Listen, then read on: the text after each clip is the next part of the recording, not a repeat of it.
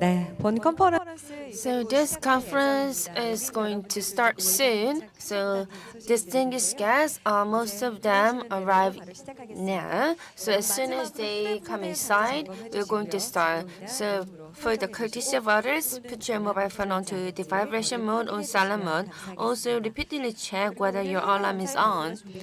And then we also prepare the presentations. So without any break, we're going to immediately start this session number 1. So we are providing the simultaneous interpretation. So if you need a translation and interpretation service, please receive the receiver from the front. And then set the channel number 1 for Korean translation and number 2 English translation. So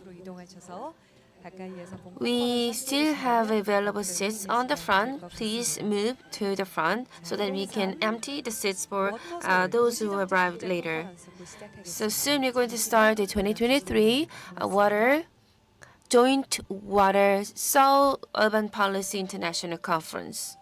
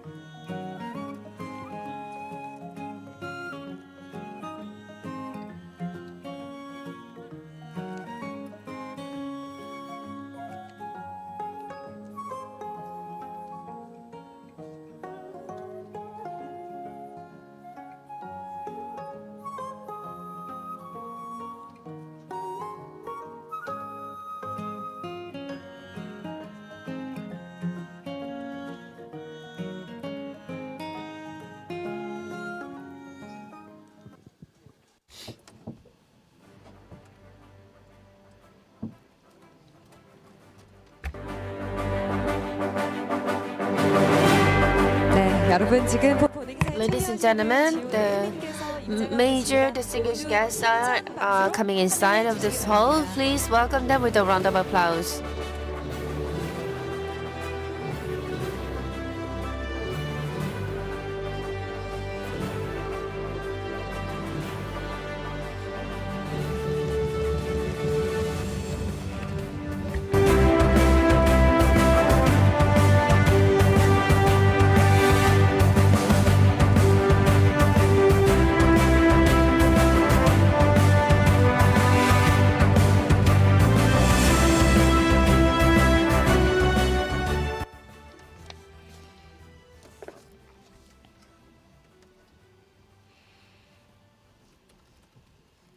네, 함께 해주신 여러분 대단히 반갑습니다. So it's really glad to meet all of you. Now let's start the opening ceremony of the 2023 Waterfront Urban Policy International Conference.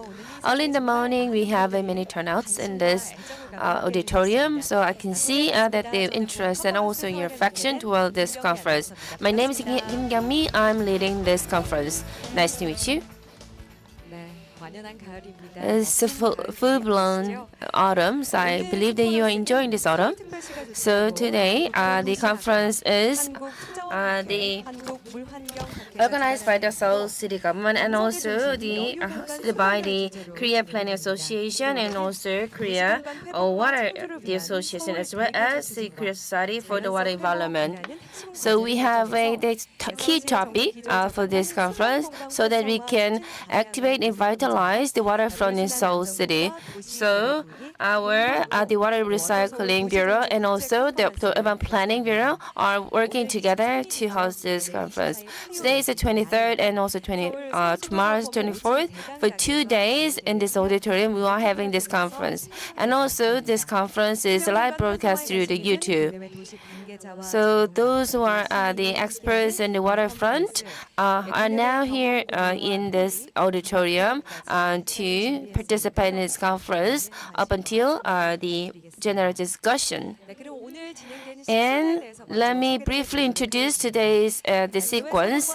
First, we're going to have an opening ceremony and also the introduction of the distinguished guests, and then we're going to watch the thematic video, and then we're going to have an opening speech video clip from the mayor of Seoul Metropolitan City, and also congratulatory remarks from the president of Park Jong-un, and also 워터서울 performance is going to be shown here in this auditorium.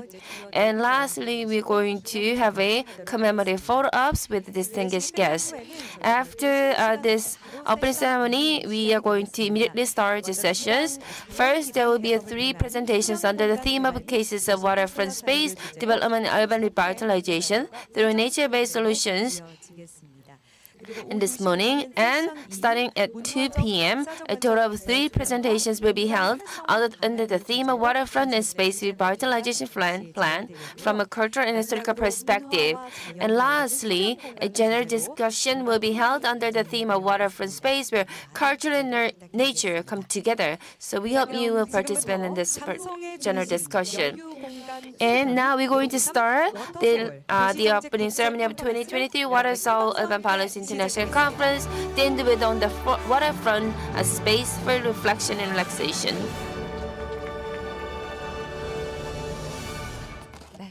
Thank you very much. We start with a strong fanfare. Now, let me introduce the distinguished guests who are attending today's opening ceremony. Let me name one by one. So please welcome them with a round of applause. First, Mr. Kim Young-ho, Chairman of the Policy Committee of Seoul Metropolitan Council. Please welcome him. Thank you very much. And then we have speakers from abroad. So Mr. Bhuwan, Thapa, Assistant Professor of Appalachian State University from U.S.A. Thank you very much. We have Mr. U.S.A, the Industry Cooperation Professor of Sejong University. Thank you. And Mr. Kang Hyun-seok, founding partner of SGHS. Welcome. And Professor Ha Jung-lim, Research Professor of Konkuk University. And Lee Kwan-ok, Professor of National University of Singapore. Please welcome her. And Park Junong, the Chairman of Organization Committee and also Professor of Mensa University. Please welcome him. And we have Mr. Park Hong-bong, Department Manager of Seoul Metropolitan Government. Thank you. And we have a Director Jung Sung-guk of Urban Planning of Seoul Metropolitan Government. And we have Ms. Kim Young-nan, Director of Seoul Institute of Technology. Welcome. Last but not least, we have Kim Yoon-jin, the Asia Pacific Region and 10th World Water Forum World Water Council.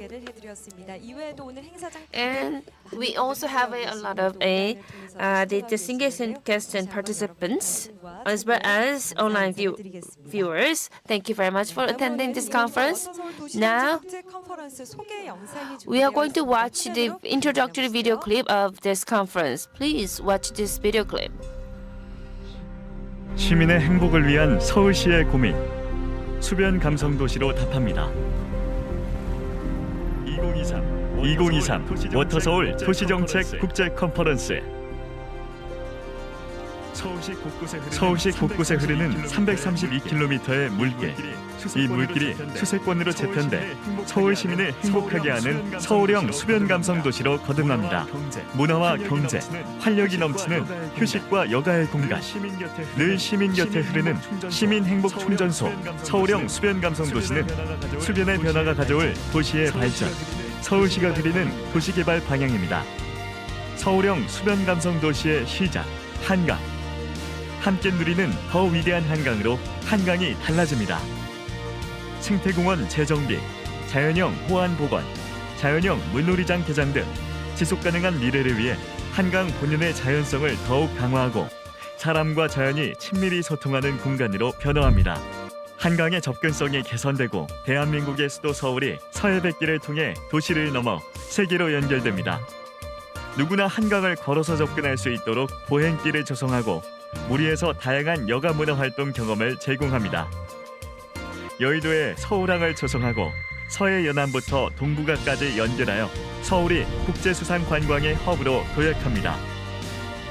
볼거리와 즐길거리가 가득한 한강.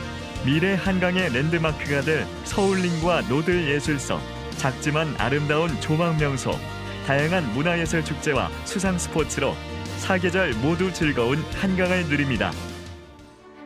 명실공히 문화와 예술을 한강변에서 여가 시간에 즐길 수 있도록 하는 것이 핵심 컨셉이 되겠습니다.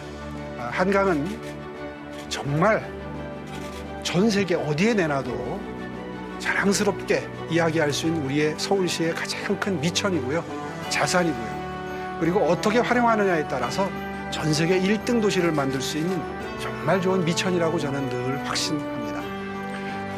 10년 전에는 한강 본류만 집중적으로 고민을 하고 투자를 했었습니다.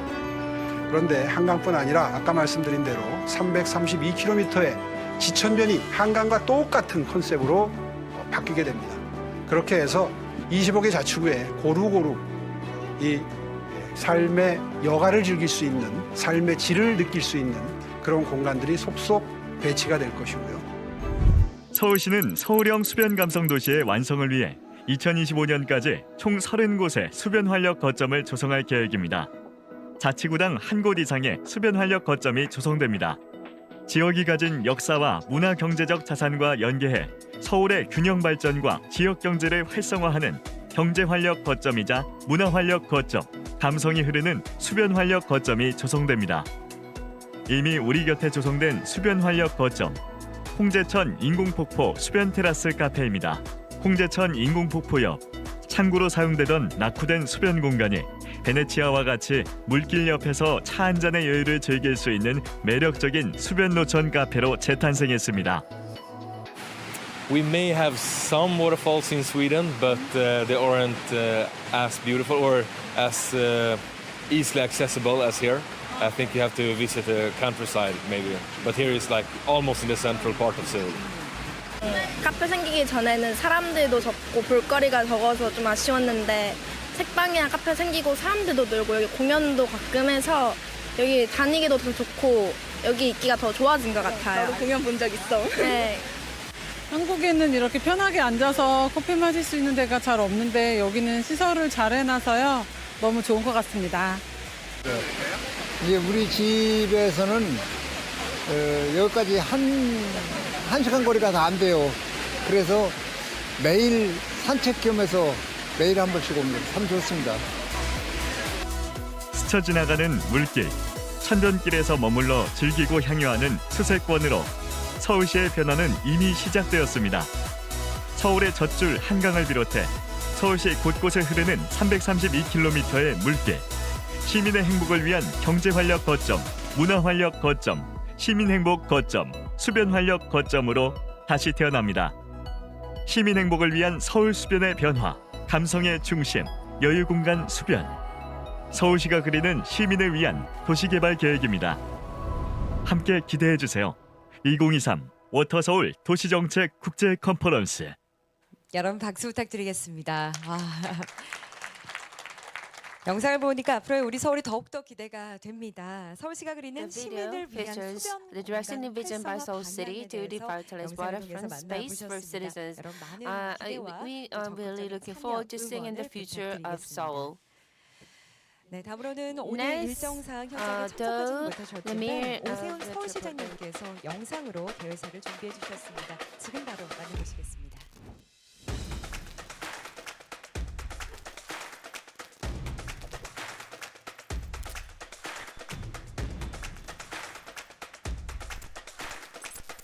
But here is like almost in the central part of Seoul.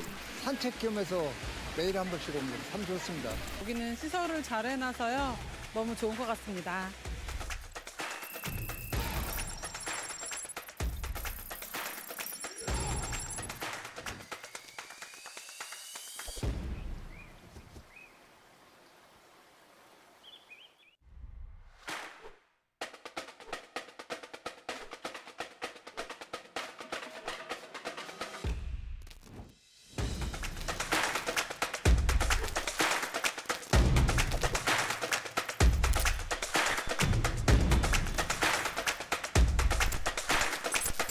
But here is like almost in the central part of Seoul. 산책 겸해서 매일 한 번씩 옵니다. 참 좋습니다. 여기는 시설을 잘 해놔서요. 너무 좋은 것 같습니다.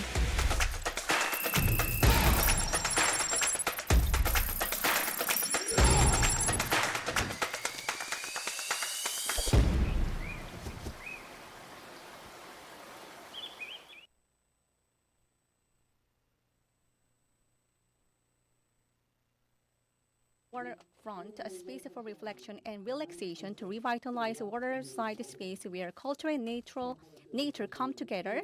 I heard that various presentations.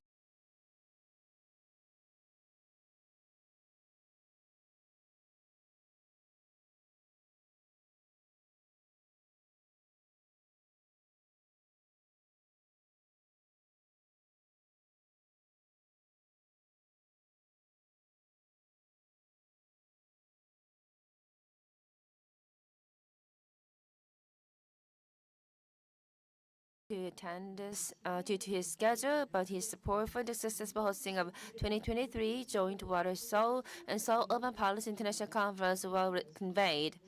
And he has been making a lot of efforts to make this possible, so we were able to hear his message. Next, there will be a congratulatory speech by Kim Young-ho, the chairman of the Policy Committee of Seoul Metropolitan Council. Please welcome him with a round of applause.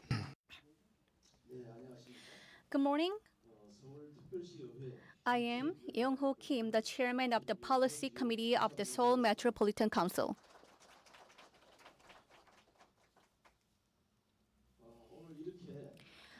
I am privileged to give a congratulatory speech at the 2023 the Joint Water Soul and Urban Policy International Conference. Major global cities like the Rhine River in Germany and the Thames River in the UK share a common feature of having significant rivers running through them. Over the course of the development of cultures in cities worldwide, water has always played a crucial role. Korea, due to geographical features of many mountains and rivers, cities have historically formed around the rivers, driven by beliefs in mountains in the back and water in the front and feng shui. Seoul, in particular, is a city that has grown along the massive Hangang River. The Hangang River and its creeks have become increasingly substantial as urban relaxation spaces. Creeks scattered throughout the neighborhood is being transformed into a space where people benefit the nature, such as doing daily workout or riding bicycle without leaving the city.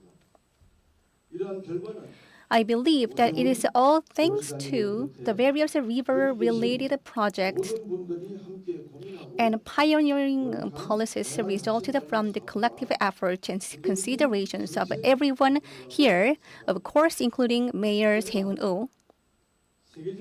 However, the rivers in Seoul, the capital of a global city, should take the next step to offer more recreational activities, stimulate the local economy, and become local attractions.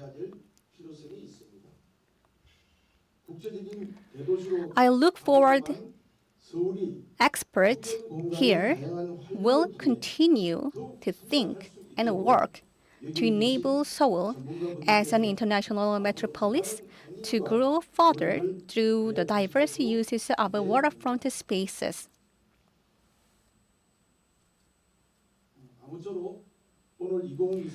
I sincerely wish that at 2023, the Joint Water Seoul and Urban Policy International Conference, the collaboration of various experts from home and abroad, generate a potential blueprint of the future Seoul's waterfront spaces.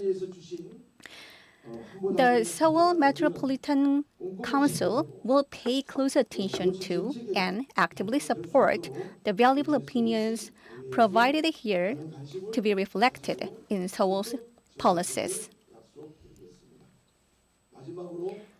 Finally, I would like to express my gratitude once again to Mayor Seun-woo and the public servants for making this conference possible, presenters and panelists for your insights.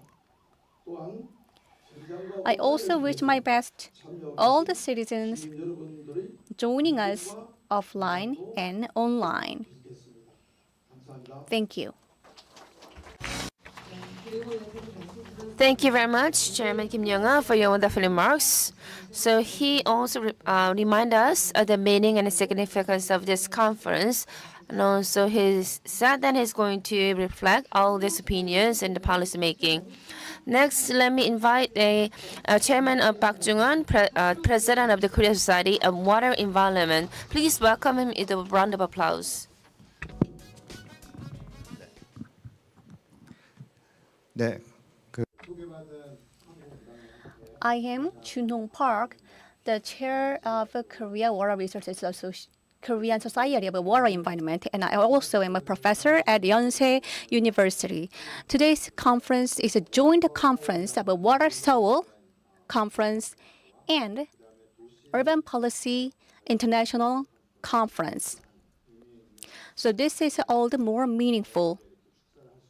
And it is my honor to give my congratulatory speech at this meaningful conference. I am in charge of water-related policies, such as the Korean Society on the Water Environment. And as an expert on water, I will explain about the Water Seoul first. Water Seoul started in 2021, led by the mayor, Seun-woo. It is an international conference.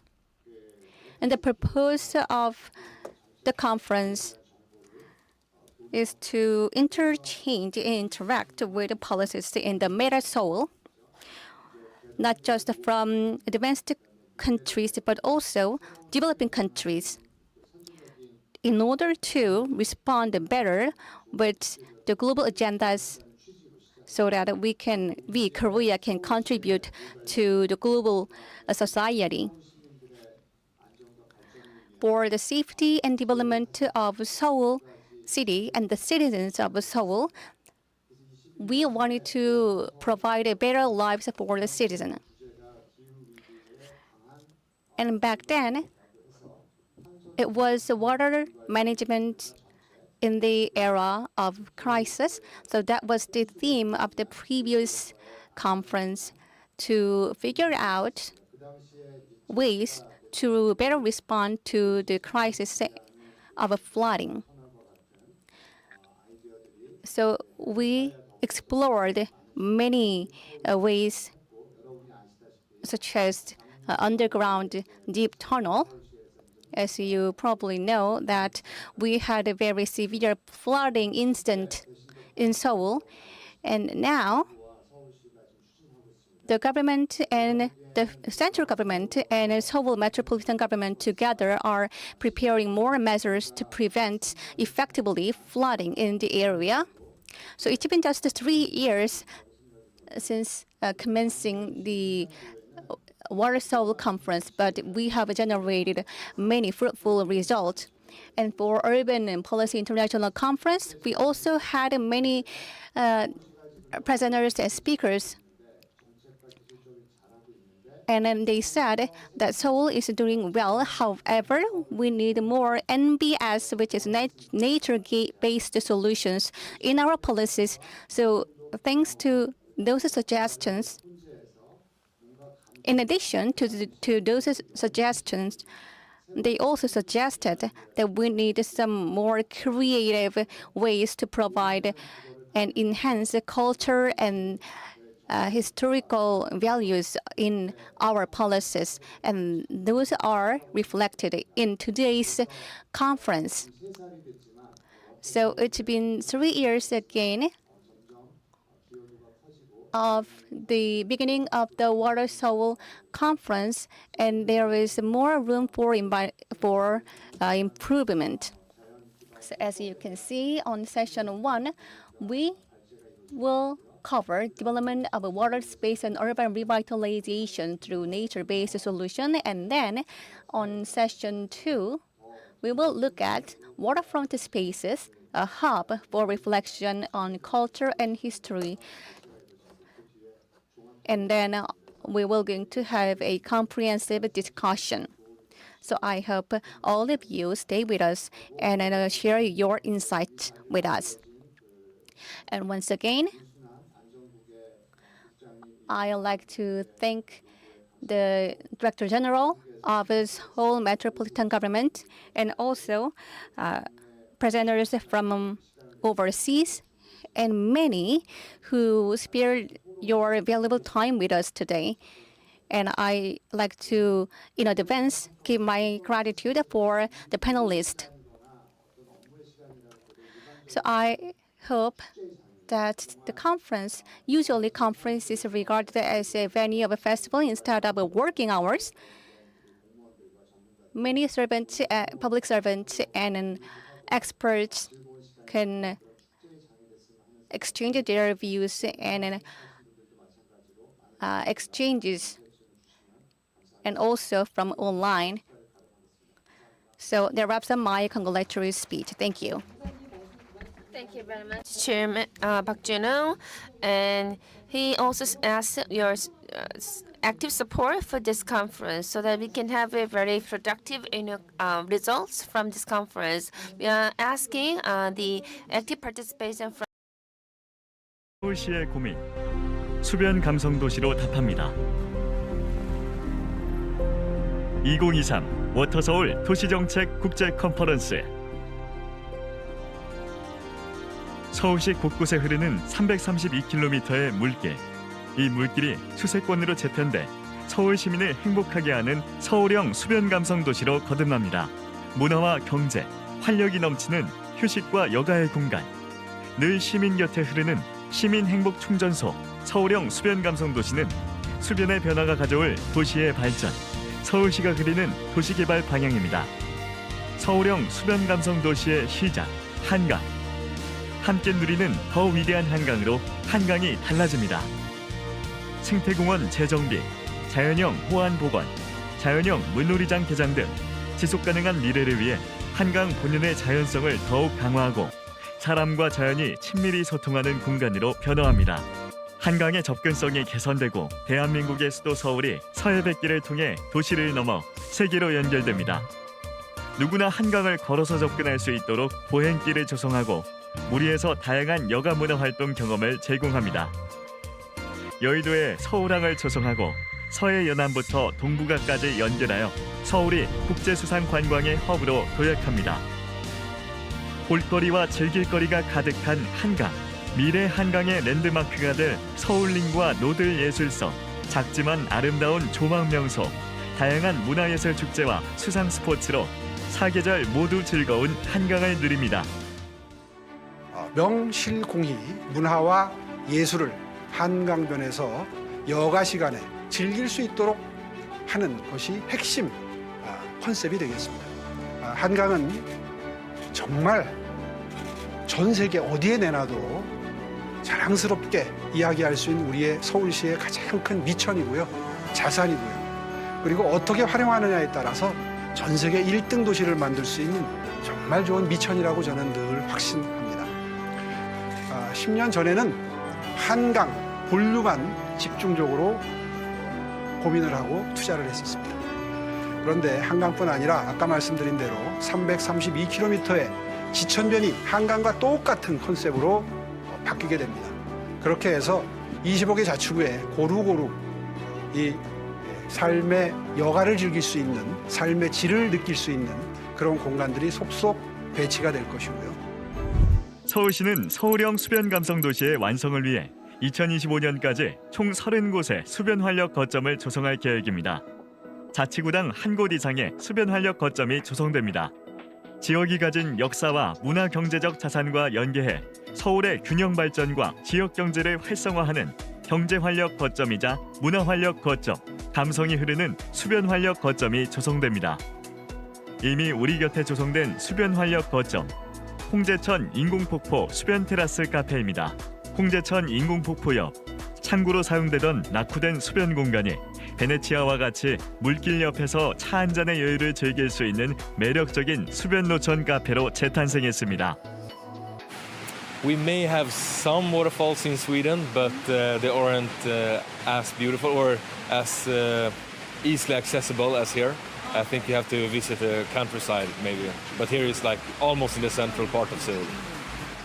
카페 생기기 전에는 사람들도 적고 볼거리가 적어서 좀 아쉬웠는데 책방이랑 카페 생기고 사람들도 늘고 여기 공연도 가끔 해서 여기 다니기도 더 좋고 여기 있기가 더 좋아진 것 같아요. 나도 공연 본 적 있어. 네. 한국에는 이렇게 편하게 앉아서 커피 마실 수 있는 데가 잘 없는데 여기는 시설을 잘 해놔서요. 너무 좋은 것 같아요. 감성의 중심 여유 공간 수변. On the 네, waterfront, 이동기상 the space for the reflection and relaxation. That's the theme of this conference for the successful hosting of this conference, and also the cement our brighter future of Seoul as the center of the water vitality hub. We are going to have this conference, so it's very natural to gather all these distinguished guests on the stage. So please look front and then let's change our pose. Why don't you clench your right fist and then shout out when I say what are emotional city, and then you can respond by Seoul.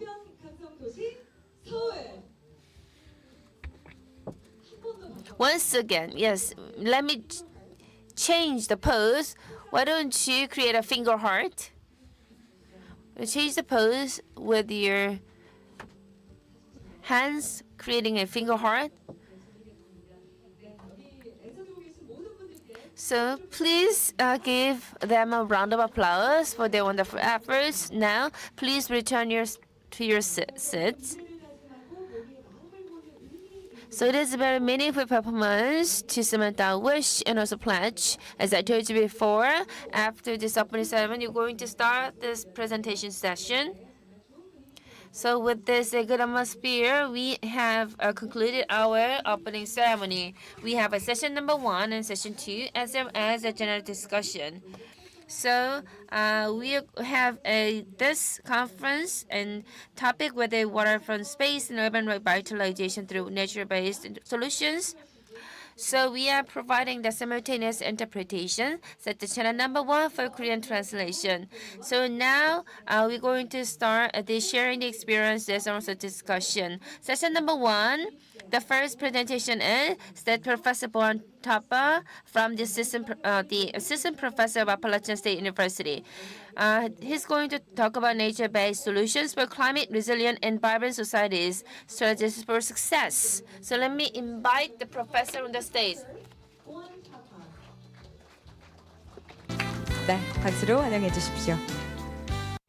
Please welcome him with a round of applause.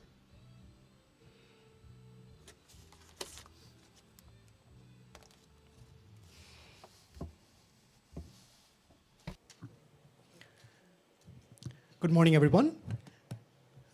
Respected members of the government, all the senior respected scholars here, and all the participants, warm welcome from United States.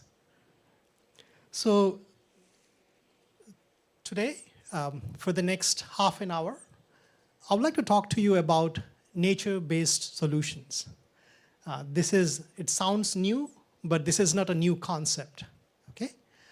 But before I start, when I was coming here, a few weeks back, I read this report from World Bank.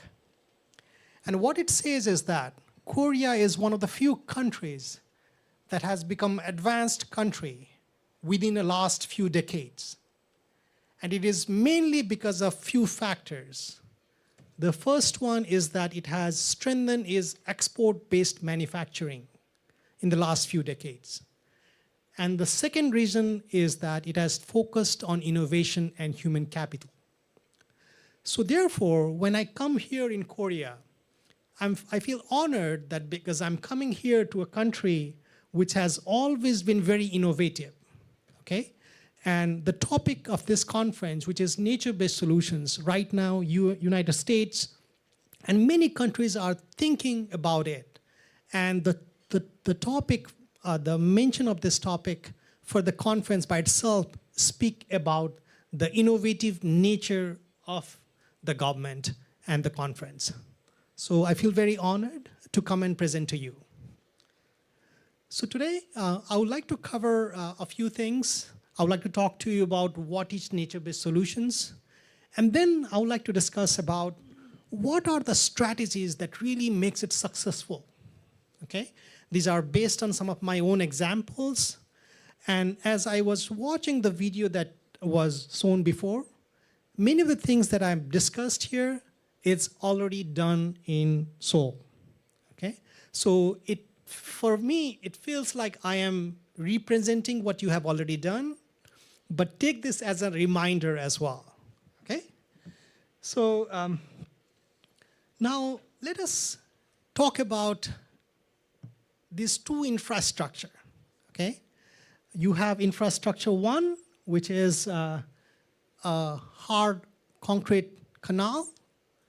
The second infrastructure is a canal with more green vegetation. So if you think, which infrastructure is better at reducing flooding?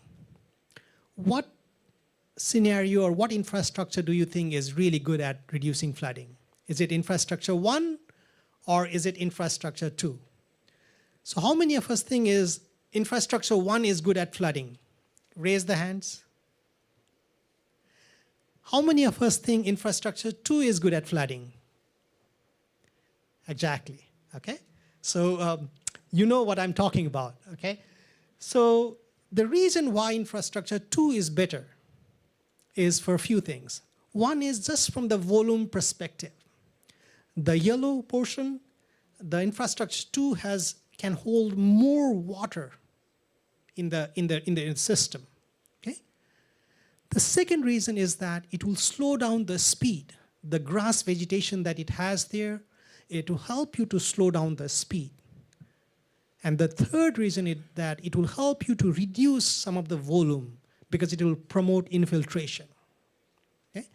I don't want to say that infrastructure one is bad. In some situation, infrastructure one is good, especially when you want to take the water quickly out from your town.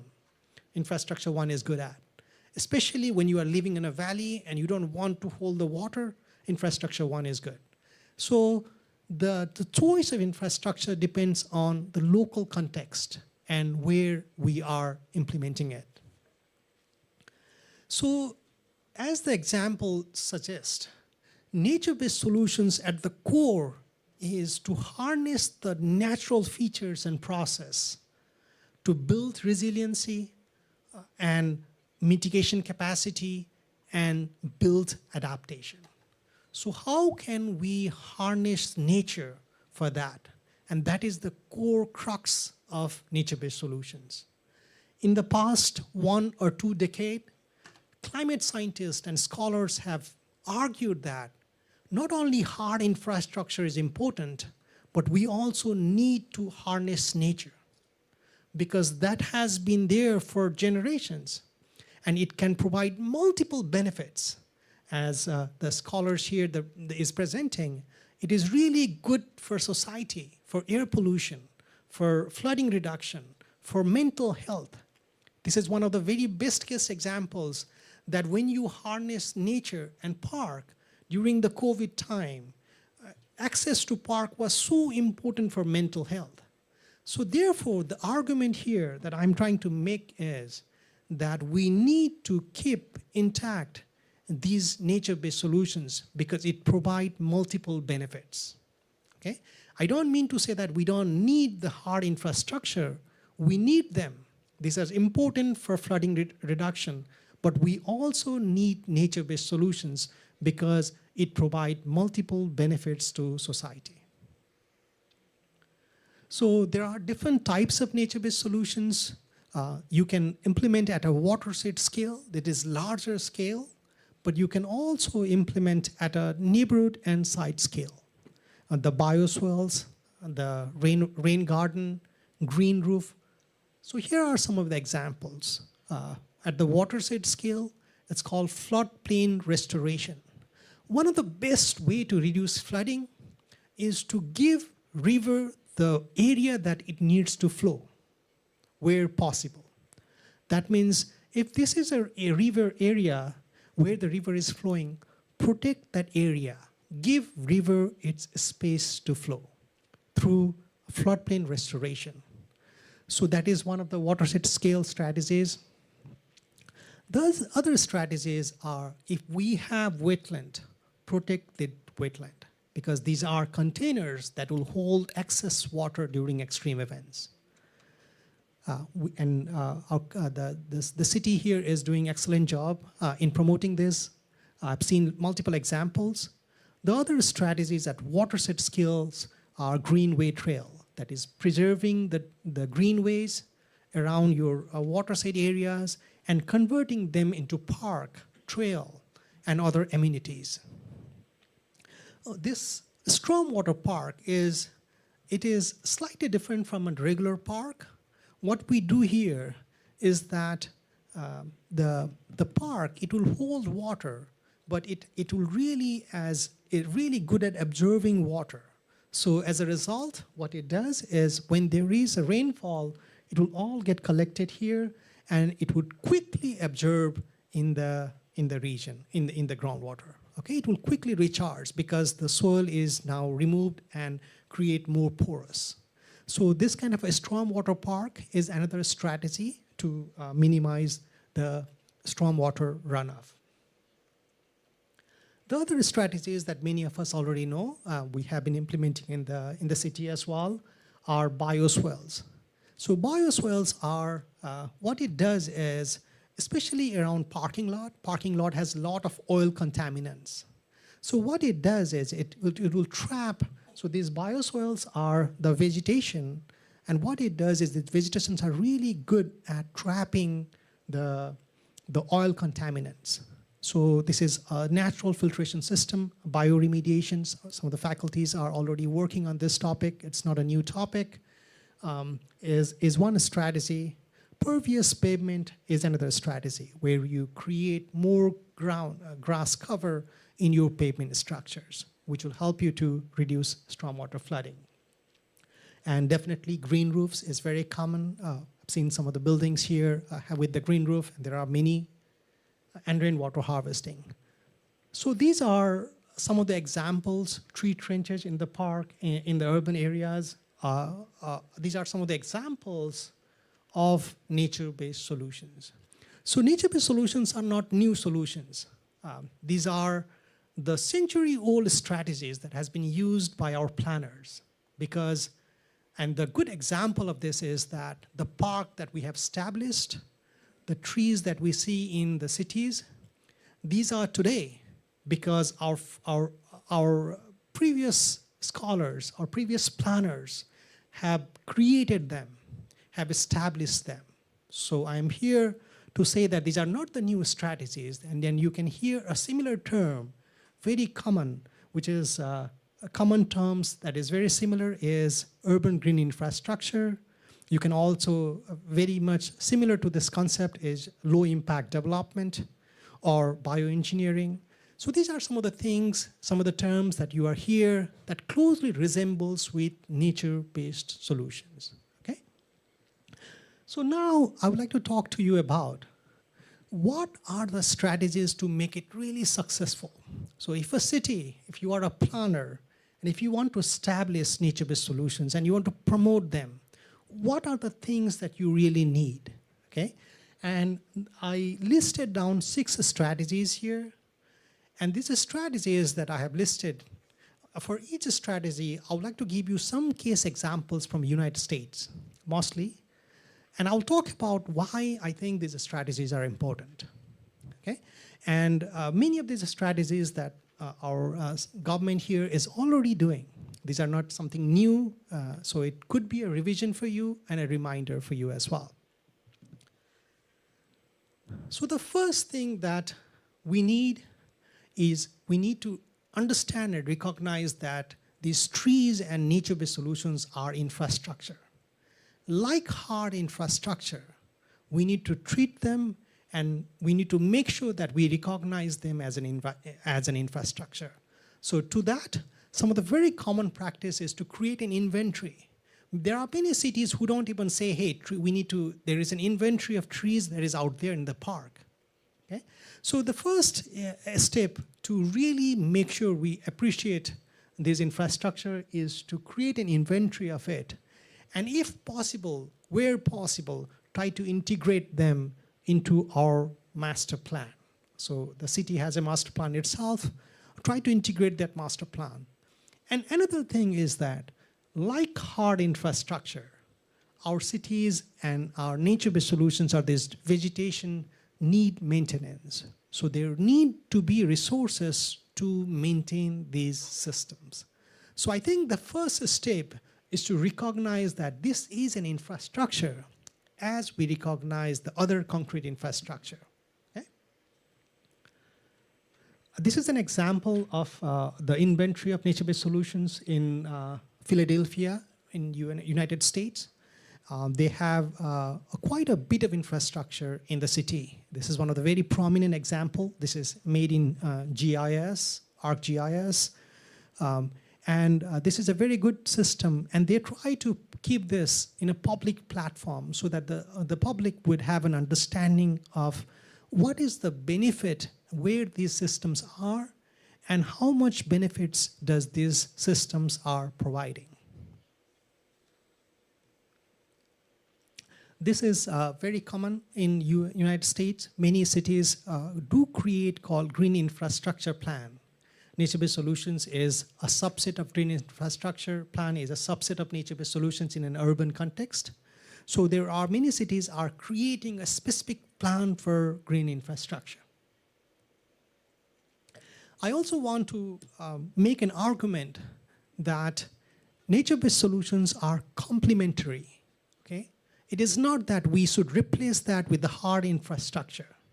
But if you want to build a flood resilient system, we have to integrate and complement our existing infrastructure with nature-based solutions.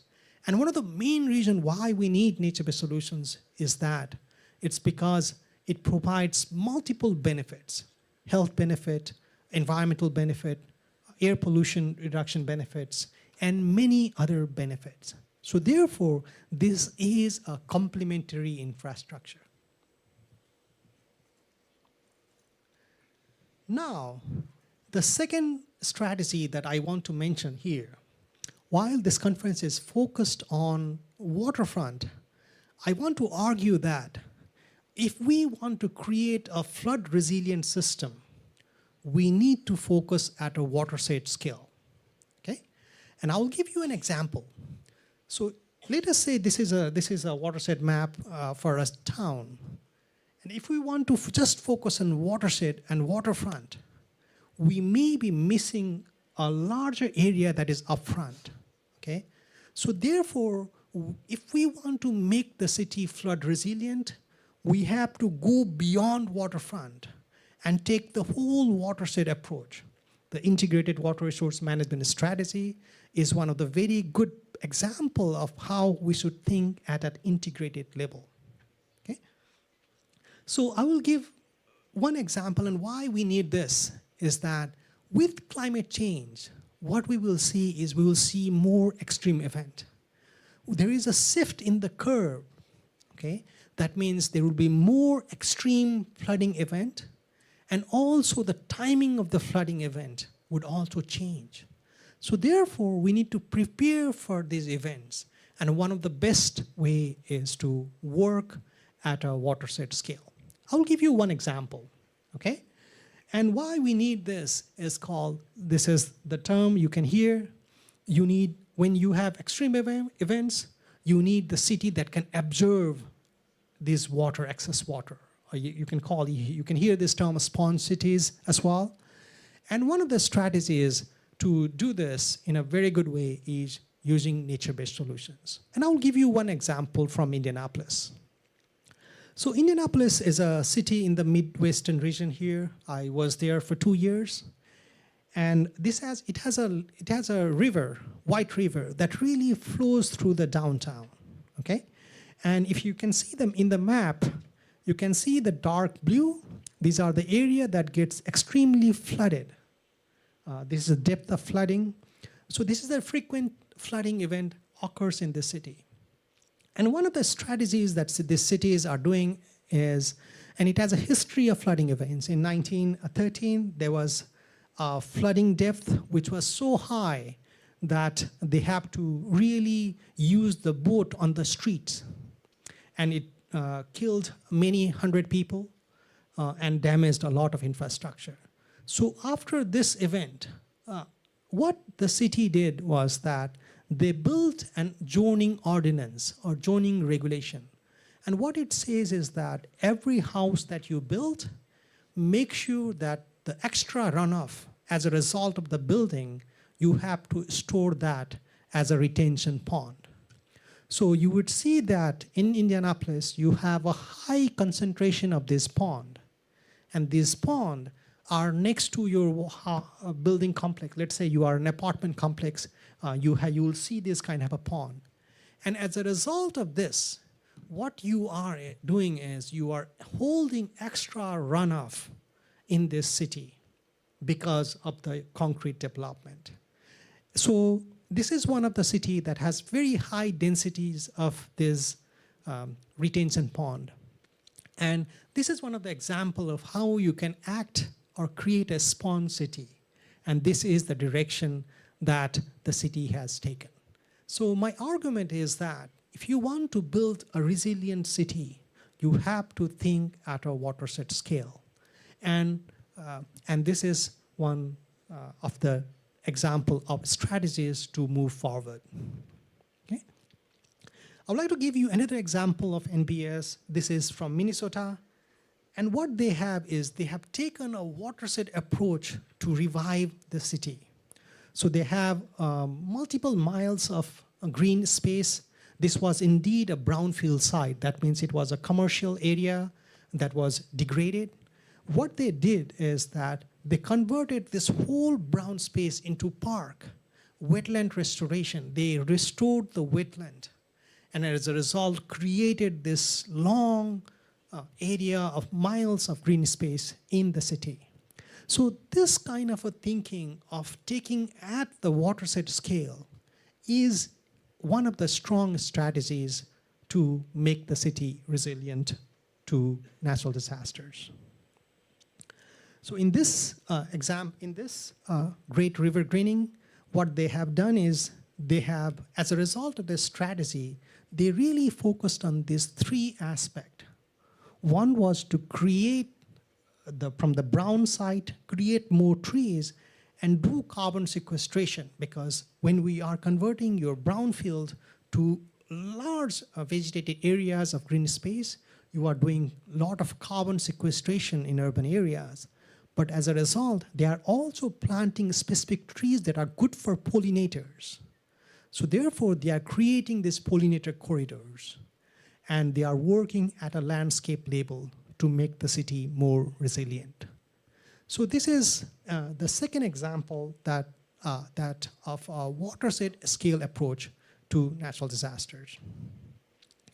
Now, I would like to argue that in order to really make a good nature-based solutions projects, we need to focus on restoring the river. Okay? And when I talk about restoring the river, what I am going to argue is that when we are saying river restoration, try to bring the river back to its original shape, or try to bring the natural conditions of the river to the extent possible. So, however, in an urban context, like for example, in a city that has a high concentration and high density of urban space, it may not be possible. We may need more green infrastructure, as you can see to your left. But in areas which is semi-urban, or we may need to create more green infrastructure, as you can see on your right-hand side. So the argument here is that try to integrate more nature into the river system to the extent possible. And I will give you some examples of how other cities have done in the USA. So this is a San Antonio River Walk in Texas, United States. I was there, indeed I was very impressed with this river system. So this is a river canal that goes through the city, okay? It is more than 10 or 15 miles long, and this is one of the biggest source of revenue for the city. What they have done is they have converted the canal and really created a lot of vegetation infrastructure in the canal. Okay? So as a result of that, this city, if you can look at this map, this whole canal in total brings the revenue of around 14 million visitors that contribute to around $3.5 billion to the economy.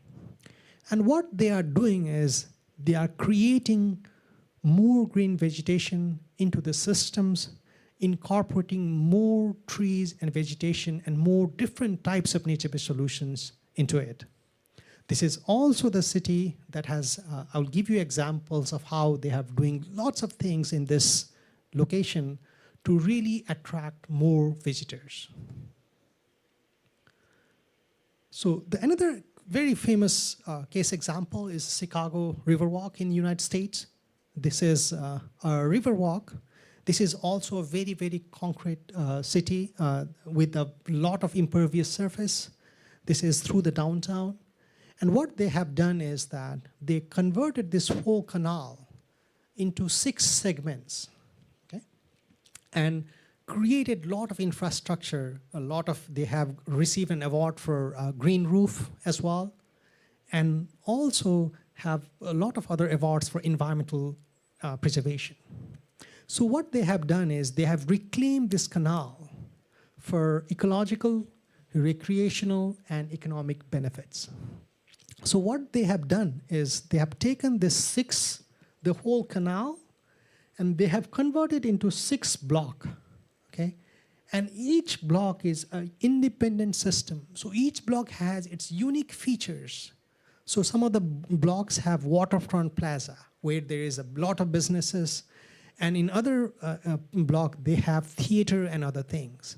So this is an example of how you can convert a very concrete space by including green roof and other environmental amenities to really promote economy in the city And there are a lot of examples here in Korea, as you can see in the video as well, that has been, and Singapore and other countries here in Asia that are doing exemplary work in this. Okay. So here's an example of the main plaza. What they do is they hold canoeing race in this town, and a lot of other features as well. So this is one of the main source of tourism and recreation. And one of the very good example is that the money that they have invested in this, they recovered that in a record-breaking 1 or 2 years. So what it says is that when you make this investment, that there is a very quick economic return because it can attract tourism, it contributes to economy, and does better to the environment as well. However, that this is not the example that you can build in an urban or in a rural context, okay? You can also create and restore a river system in a rural area. And I'll give you one example.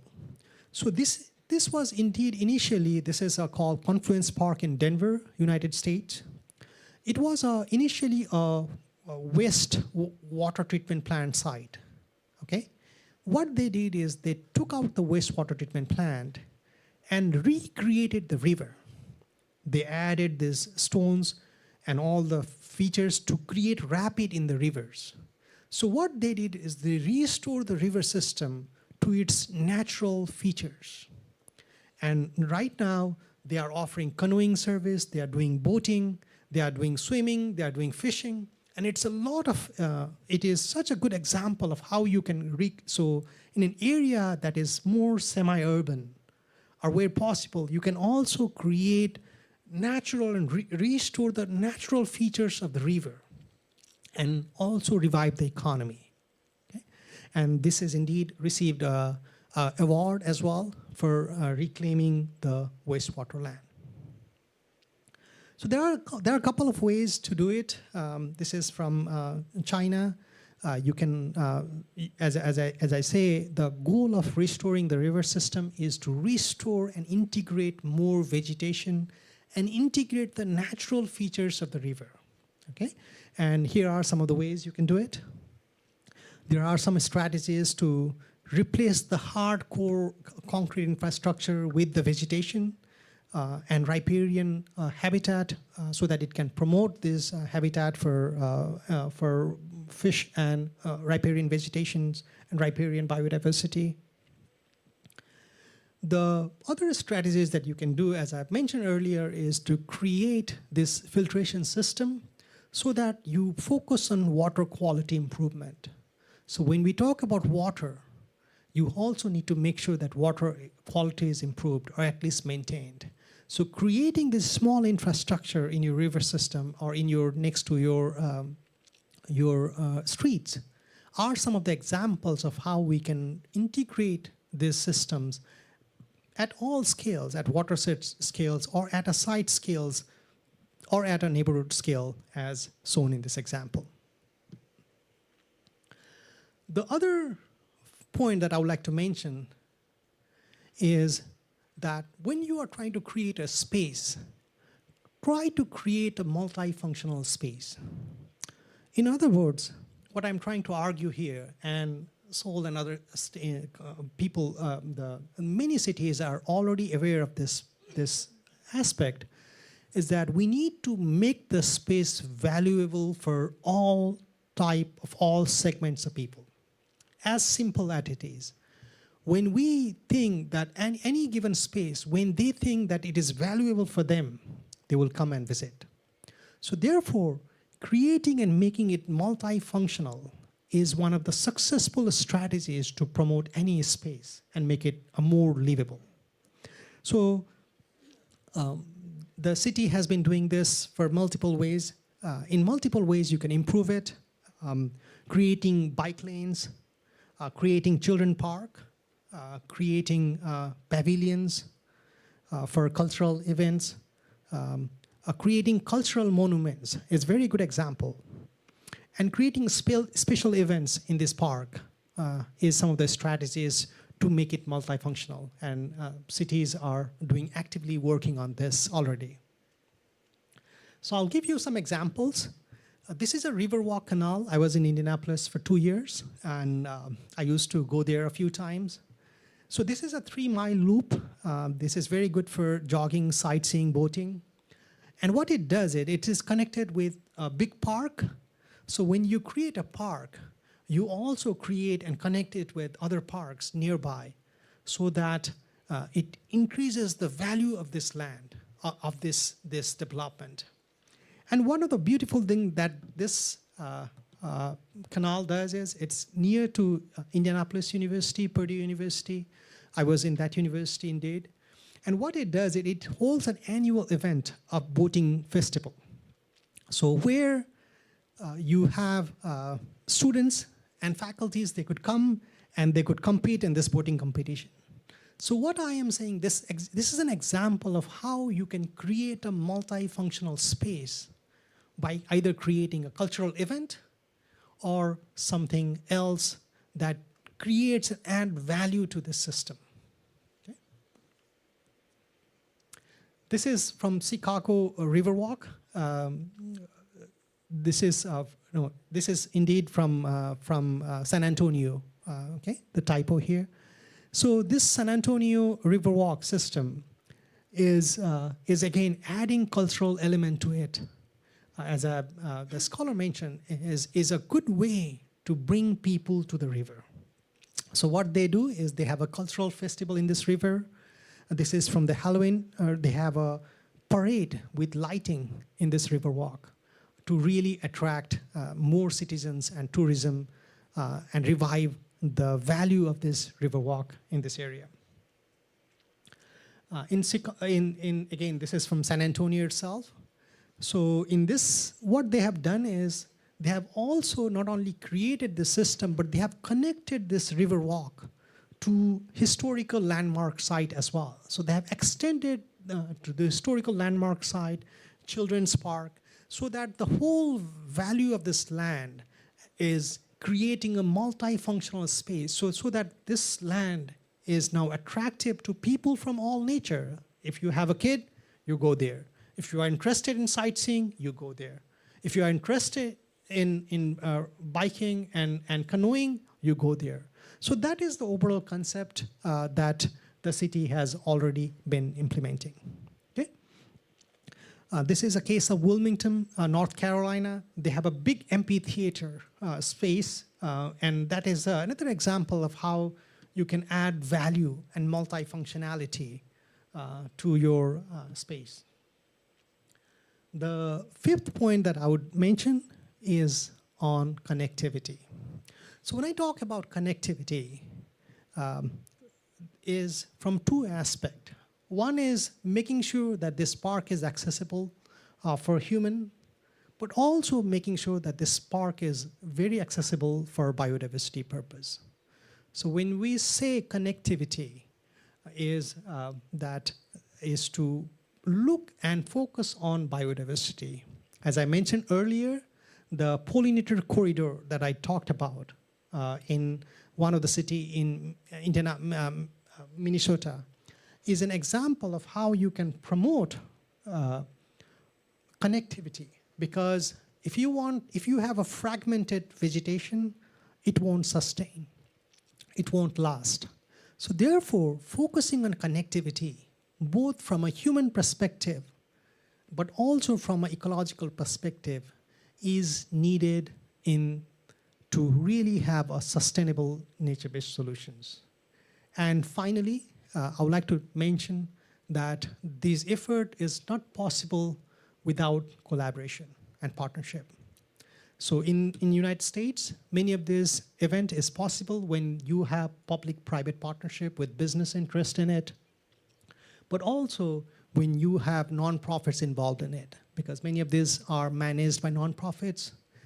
And therefore, collaboration is key, and our scholars in the future presentation will talk about it. And lastly, what I would like to conclude is that we want to create a city where the city is not only offering service to the citizens, but also we want to create a city where the citizens would value this infrastructure. And one of the best way to do is to focus on the citizens and the future citizens and try to see how we can engage them in this infrastructure work. There are many examples where the communities and the schools participate in cleanup process, in maintaining these vegetations, and doing a lot of other works, so that when, as a result of this, we created a future citizens who are actively engaged in maintaining the environment of the city. So I hope that these strategies are some of the ways that really help you to maintain the nature-based solutions, and I hope that I have given you some reminder about many things that you are already doing. Thank you so much. Thank you very much, Professor, for sharing the very insightful presentation. 고맙습니다. 첫 번째 세션. That was a first speaker of the first session. So climate crisis is now emerging as a very important problem. So the nature-based solution will provide a safe and eco-friendly the waterfront environment. He provided an important factor for example, the importance of the collaboration, also the citizenship. So I hope that this will be a useful information for you. 세종대학교 우효섭 Professor Hyo-Sub Woo from Sejong University, he will talk about categorization of stream restoration, amenity restoration of urban streams. Please welcome Professor Hyo-Sub Woo. He's already on the stage. Please give him a warm round of applause. For 30 minutes, I'm going to introduce you things like this. So in 2003, the Seoul metropolitan government restored the Cheonggyecheon stream, which is enjoyed by many people. And from one professional aspect, I think it is still incomplete, particularly from biodiversity restoration. So there is an ongoing argument and controversies around Cheonggyecheon stream restoration. So I would like to suggest some of the mediations of and categorization of the stream restoration. And the Seoul sensitivity restoration has a lot of a common thing with amenity. So amenity includes comfortability and sensitivity. So these are the things that I'm going to walk you through today for 30 minutes. So these are the 4 points I would like to tell you. Academically and practically, this has to be seen in an ecosystem services. But we have to go further than that. We have to also focus on amenity and other point of views. Then how can we categorize restoration models? And then we, as I said before, we have to increase comfortness of restoration of a stream. As I am not an ecologist, however, I would like to start from this one. There are 4 functions of ecosystems. The first one is a regulation, and the second one, production function. This is a cultural function. And the third one is information functions. It involves natural ecosystem, providing opportunities for reflection, recreation, and aesthetic experiences. The first one is habitat function. And those are functions that do not directly benefit humans. The visible benefits are service. So these are the services: ecological service, which is the provisioning service, and also regulating service. The last one is the information service that provides aesthetic value and recreational opportunities. But the UN 2021 book says that maintenance and maintenance provides the provisioning area, and also culture has something to do with our daily lives. So you can figure out how we come up with these focuses. I'm an engineer, so we do not really think too complex, but I look at the function, the natural function or ecological function, which also provide engineering aspects, such as water management. But ecological function also comes with ecological habitat, self-purification, natural resources, and aesthetic value. The point here is, as a manager, river manager, most of the things are in conflict with the services of flood control, water supply, and power generation. So this is a graph representing the amenity or ARM and ERM biodiversity. The first presenter said about the flow comparisons. So if you look at the amenity, then as you can see here, most of relations are in inverse proportion. And when we focus on amenity, like the photo on the left, the flow volume can be managed. However, in the perspective of maintenance, then it is not that great. It's actually 0 scores. So most of them are in conflict, and most of them comes together with biodiversity and amenity. However, they,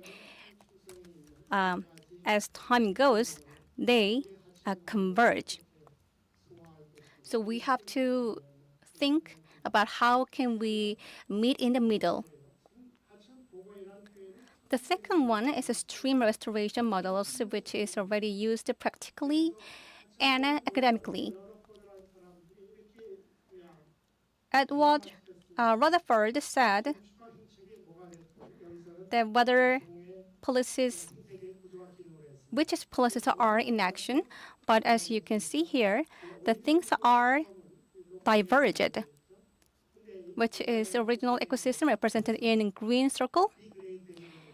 And when the environment is degraded, then it moves to the left-hand corner, which is to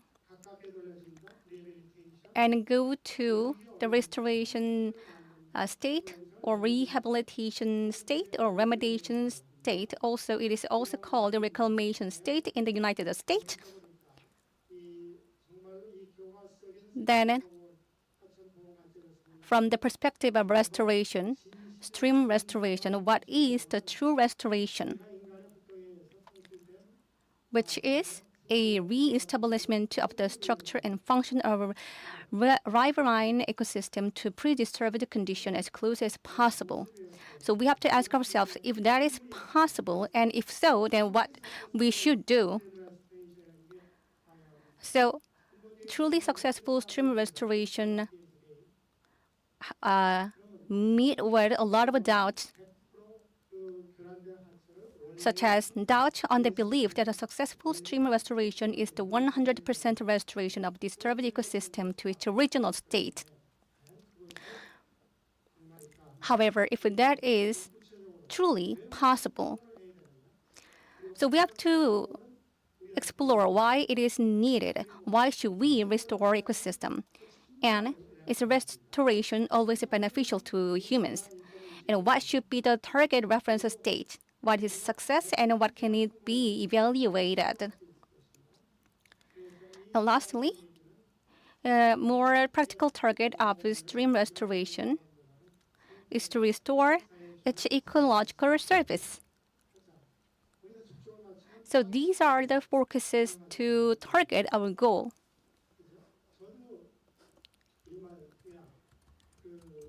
And I also agree with these views. From this perspective, to truly a true restoration is to give back the original function of rivers, but we also have other perspectives too. So there are 4 of them. The first one is water pollution control and amenity restoration model, or ARM, and ecosystem restoration model, or ERM. And there is a continuous spectrum, so you can always have something in between. So there are 4 categories of the models. The WRM, Water Quality and Restoration Model, was very important during my period of 1990s. However, the water quality is to some extent has recovered due to many water treatment facilities. Therefore, this could be suitable for developing countries.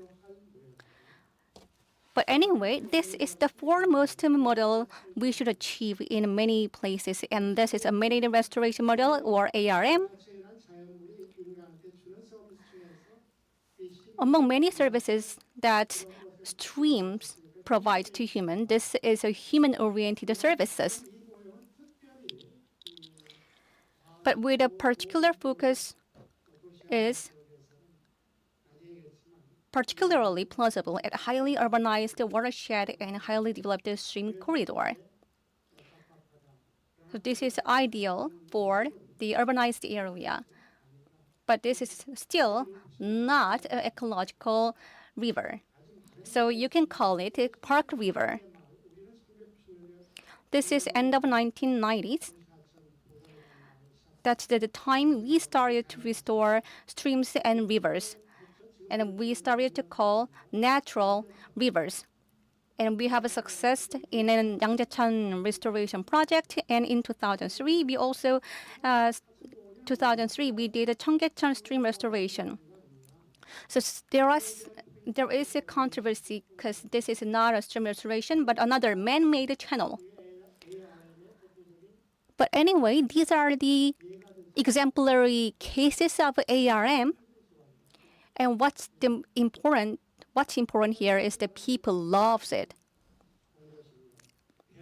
And these are other examples, like Hangang. And before the Asian Olympic, we had renovated and upgraded the road and other infrastructure. This is Taehwa-gang River, restored in 2003, focused on amenity. So it is a mix of WRM and ARM. And Japan is always called 10 years ahead of us, Korea. And this is a stream in Japan. They usually commute on the river, and you can see the photo that people are covering their noses, probably from the bad smell of the river. And then they restored the stream in 1980s. And this is Yangtze River in China. And they started the restoration 10 years after Korea in 2000. So Waterfront was given back to the citizens in the perspective of amenity. And European countries started much earlier than that. And this is the Lima River in Suisse. And this is the Saskatchewan River in Canada. And there are many, many examples of amenity restoration model was implemented. This is ecosystem restoration model that focused mainly on rehabilitation of the ecological system of the stream itself. And therefore, it is plausible at sparsely urbanized watershed and less developed stream corridor, like in rural places. So it can be a truly restored river. We are doing the urban stream restoration, but this is a U.S. case in Idaho. So this, as you can see, the river meanders, but this comes with difficulty in management from the management perspective. So they have made it more in a straight way, and then resulted in loss of many fish species and a faster flow rate. So the U.S. decided to restore the river by planting many trees so that fish can lay their eggs in the corner.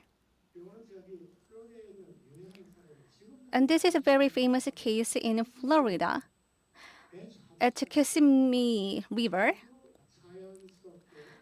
the left photo has this irregular flow of rivers, which is in a natural state.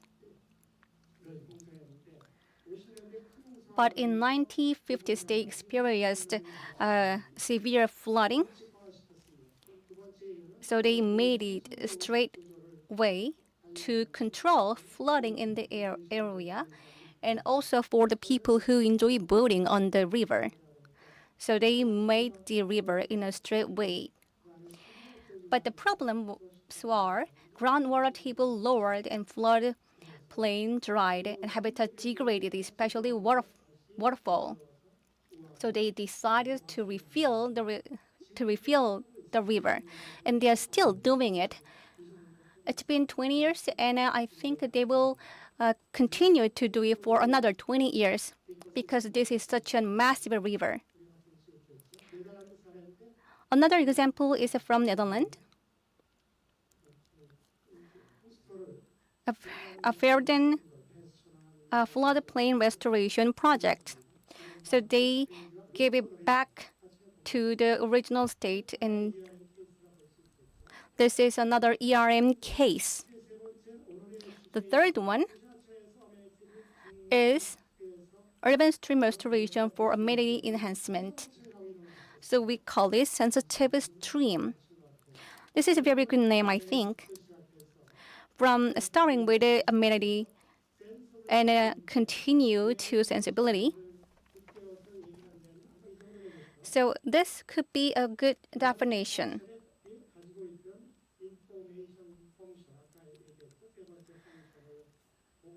It is to restore information function of a river to provide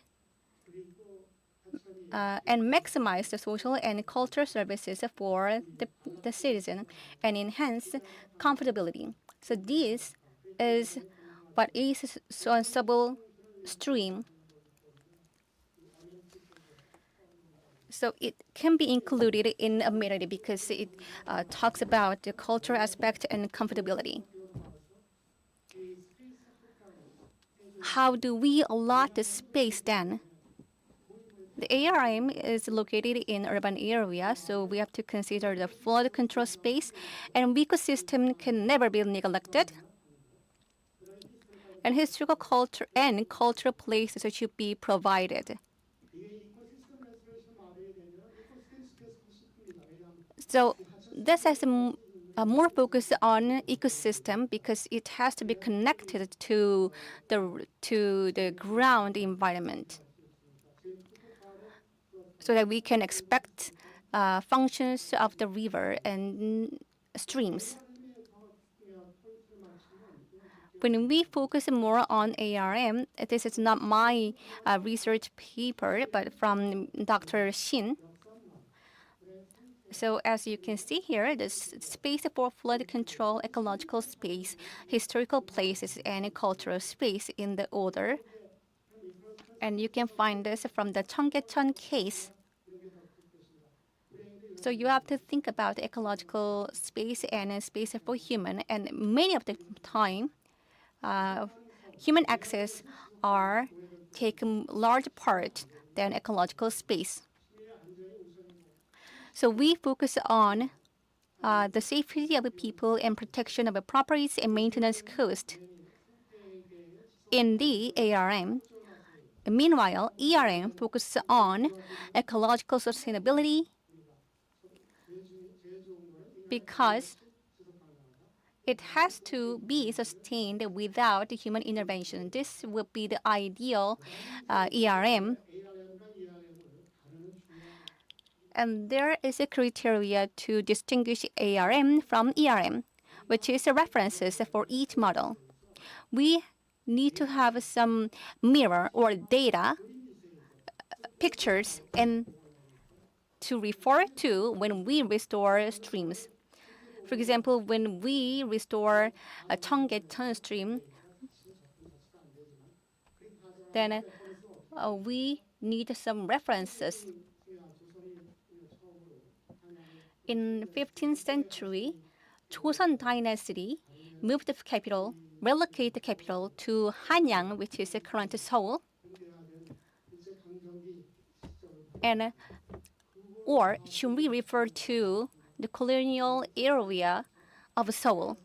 That's not the case. That's not so plausible to others because they cannot describe the original state of a Cheonggyecheon stream. So landscape architecture is really important here, and also cultural and historical aspects has to be restored along with the ERM. So for ERM, its time span is usually short. So experts, or more specifically, ecological experts should consider when they come up with planning for restoration. As I said, restoring estuaries are not restoration of the river. That is why it cannot be applied to Cheonggyecheon restoration case. And then for ARM, I have to emphasize the building. The left one is San Antonio, and the photo on the bottom is also from San Antonio. One of the famous travel magazine said that San Antonio was the top 10 or top 20 travel destination. And the one on the right side is a photo from Totonbori, Osaka, Japan.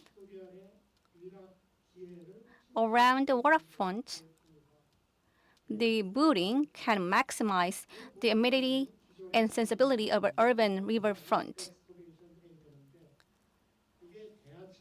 And we need to excavate the existing stream channels. Particularly, it's better for the streams nearby ground road. However, Jungnan River in Seoul is far from the urban areas. Therefore, it is not plausible for those cases. But still, do we really have to focus on amenity when we restore urban rivers? That's not true. So there is always a long spectrum, a wider spectrum. So that's why we have also semi-ERM in urban stream. And this is another case in Gwacheon. So in the past, there was no living organisms lived in the river.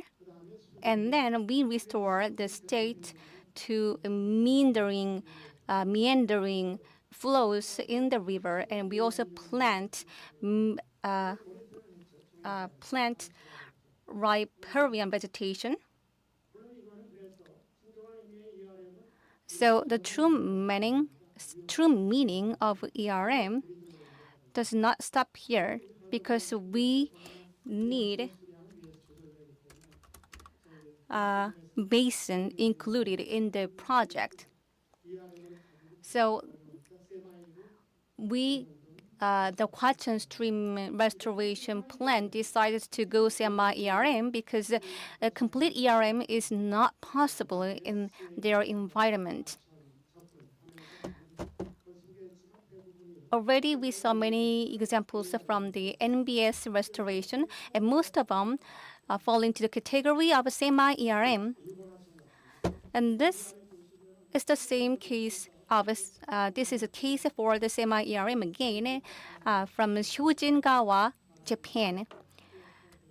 There are many vegetations increased after the restoration, and this is an Austrian case. The drainage is shown in the left, but it becomes a streamlet after restoration. And what I want to talk to you is the level of eye of a local resident, because people usually just do not favor the one in the left.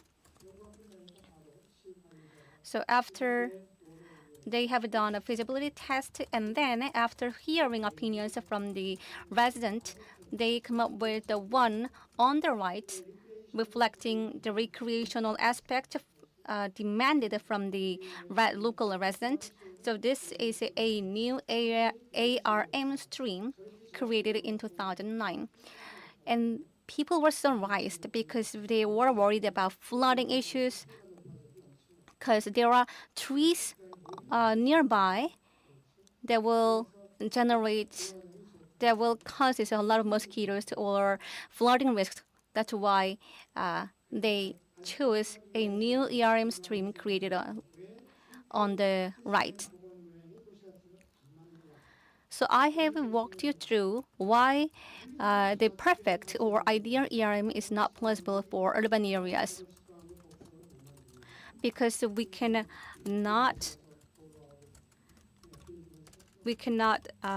buy all the buildings and streets around river.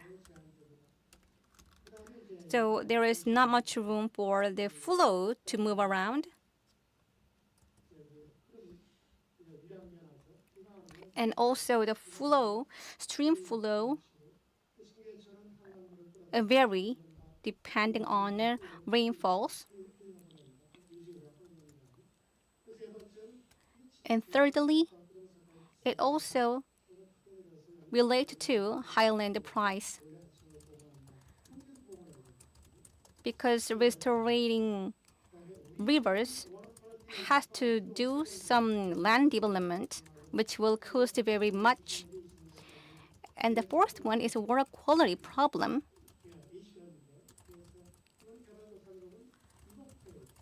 This is the priority for developing countries. And the fifth point I covered was the level of eyes. The views from local residents has become very different, because this is a work of a local resident. So they have to consider. We also have to consider always the local resident perspective. For example, the Bulgangton stream.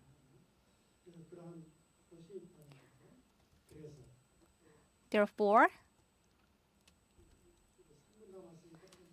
I have 3 minutes to go. So these are my concluding remarks that will help you understand your understanding about my suggestions. Of course, some of you are not fully agree with my perspective.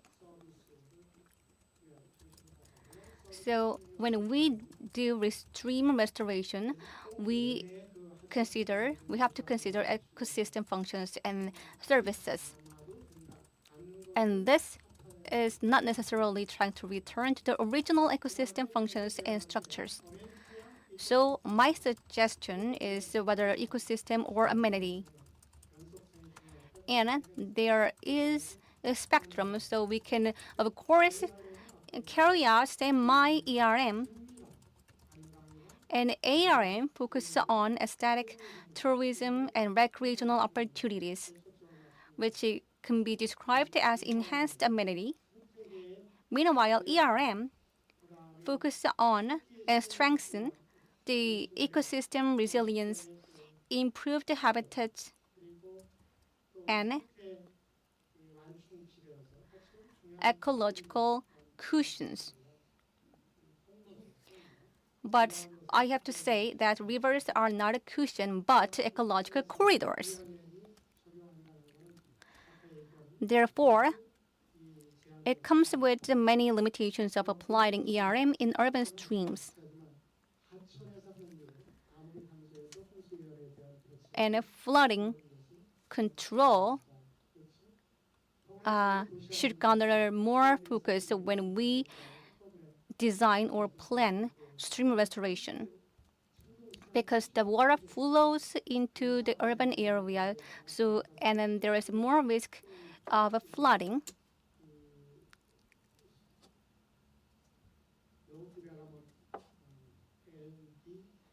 And there is an LD, low development, which is very similar to the concept of ERM, and this concept is needed in a restoration plan.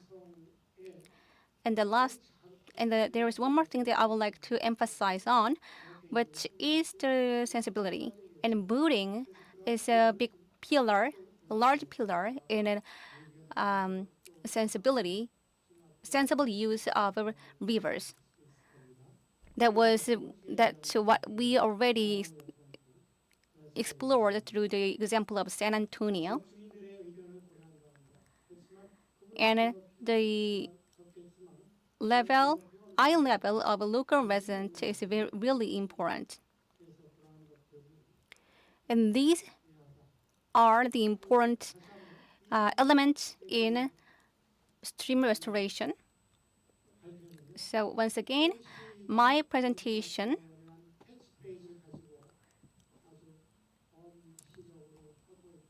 when the Seoul metropolitan government comes up with a sensible waterfront, then probably my suggestion can support this initiative of Seoul metropolitan government. Then we can target the original state and function of rivers. That wraps up my presentation here. Thank you. 네. So Professor Wilson provided very insightful presentation, and also when Seoul City government came up with a policy, I believe that the contents and also recommendation in this presentation will be very helpful. So now we're going to invite the third speaker. The founding partner, Kang Hyun-suk of SGHS, is going to make a presentation. He's going to talk about the Seoul Waterfront project and Appalachian design. So let me invite him on the stage. Please welcome him with a round of applause. Good morning. My name is Kang Hyun-suk. I'm the founding partner of SGHS.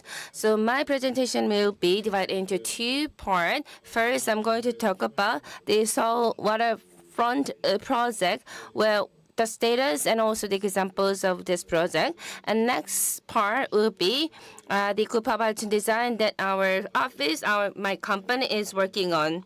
So how we can make create a water vitality hub for Appalachian.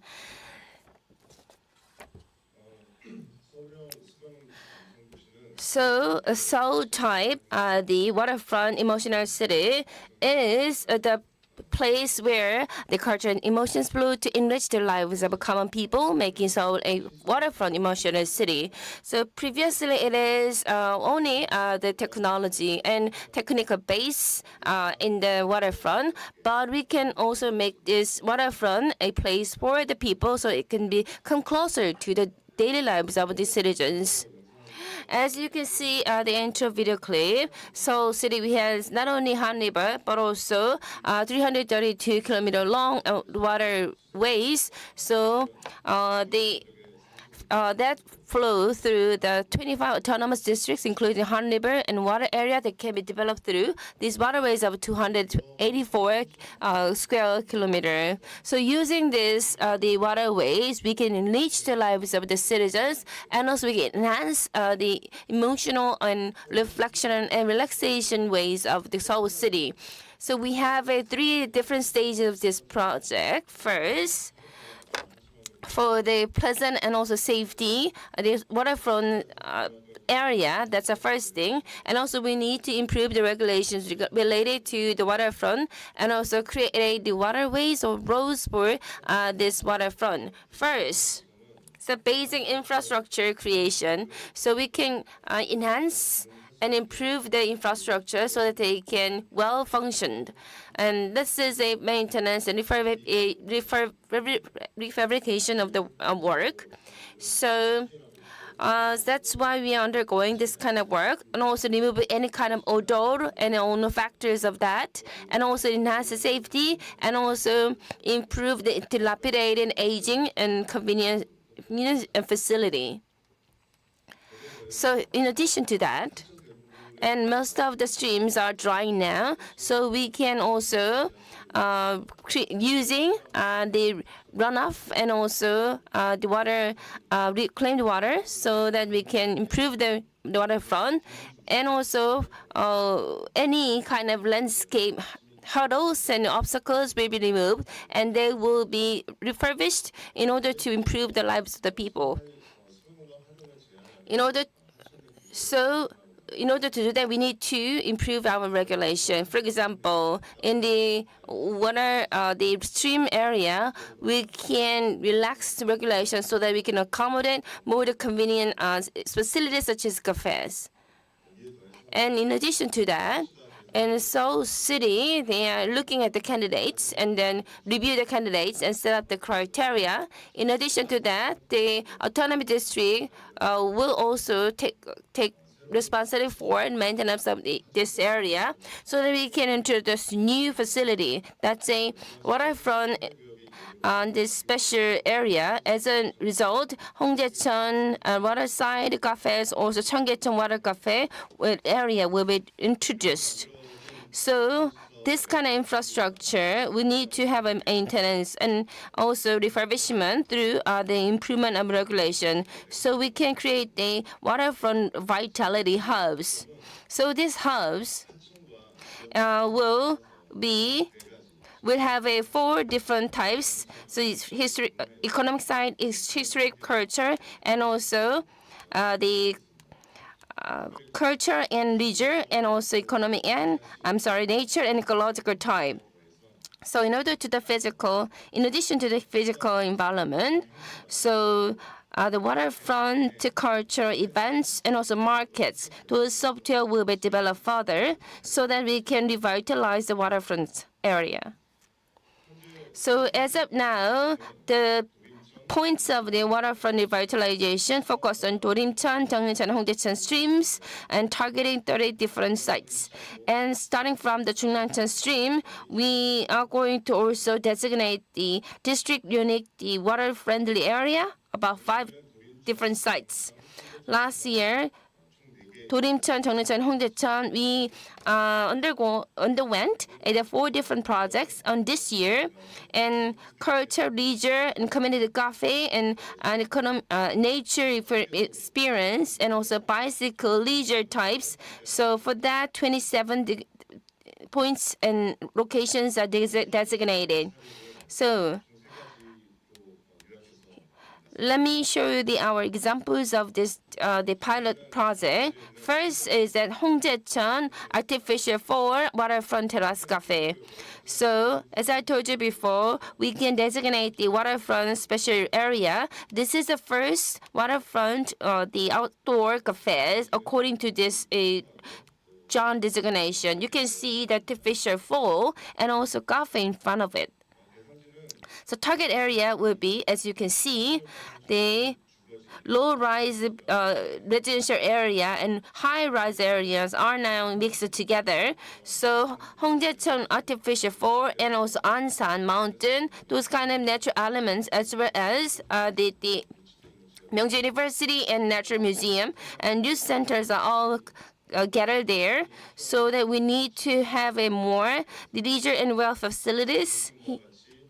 As you can see, the beautiful artificial fall exists here, even though that the bridge just hindered this. So urban fabric and stream are not connected. Now disconnected right now. So in some target area, so also there has been the storehouse and also the public parking lot. So we can improve this dilapidated area and also area that has not sufficient place, so we can maximize this place for the better waterfront area. So as you can see on the left, our warehouse and also parking lot, those places will be changed to the music cafe, a waterfront cafe, or music square, and also the parking space, so anybody can access it and enjoy this place. So through this project, as you can see at the top, so those which were hindered the outside, waterfront area, that will be exposed visibly and also connected together, and also not just a physical connection, but also cafe and also sharing area will provide programs and events so that water and human can connect it to each other. So how we can run the cafe? So we're going to have a consultation with the commercial district and communities so that we can create a certain coexistence, co-prosperity area. And also there should be certain communication between different communities so that mutually develop the area. That's the key part of this project. In particular, the outdoor facility and tables in the cafe can be shared facilities so that increase the visitors up to 50,000 and also cafe users more than 21,000, so that we can create the revitalized community zone here. Accordingly, we can also have a positive impact on the commercial district nearby, and also benefits or profits from the cafe will be reinvested into the community and also used for the scholarship. So through the cafe and revitalization waterfront, we can use also the profits for the virtuous cycle and circulation of this community. And this has been benchmarked a lot by others. So with this revitalization, other communities also are interested in this. So Hongjaecheon Artificial Fall and the cafe, there is a library set up, constructed. So continuous revitalization work is done. And next one is a Dorimcheon Commercial District Revitalization. For that, we create the waterfront infrastructure. So in order to enhance and boost the local community, we working on the waterfront infrastructure creation project in Dorimcheon.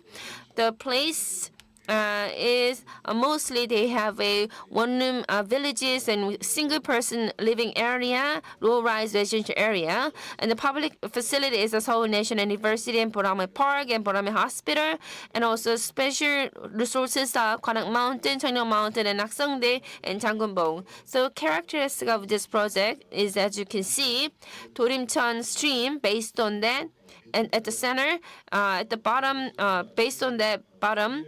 So daily traffic is at 3,000 people per day for the market. So we created this market for better the human traffic. And also here we have a Sundae town and which accommodate more than 200 commercial stores. So we can create this kind of community here. So before this project, centered on Dorimcheon Stream, a traditional market and a commercial district available, but there is no connecting pedestrian due to the stream, and also streets are disconnected. So we change the road landscape and then shape the waterfront. That's the target purpose of this project. So Dorimcheon Stream is not something to disconnect the two different communities, rather it can connect to each other. And also where you in this area, through the reconstruction space, we can create more utilization of this area.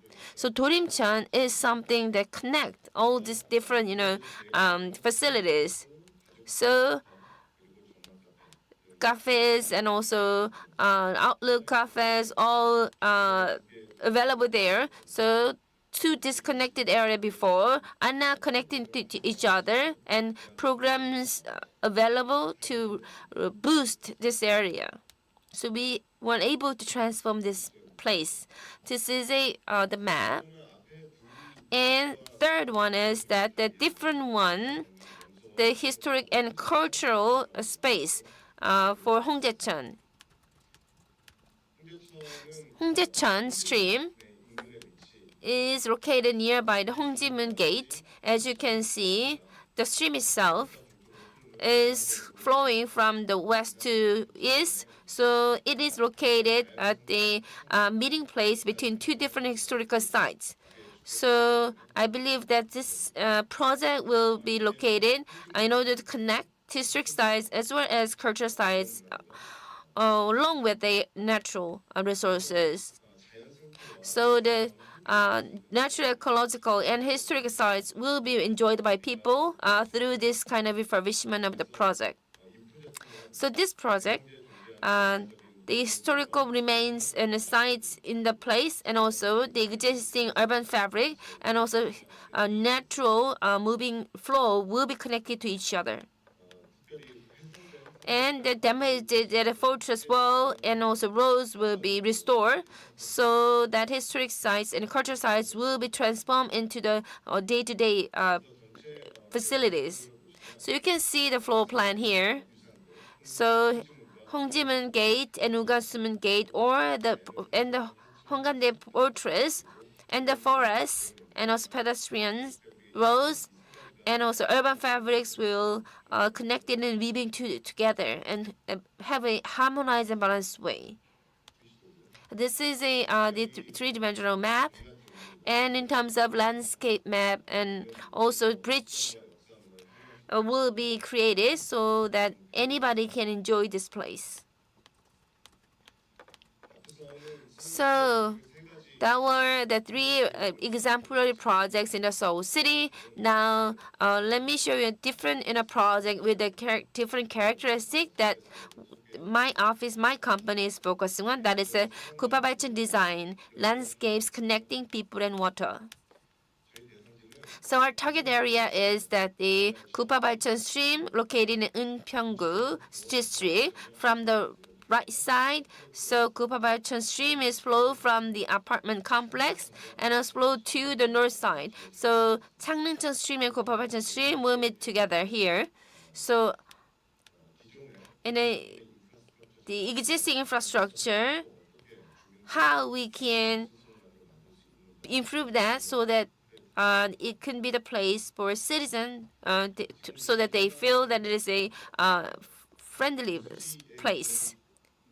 So here, this is a water-saving places, materials, and other items are stored here. But there are fences here, and also the underground bridge that is connected to apartment complex is very dark and green. But current image, the waterfront places within the urban area, there is a certain attractiveness. So many people are here to enjoy walking, hiking. So here, what you can see is that the current situation. So as a water saving area, it is working as a water saving area as an infrastructure, but you can see the vegetation. So calming water and also surface of water. And this is certain benefits that is providing to the citizens. So citizens can experience nature here in this place. There are high potential to be maximized for a better place. But due to this water saving area, so from the ground and to the bottom area, it has a certain the deep places. So we can see the kind of diverse spectrums this area has. So what are the three concepts that we have for this project? First one is that the water in this area, left side, this is a knowledge industrial complex, is planned and under construction. And right side, you can see the apartment complex. Citizens there are coming to this waterfront and enjoy. So we don't have to plan and construct the many structures here. Rather, with the minimum structures, how can we attract more people and connect people and communities? So 2 hub points are created here. It's a beginning point of this project. 2 hubs. One is that the Outlook Cafe, and the other one is that the Hoban Daecheong, which is a pavilion where people can enjoy. And also, one more thing that we can add is a Moonlight Island. So citizens and tourists can use these places from different levels or from the different angles. They can enjoy the water surface. So 3 different hub points. So there is a one direction trail walking area, but we create a circulation area. People can walk without any stopping. So we can connect the different flow of movements. So you can also connect to the community. So this LED area, that's a priority area. And later, the complex and combined physical activity facilities will be attracted and facilitated. And also, continuously, this will be in the same context of the entire city, urban context. So as a result, we came up with this master plan. This is a floor plan. On the right side, you can see the apartment complex. And left side, there is a large knowledge industry sector as well as a physical activities facilities. Centered on this river, we can have a kind of connection between different facilities and communities. So we have this entire 3D map. With that, so we are looking this place from above. So disconnected trail and the water saving area will be connected to the urban context through this kind of project. And people can also experience this waterfront from different levels and angles. So let me explain each facility one by one. First one is, this is the Outlook and the cafe, terrace cafe. So this is one of the most important images that we design.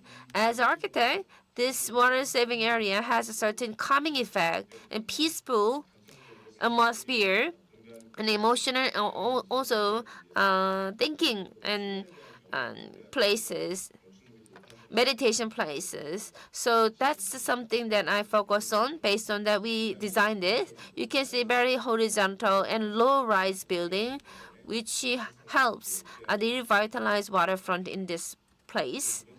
And second part is that the cafe of this building, rooftop, will be also connected to trail and walking road. So cafe is not the center of this place. Rather, this trail and water will be the center of this waterfront area. Everything is very low-rise and horizontal. So the combined and complex physical activity places and also knowledge industry center all will be harmonized as the circular design. So on the right side, you can see the major entrance of this flow, movement flow. So citizens only enjoy the one side, but you can see in this project, if project is finished, the citizens can have multiple benefits and values. They can take a walk and also take a rest in the cafe. Also, they can also circulate this area. As the previous presentation mentioned, the water saving facility function and also flood control feature. So we meet the flood the lines in the height of this building.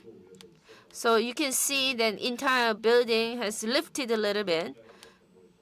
So as a building of the waterfront area, it has own identity through the design.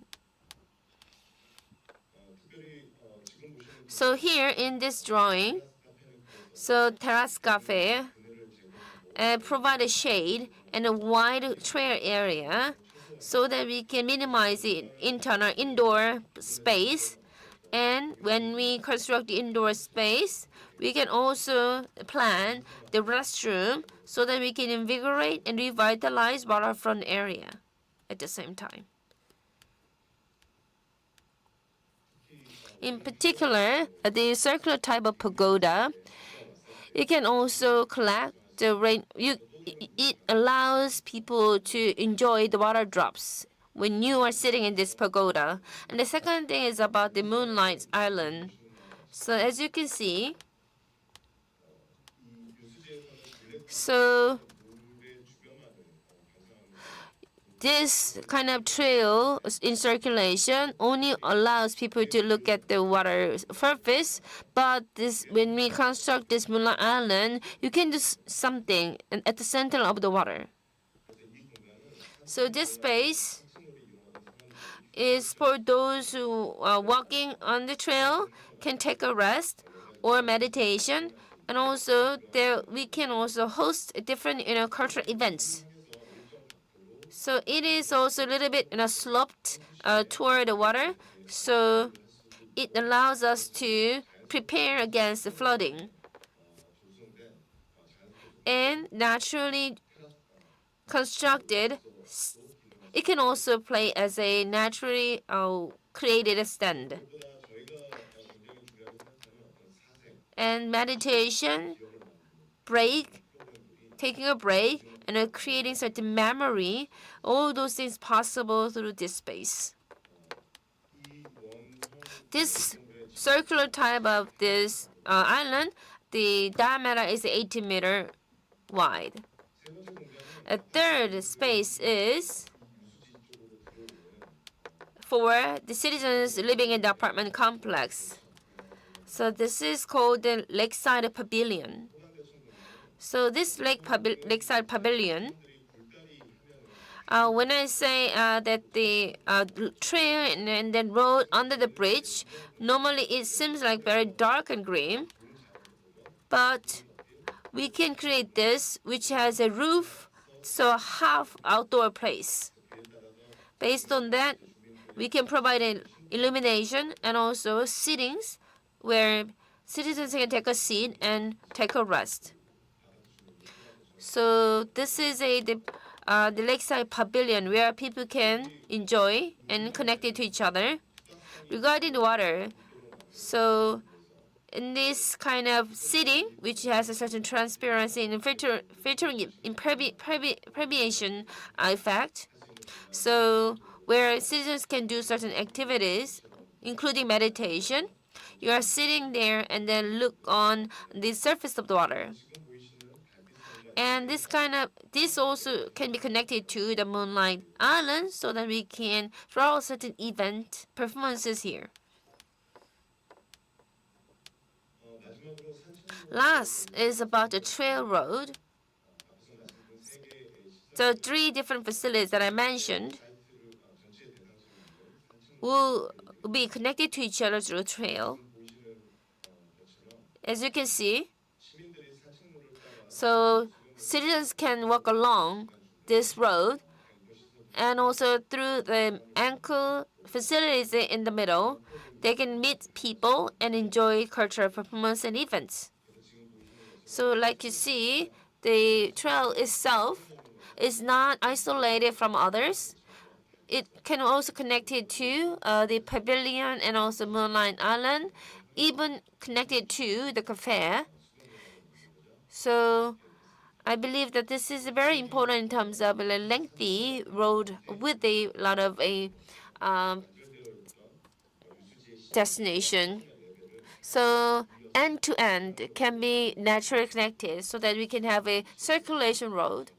And as you can see, this is a bird view of this place.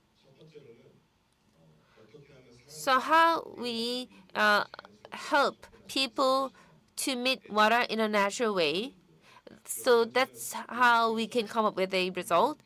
And in order to experience water, people come here so they can also connect it to each other through the water, through the landscape, and also collective memory and experiences of water is also provided through this project. That's the purpose of this project. This is all about my presentation. Thank you for your attention. 그래서 건축사 사무소장님. So, Waterfront relaxation reflection city is created through this project. We were able to understand the image and concept of this. So with that, we are concluding session 1. So nature-based solution, we revitalize the urban area. This is session number 1. And thank you very much for staying with us until the end of session 1. And also thank you for all the viewers watching this conference through the YouTube. Thank you. We're going to have a lunchtime until 2. And the second session in the afternoon will be Waterfront Spaces, a hub for reflection on culture and history. We provided 3 presentations, and then later we're going to have a panel discussion. So there is very wonderful presentations and also discussions prepared. So please stay with us until the end. And also we prepared the photos on our side. So please take a photo and then keep your memory. And also we have a coffee available, so enjoy the drinks as well. So let me come back to you at 2. Thank you very much.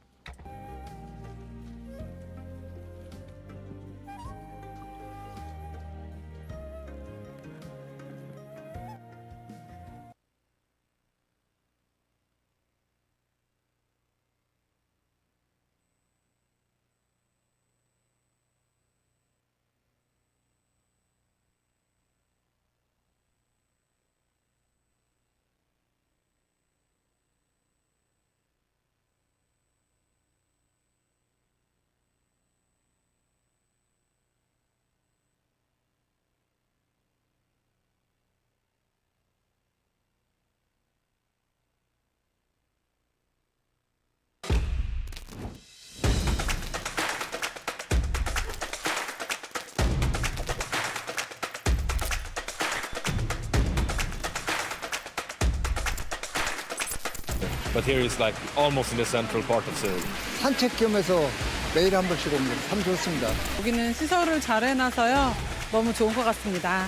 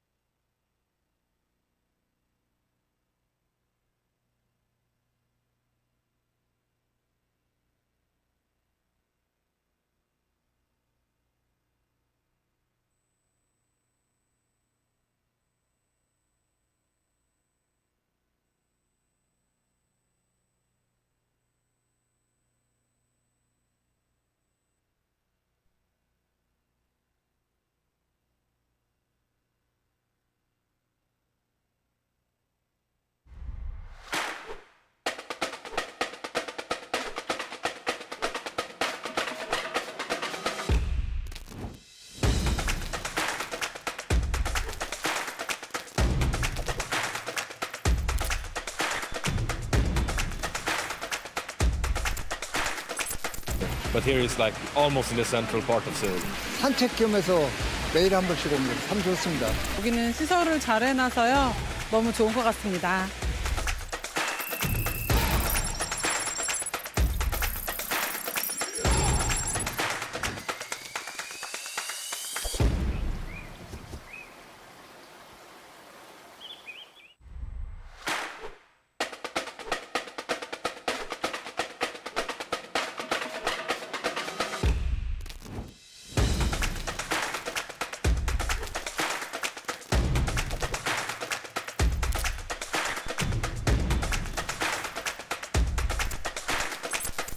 But here is like almost in the central part of Seoul.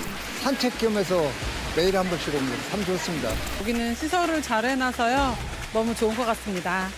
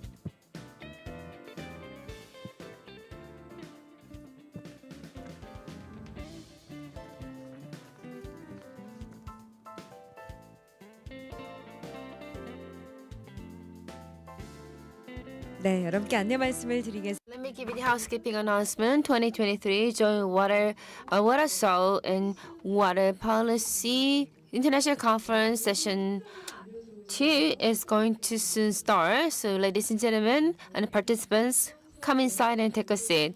Except for the designated seats in front, rest of them are for free.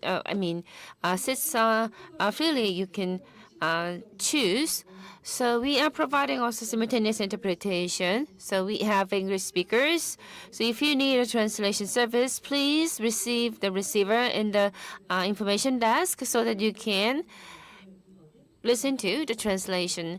So channel number 1 is Korean and channel number 2 is English translation. For the courtesy of others, please put your mobile phone onto the vibration mode or silent mode. And also not just offline, but also we have broadcasting live online through the YouTube. So if you leave your reply in the YouTube, if you leave your comment in YouTube, or you can share the captured image in the link. We are providing the coffee coupon, gift coupon after the lottery. So please actively participate in our event and then enjoy the benefit. So now we're going to start the afternoon session. Ladies and gentlemen, please come inside and take a seat.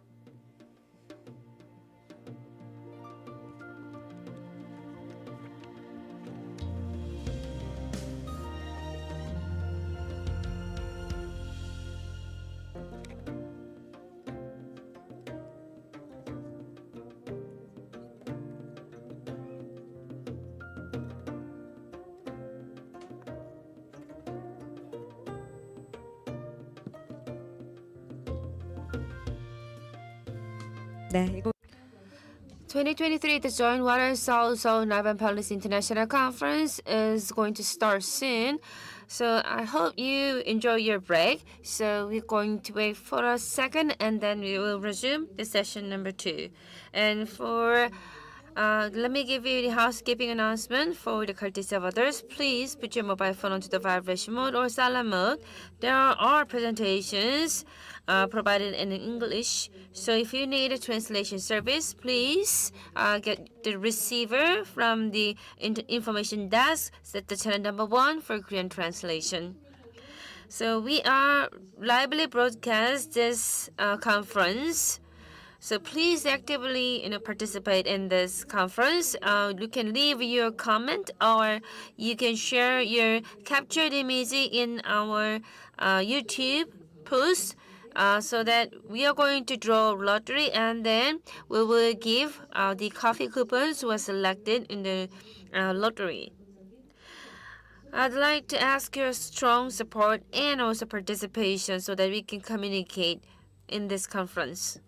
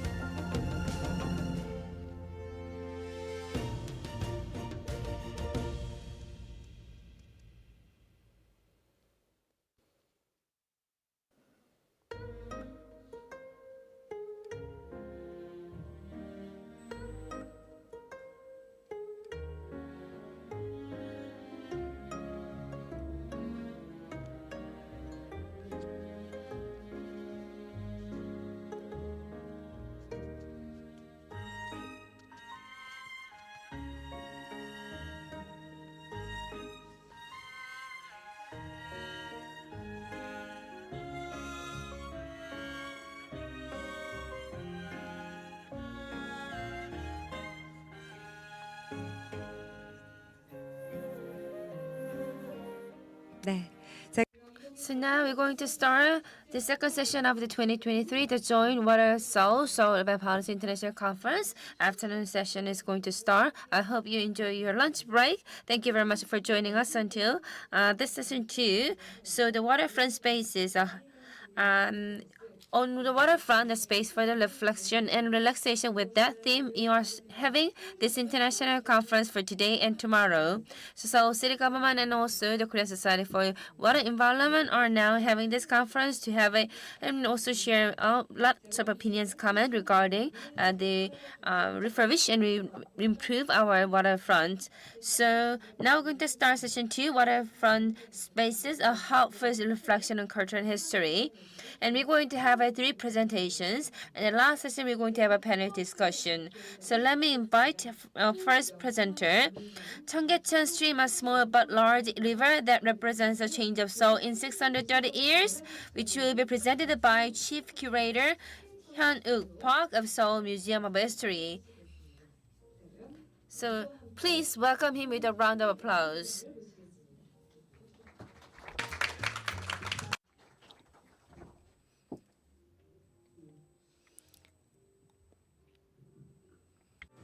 반갑습니다. Good afternoon. I am the chief curator of Seoul Museum of History. Today I will talk about Cheonggyecheon Stream, a small but large river that represents the change of Seoul in 630 years.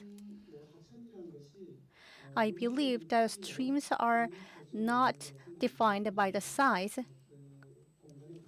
but it also represented the time and the culture and stories around the river, around the streams. That's that's how we define streams.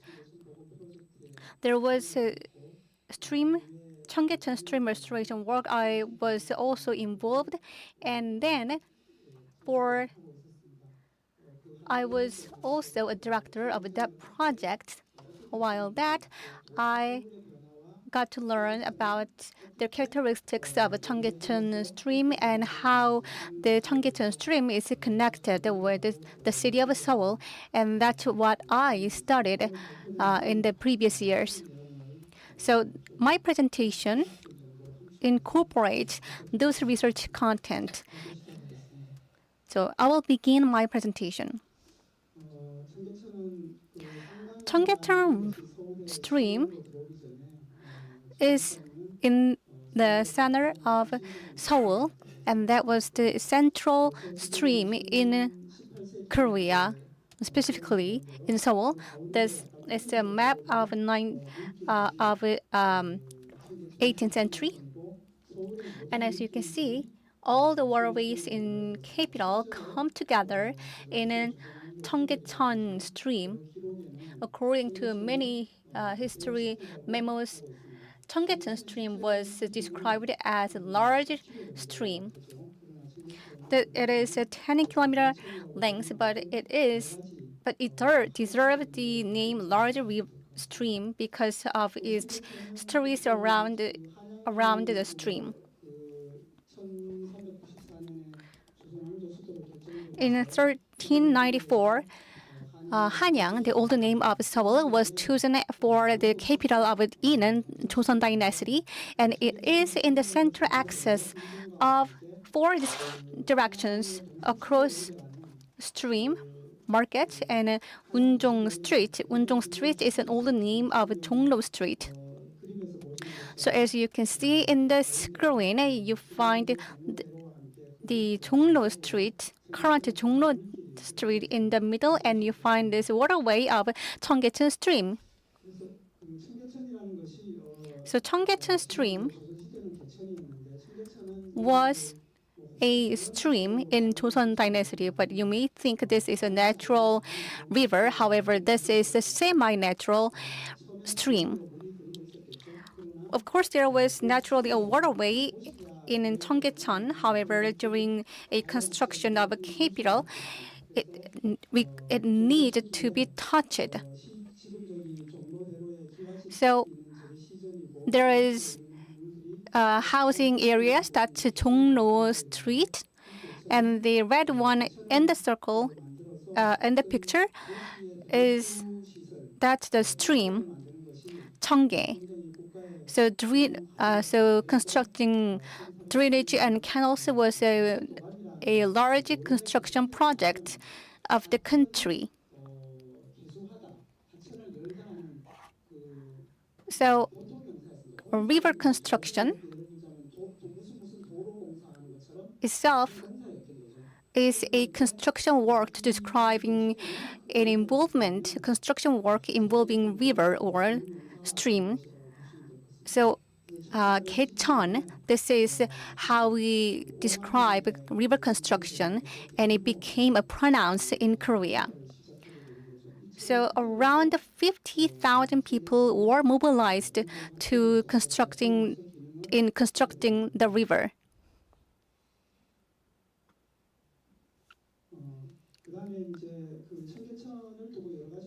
And there were a lot of controversies around the Cheonggyecheon stream, and one prominent one is in 1444 during the King Sejong period. So some people say that the stream should maintain clean, and the opposite side insisted that it should be dirty. So it was called a location argument. It read, to keep Hanyang, the old name of Seoul, clean, rivers should be dirty. Because they need a drainage or canal that flows away all the sewages or waste dumps that should be swept away through the stream. So these are the controversies around how to keep the stream, and King Sejong create a thought that is quite reasonable. For at the time, Cheonggyecheon stream was considered as a sewage or drainage route instead of a river. As a result, the stream was full of waste and feces. And also, the Cheonggyecheon stream was a symbol of politics of love for the people. So, politics of love for the people should engage in or involve in all the policies or measures to make people's life better and better. And King Yeongjo during Joseon Dynasty was actually a king of a politics of love for the people. In 1592, in another war with the ancient China, made the situation even worse in Joseon Dynasty. In addition, there were frequent flooding in the capital area, causing lots of lives. And King Yeongjo did a lot of effort to construct this largest stream, and he met with a lot of opposition from the high officials. And however, finally, in 1760, the river construction in the year of Gyeongjin was completed, and Gwangdong Bridge extension was done in 1768 too. King Yeongjo said, "If anyone asks me what I have done for the last 50 years, then I will answer, I did a fair personal appointment, equal labor, and river construction." That means he was really into river construction, and he was proud of his river construction works. So it can be proven with many historic evidences. The left one, you can find a line in the stone. So this is the line that any time our descendant does construction work, river construction work, this is a line that all the descendants, should follow. And the right one is a memorandum of a river construction. And it read that the emperor Gwang-woo of Han says, where there is a will, there is a way. And he also mentioned that the work is completed because you put true heart. So today's theme is waterfront culture. So during the Joseon Dynasty, you can also find this red circle in the middle, which is the middle Jungcheon village. And there are middle-class people such as the merchants, doctors, interpreters, and painters lived in the Jungcheon village. They gathered in the Jungcheon area and become the center of a waterfront culture.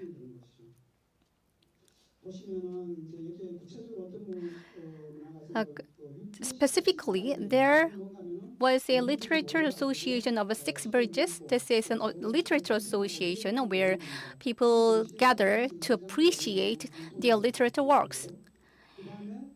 And at the heart of this culture and association was Kwangtung Bridge. And there was actually an iconic serigraphic publication culture in Cheonggyecheon Stream. There was a Korean drama illustrating a publication going on during the Joseon Dynasty. So it incorporates 무교동, 유동, 미동, 합동, 광교 villages. And now they have the present version of names. So these are the center of a publication culture.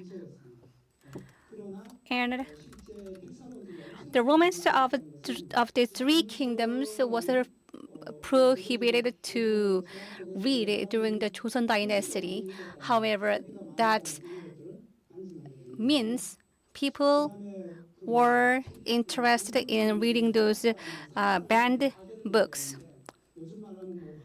And this is a picture in writing stores. They exhibit some of the works and they sometimes sell those pictures and writings. Not just high-level paintings, but also some obscene pictures too. So whenever you go to a place under the Kwangtongyo Bridge, then you can find any type of paintings.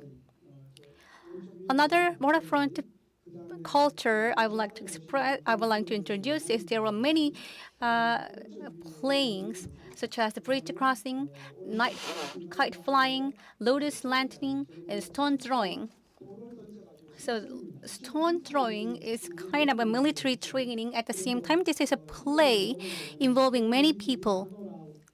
So according to record, people gathered on the 5th day of the 5th month of the lunar year, and during the stone throwing activities, one person was dead.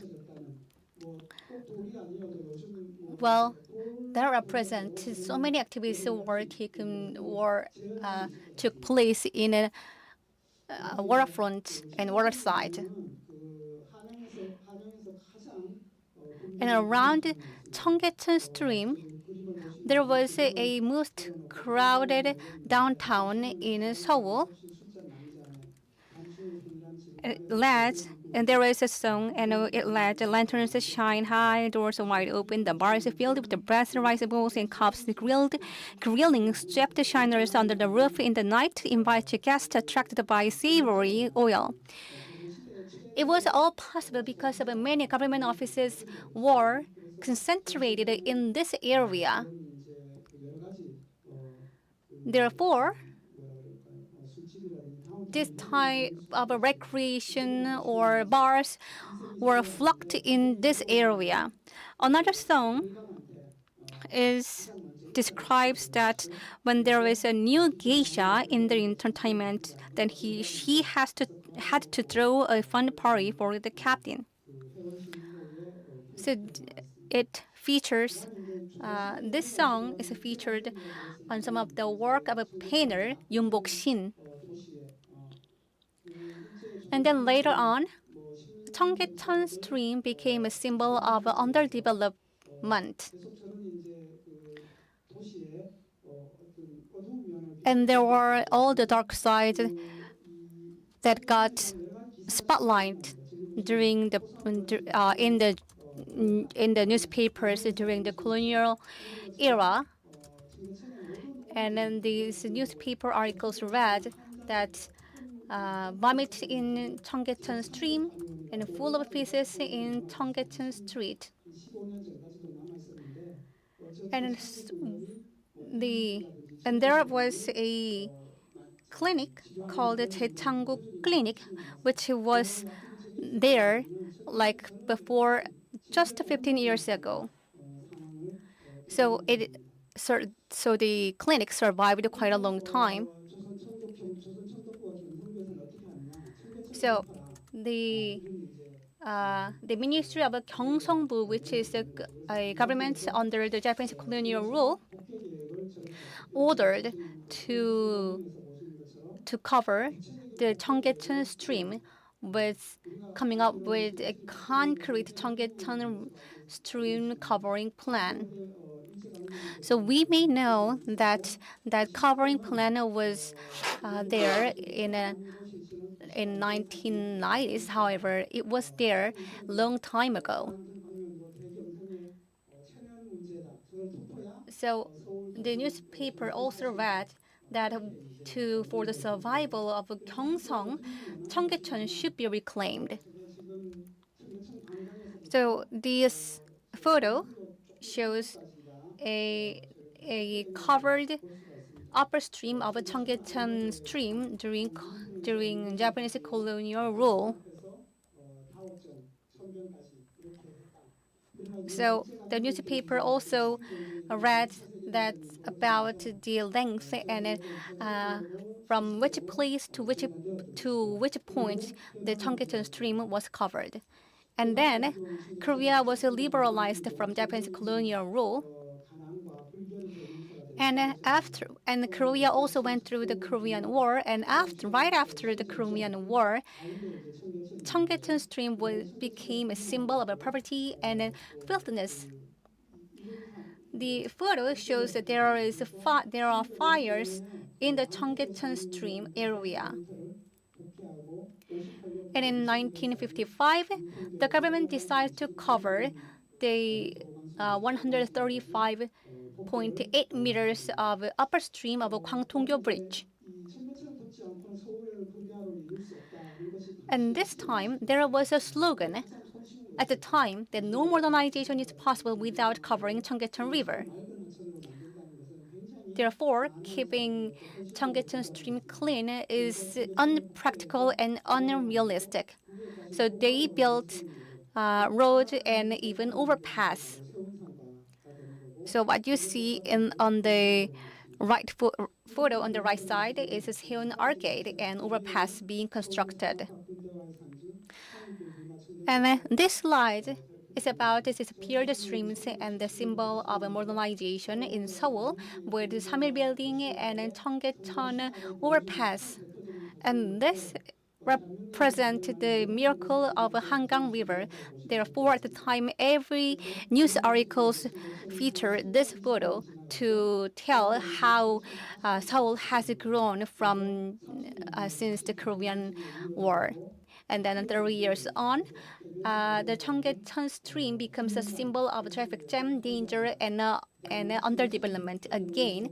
So this news article says Cheonggyecheon overpass is blocked for a year because of renovation works. And it is so obvious and clear that the traffic jam is there in around the Cheonggyecheon stream and the overpass. They had to cover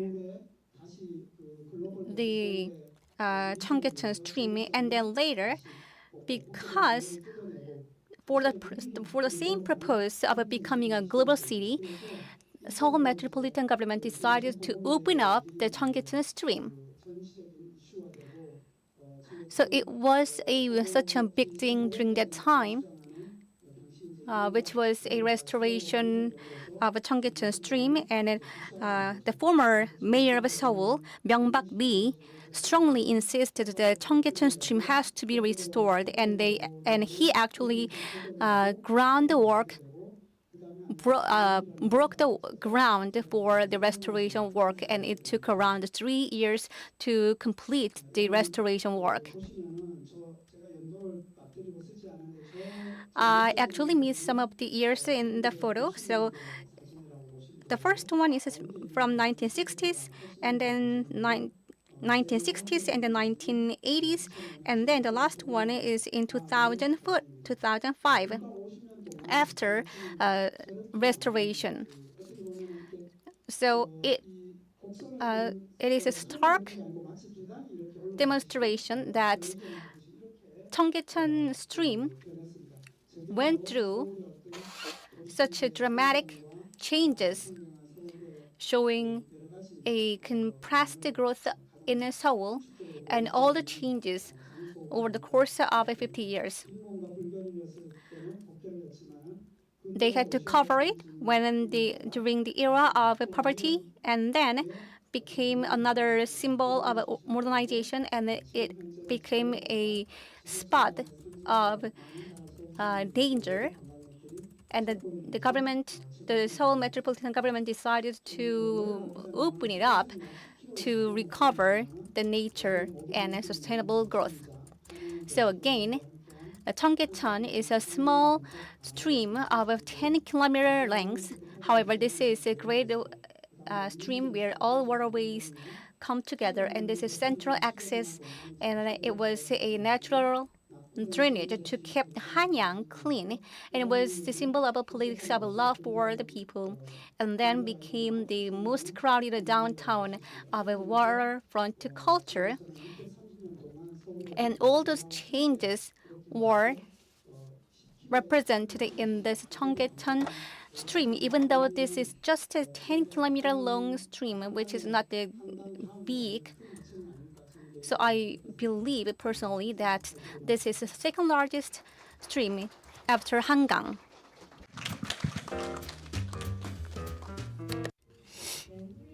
That's very interesting content in his presentation. So he also took out all this element of the history about the waterfront. So we didn't feel that the time has passed so fast.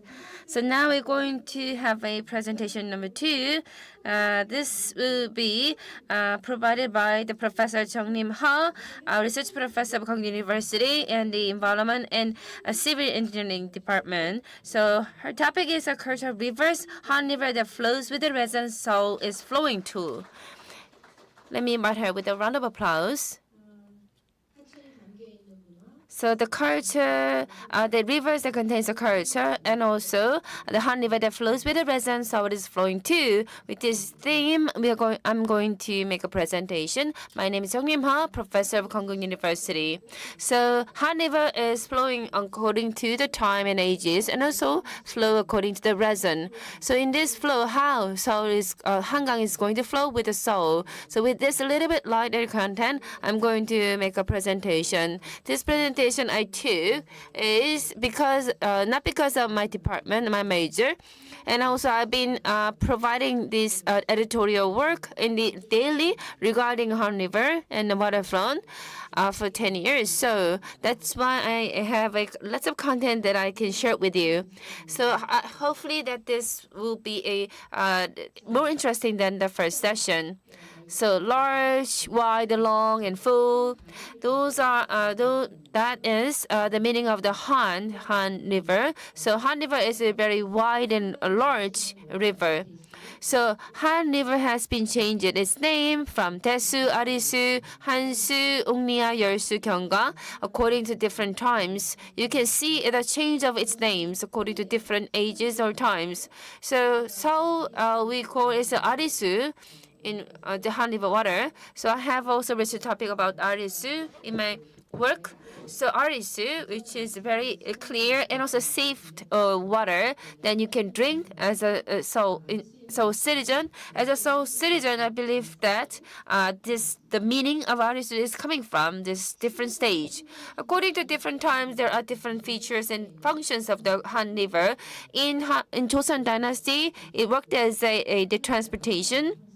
So there is the pier in the Han River, and center that there is the market. And also economic function, there is a system for the tax, and also those different grains and materials have been transported through Han River, and also a transportation for wood and white clay. And also it plays a military function. So there is a military training ground near the Han River, and also it works as a cultural venue or cultural function. So many people living near the Han River, they also enjoy the water. So water and also people's the leisure time cannot be separated to each other, because you already heard that the origin of a Cheonggyecheon stream, that's the same for Han River. And also Han River provides the living water for the people. And in the modern area, it's the function as a transportation has been strengthened. So there is a lively, exchanges between Korea and the other countries through Han River. Under the Japanese-Korean rule, the swimming as a modern sport was introduced, and also there is a very active fishing activities here, and also the ice was captured in this Han River. And it's the modern and the latest time. Also, you can see the dams were constructed. That also played as a transportation. And 1980s, there was a Han River comprehensive development. So the cruise ships were cruised around the Han River. And when you look at the cultural function, Han River development started in 1967, and Han River comprehensive development embarked on 1988. So also, international festivals such as the Fireworks Festival has been held. So Han River's role for cultural function has been strengthened as well. And Han River also provided living water for citizens. Safe and clear water are all coming from the Han River. So its function as a intake water source is very important. So as you can see, the river's function has been changed according to different times. So where does the Han River come from and where does it go? There are two sources of the Han River. So in the Kumgang-gun, this is a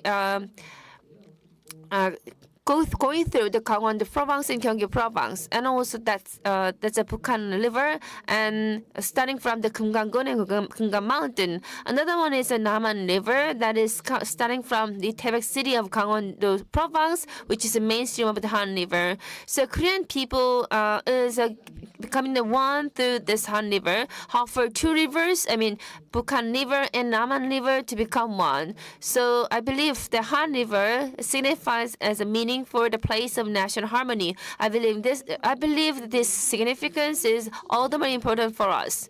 Daily 2,000 tons of water are coming from the Han River every temperature 9 degrees Celsius through the 4 seasons. So I'd like to share the very famous legends regarding the Han River. There is a Gyeongso that's Gyeongso in the Tibet. So the dragon living in the Western Sea wants to become a dragon and ascend to heaven. So that's the Gyeongso, where this monster serpent wants to become a dragon. And with the dragon waves, it wants to go to the heaven, but still it cannot go up to this heaven, rather just keeping dragon webbing. So when you will read this kind of legend, what I can feel is that I was born in the year of dragon, so I have different feelings about this legend regarding the dragon who wants the monster serpent who wants to become a dragon. So dragon has a certain greater element than any other animal. So I believe the legend has a certain significance related to Han River.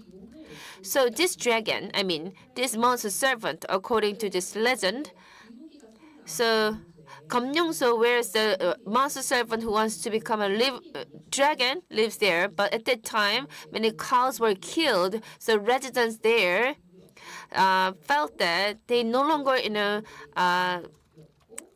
left this dragon to kill cows. So the residents gathered their power and they killed this dragon. But still, some legends said that this monster serpent survived and then still do the dragon vaping in order to and hoping to become a dragon climbing to the heaven.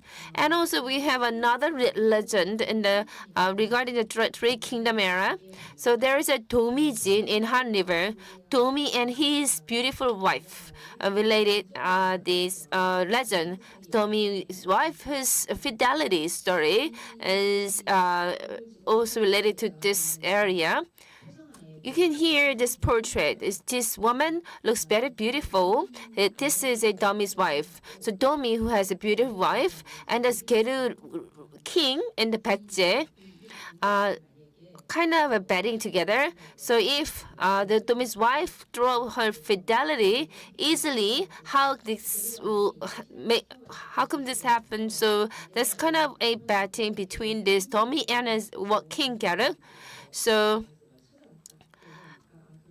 and King Geru also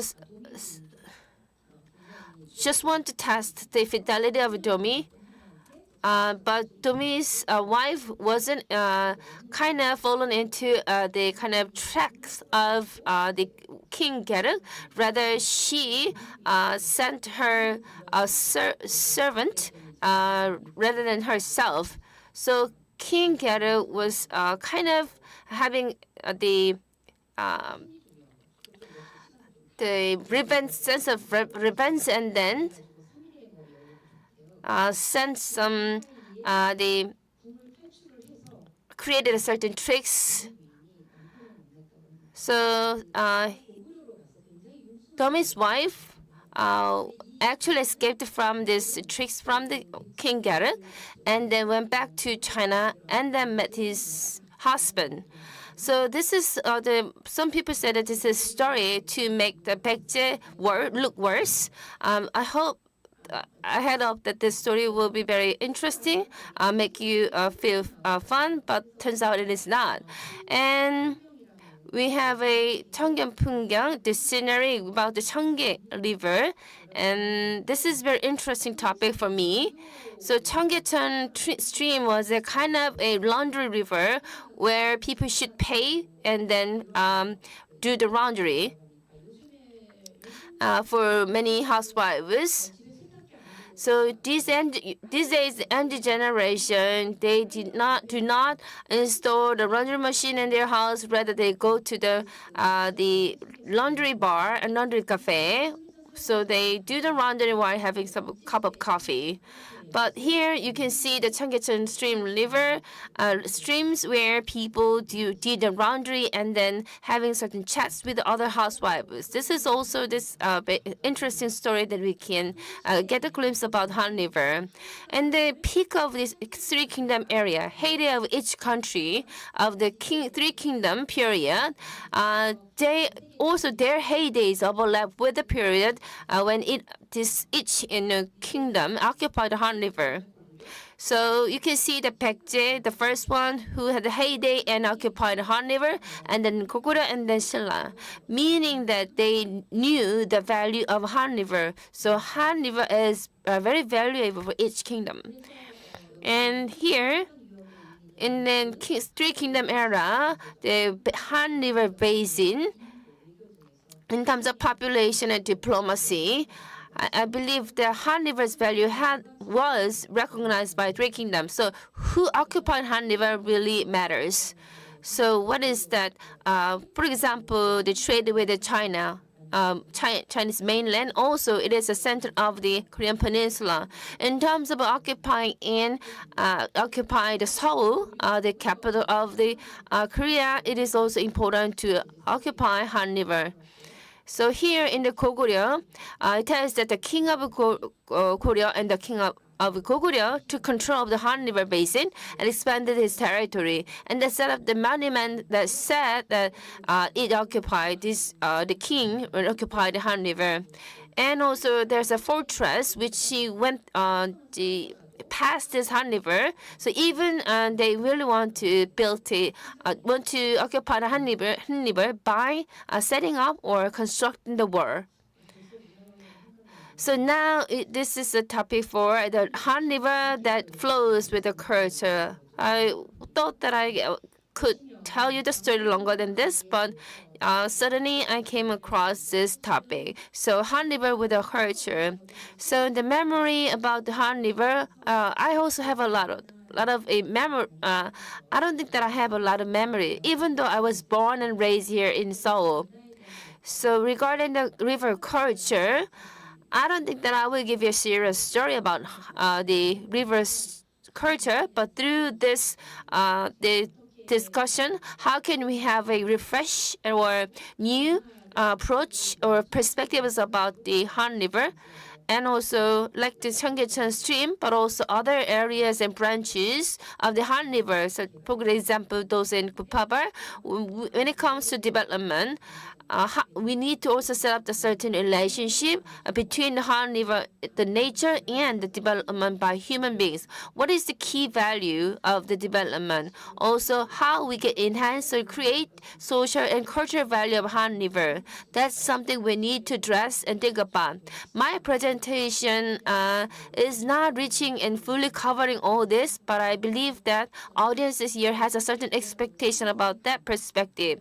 I believe that the harmonious nature and human and through the Han River, that's something that I want to throw as a topic or something to consider. So I believe that river culture can be also found and discovered through the relics and remains of the old culture. When you go to the Hanam city, you can see the Baekje period, Baekje kingdom relics you can find. So here, maybe earlier in the Baekje Kingdom area, the King Jangsu from Goguryeo also until the King Jangsu occupied this Han River basin for a long time. Baekje Kingdom occupied this area, and also Amsadong area. You can see that the largest settlement in the Neolithic age, around 3,000 to 4,000 BC, you can find those kind of settlements. That's something related to Han River and occupation of the kingdom. And here you can see that the excavation area of the Achasansong fortress, you can see the relics about the certain kingdom which occupies Han River. Also, the relics from the King Geru, the king which featured Domi's wife's story.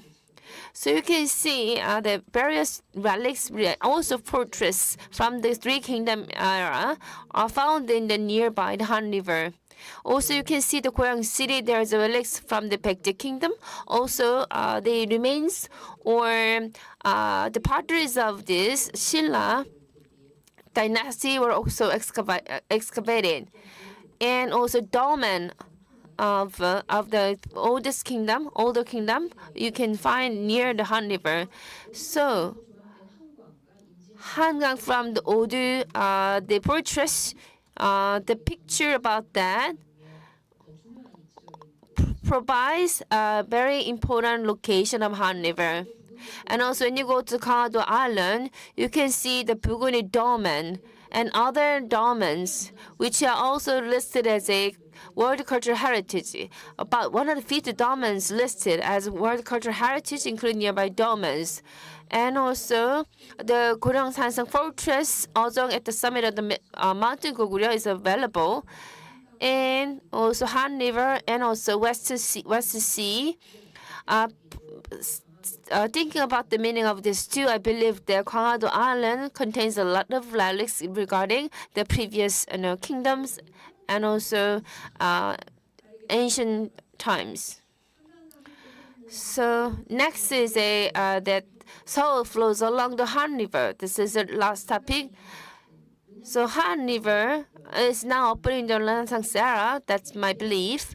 Ecological and environmental, culture and welfare. In this four framework, I believe that the ecological network is now set up, formed, meaning that ecological restoration work in 14 streams are on the way, and also that connect the entire city of Seoul as one. So I call this as the ecological network.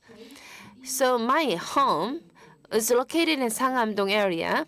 From my house, when I go through the Bulgangcheon stream, and then I can reach the Han River. So I believe that I live in the waterfront influencing area, meaning that I am one of the Seoul citizens who receive the benefits. So at any time that I can reach the Han River and enjoy waterfront. And Bulgangcheon stream, when you look at the branch of the Han River, you can see the biodiversity where you can enjoy the animals and plants. So living ecological environment is available through the Han River. So as a citizen, I feel really grateful for this kind of enjoyment. And also you can see that ecological and biodiversity which exists as a habitat along the Han River. So now we are opening the era of this Han River Renaissance. In this Renaissance era, I am living in Seoul and nearby Han River. I feel really grateful for this opportunity. And this Han River, according to the Han River, there is a very active and the ecological environment education and training. It wasn't a longer time, but when I live in Nowon-gu district, I was able to work for the Nowon Environment Foundation. And while during the time, there was a center in Jungnam-gu district, so that the parents and students living in that district were able to receive certain ecological environment training. So pictures is about this kind of a ecological environment education content. So as a person majored in ecological then environment education, there are three pillars in the environment education. It means that at home and at school and the society, all the environment-related education should be practiced so that we can have a right direction. Means that in school, teachers provide environment education, meaning that we need to maintain good water quality and then collect the garbage and trashes nearby area. But even at home, parents also teach their children with the same way, in the same framework. And also, their parents should also receive a training through the civil society's training courses. So that's how we can have a desirable the education or opportunities for environment. That is the three important pillars that need to set together in a one single and holistic approach of the education. So you can see that the Han River here. So when it comes to environment, there are many talks about this how we can behave. So since I majored in environment education, people just think that I'm just the critics or activists who are very much tricky and picky. But that's some sort of a negative stereotype about those working in the environment activists, environment education. We not provide any kind of threat or the fear to the citizens.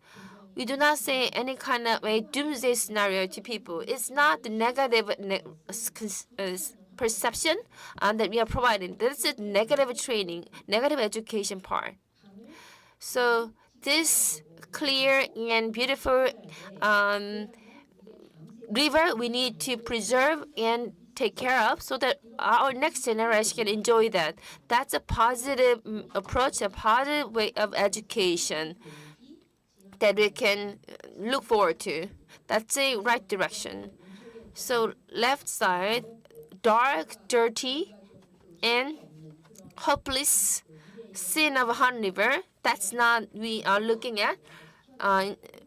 Rather, we need to look at the environment education that we emphasize the keep or maintain our beautiful nature like Han River. So here, this is a film called The Host, which features Han River. So when you look at the Domi's Wife legend and also Kom Yong-sol's dragon story, so next generation can also remember what we did as a legend and the story. So how we can rewrite history and story about Han River. So here we have a theme called The Host, and there is a theme poster. Everybody already watched this famous theme. So this is only the hypothesis that there is a monster, and where in Han River, the Japanese, the factory workers kind of emitted or discharged chemicals that created a monster, and that this monster captured a girl of the daughter of a family, and the story is about getting back this girl, this child, from the monster. So 10 years ago, the director Bong Joon-ho kind of described this monster. You can see at the bottom there is a fish captured in Fukushima, nearby Fukushima nuclear power plant, meaning the looks of this fish is very much similar to the monster that featured in the movie The Host, meaning that we need to take care of our nature so that we can prevent this kind of things from happening. And Han River also, when we keep it and maintain it, that this will be the symbol of our wealth and fortune. Along the Han River, there is a song like a river wind or mountain wind, and turns out that we need to also maintain our the nature by protecting that with a lot of measures. So you can see at the right bottom there are the garbage and trashes nearby the Han River. And there is a book called The Anthropocene. So plastics and other garbages from human beings are creating the different trends. So plastics and also radioactive materials, all these things are creating a new layer of geology in the Anthropocene. So what kind of earth and planet that we need to pass down to the next generation? What lessons and story we are writing for our next generation? We need to take a certain responsibility from that perspective. Now we are reaching the last chapter of my presentation. You can see the flow of my presentation, and for me is why fidelity and also dragon vapes of the Gamyeongso with that strong power. That Han River has a clean water, and also through the Three Kingdoms lilacs, we were able to see the blooming culture near the Han River. And also, Han River has provided certain memory to all people, and every age generation, you have memories about Han River. Also, our economic development also rephrases a miracle of Han River. So Han River flows, and the Seoul also flows too. So this, in the middle of this slide, you can see the Hamlet, the scripture. So Hamlet said that live or die, that's the matter. So what we need to think about this, it's not about Han River, it's not about the taste or preferences. So I prefer throwing the garbage to Han River, and then the civil servants in Seoul city government has duty to pick up this trash. This is not about taste or preferences of certain people. It's kind of a dire relief, important matters like the Hamlet's choice. So in order to survive, we need to keep and protect our environment. That's the right awareness, that's the right practice. That's why we, the train planet, that we need to be seated here. There is a kind of similar, the concept of this train, planet train, was featured in a certain theme. There's extreme poverty and polarization of the wealth in the train. So I believe that it is not a desirable situation for us. we need to have a better environment and better and evenly distributed wealth for this kind of planet train. So we need to have a change of our awareness and also practice. Your action that starts today will change everything.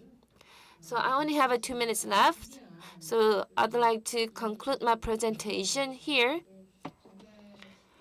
So when you look at Han River, just watching this Han River gives us a lot of comfort, and we are living in the city. Get the comfort by looking at the city, at the Han River. I feel really privileged.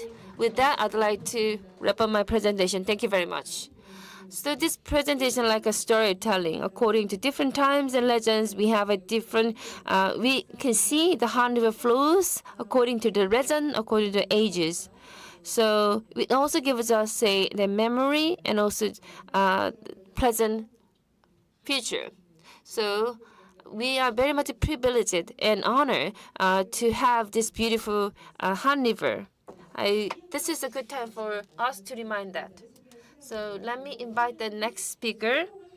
So in the morning, we will talk about this technical part about the waterfront space and urban revitalization. But section 2 is about the culture and soft area about waterfront. And we are going to invite Professor Kwanok Lee of the National University of Singapore. He's going to talk about restoring urban identity through waterfront restoration, lessons from Singapore's experience. He will speak English. If you need it, please use receiver for translation. Let me invite him. Please welcome him with a round of applause. I am Kwanok Lee from University of Singapore. I am Korean, but my presentation will be in English. Coming to the session, and I truly appreciate the Seoul Metropolitan Government and the organizers for having me in the very meaningful conference. So today I'm going to talk about the Singapore experience for restoring urban identity through waterfront restoration. So how many of you have been to Singapore here? I guess a lot. I mean, it's one of the popular destinations for South Koreans. So today I'm going to talk about the waterfront restoration projects in Singapore. And then after that, how Singapore has done the restoration of urban identity, especially focusing on the historical, cultural, natural identities, and also lastly, functional identity. And then briefly about the governance of this waterfront restoration and then implications. So we know that a lot of you have been to Singapore. What is the image that you can think of when you think about Singapore, right? Perhaps a lot of you can think about the Marina Bay Sands and very beautiful skyline in the Marina Bay Financial Center. And then some of these more sort of a mosaic of the culture between the old colonial times sort of shop houses, and then together with the very beautiful skylines of the modern buildings. And also the left side, that's the sports hub. I'm going to talk about different waterfront areas in Singapore, but obviously Singapore's global city status and image is heavily influenced by the waterfront development, as you can see. So it's interesting. I don't know if many of you agree with this sort of impression of Singapore, but there was this French expat. He said Singapore is like a Barcelona, Amsterdam, or Rome, but it is an Asian flavor. And I am sure that many of you kind of agree, and that's why people want to come to Singapore, and it's a very popular tourist destination. Very interesting that the vision of the city was very coincidental with this impression of the expat, because according to then Prime Minister Mr. Goh Chok-tong, the city government really wanted to promote this kind of global city image, but with the Asian flavor, right? So that's actually really coincide with the city's vision. Now, Singapore's waterfront was not actually as beautiful as what we have currently. So you can see it was very dirty and very crowded. And it actually, Singapore used to be a fishing village. So a lot of boats on the river. And then the famous then Prime Minister, Mr. Lee Kuan Yew, said that he really thinks to improve the Singapore's image and to develop the Singapore into the more global city status, we really need to clean up the river. So that was like, a very beginning of the waterfront restoration project. I am gonna focus on two different river restoration projects for today's presentation. One is a Singapore River, and the other one is a Kallang River. So as you can see, Singapore River is the main one that Lee Kuan Yew wanted to clean up in the beginning. And then Kallang River is a 10 kilometers sort of lengthy river. It's kind of similar to Cheonggyecheon Stream, in fact, 10 kilometer length. So Singapore River is a lot shorter, but it is a main prime area that actually has been envisioned for Singapore to be the global city status. So as I mentioned, this is a shorter river. It's about 3.2 kilometer length, and then it is coming from the sea. As you could see, Singapore is an island.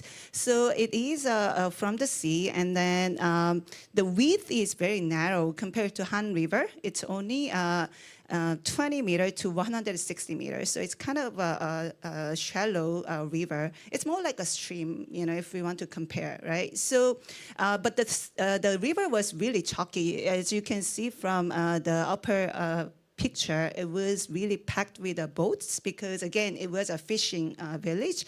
A lot of quays. The quay is the platform where the boats are tied up to take on and off the goods. So there were like different quays along the river, and then a lot of boats, and it was very heavily polluted. And then, of course, Lee Kuan Yew had a vision to clean up the river, and all the government agencies have worked very hard starting from 1977, and they spent about $300 million to clean up the river. And then they removed all this rubbish with the boats, and there were a lot of squatters and hawker centers, and then they will remove these things, and then they sort of revamped the entire area. So after this cleaning up the river, we now have three different quays. Again, the quay is the sort of docking area of the boats, right? So we now have both Quay, Clark Quay, and Robertson Quay along the Singapore River. You can see the very upstream of the river is connected into the sea, right? So that's where the Marina Bay Sands and then the current financial center is located. So that's the Singapore River case. And there is another river that I want to introduce, maybe less well known in Korea. That's a Kallang River, but it is the longest natural river in Singapore, about 10 kilometer length. So again, similar to Cheonggyecheon Stream, that is going through a lot of different residential towns and used to be huge mangrove swamps. And then it was a very sort of beautiful natural area. But what happened is it's actually very similar to the story of the Cheonggyecheon Stream. They wanted to develop these areas to be the industrial area and also to be the airport. So the first airport in Singapore was actually located in this area. It's called Kallang Airport. So to do these kind of development, they have done a lot of reclamation. So they cover the river, some of the parts of the river with a concrete. And then, that's where we can see there were a lot of the last picture on the bottom, that's the industrial factories, right? So that's where they kind of have developed these airport and industrial estates. And then after decades, starting from 2010 onwards, the government have thought about, we should really revitalize this area because it's a beautiful natural river, but then it was not very much utilized. So there was exhibition called A River Runs Through It. And then the government has started this whole sort of long-run project to revitalize the waterfront for homes and workplaces and recreation along the waterfront. And then they wanted to connect these areas by sort of walking path and cycling path. And then they want to have a more natural sort of beautiful area along the river. So that's the Kallang River. So you can see, I don't know if I have a clicker. No point. But you can see from the sea on the bottom, right? It goes to the left side is the Singapore River, and then upstream is the Kallang River. And then along this river, it's a very like a shallow, long sort of river. And then you can see we have different projects to be sort of achieved along the way. Includes some of the new residential towns, and then also the parks, and then the cycling path, and then underpath, all these kind of upcoming projects. So with these two main river front restoration projects, I want to also introduce what are the main policy initiatives that we have in Singapore. So the main sort of Singapore River restoration project was led by the Urban Redevelopment Authority, which is the planning agency in Singapore. So this waterfront master plan. So they had, we have a separate master plan, but then they had a specific waterfront master plan to do this Singapore River and Kallang Basin waterfront development. And then to do this, they have actually learned a lot from the overseas cases. So back in like 1989, Singapore was still not as rich as right now. So they have learned a lot from the overseas cases, and they invited the designers and architects from IMP and SOM, and then these ideas were actually proposed to be actually incorporated into actual master plans. So that's sort of more urban planning-led initiative. But then after decades, right, they realized that, okay, not only for this main waterfront development, we want to expand the waterfront restoration into sort of smaller canals and drains and reservoirs so that we can have a more holistic sort of framework to redevelop the waterfront areas. So that's kind of similar to, I think, what the water department, which is one of the organizers of the conference, is doing right now in Seoul. So it's called the Active, Beautiful, and Clean Waters Program. It's ABC. And it is led by the PUB, which is the Public Utilities Board in Singapore. Again, it's similar to the water department, perhaps from SMG.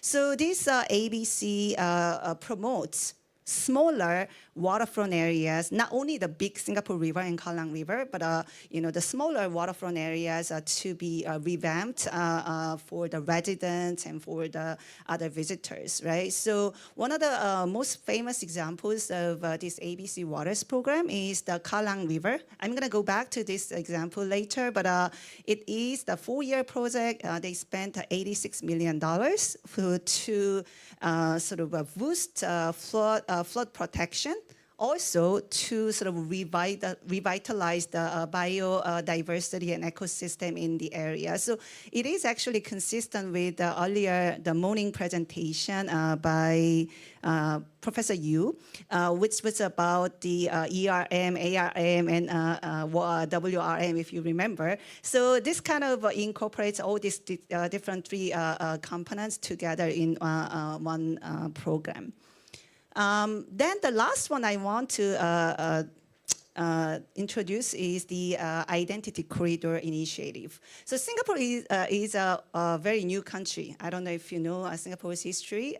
It was becoming independent in 1969. So it has a very short history as a nation, although it has a much longer history for its colonial time period, right? So Singapore is very keen to define its identity because it doesn't have a long history. What is identity for Singapore? So Urban Redevelopment Authority, which is again the planning agency in Singapore, has defined identity corridor for Singapore. So where are the major sort of areas that the local people like and they love and they want to sort of preserve these places to keep the identity for the nation, right? So for these areas, they want to improve the walkability and cycling infrastructure, and they also want to use these areas as key nodes, key neighborhoods to connect to the city center.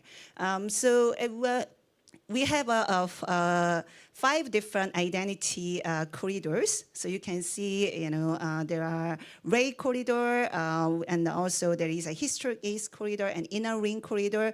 But 2 of the corridors actually are related with today's talk with the Riverfront restoration project. So Thompson-Kallang corridor is related with the Kallang River restoration project, and then the Southern Ridge and Coast identity corridor is very much with the seafront area, and then it's also related with the Singapore River case that I'm going to talk about. So obviously, this identity, we can see Singapore's identity is largely associated with the waterfront, because again, it's an island city, and then it has a huge sort of focus on the waterfront restoration.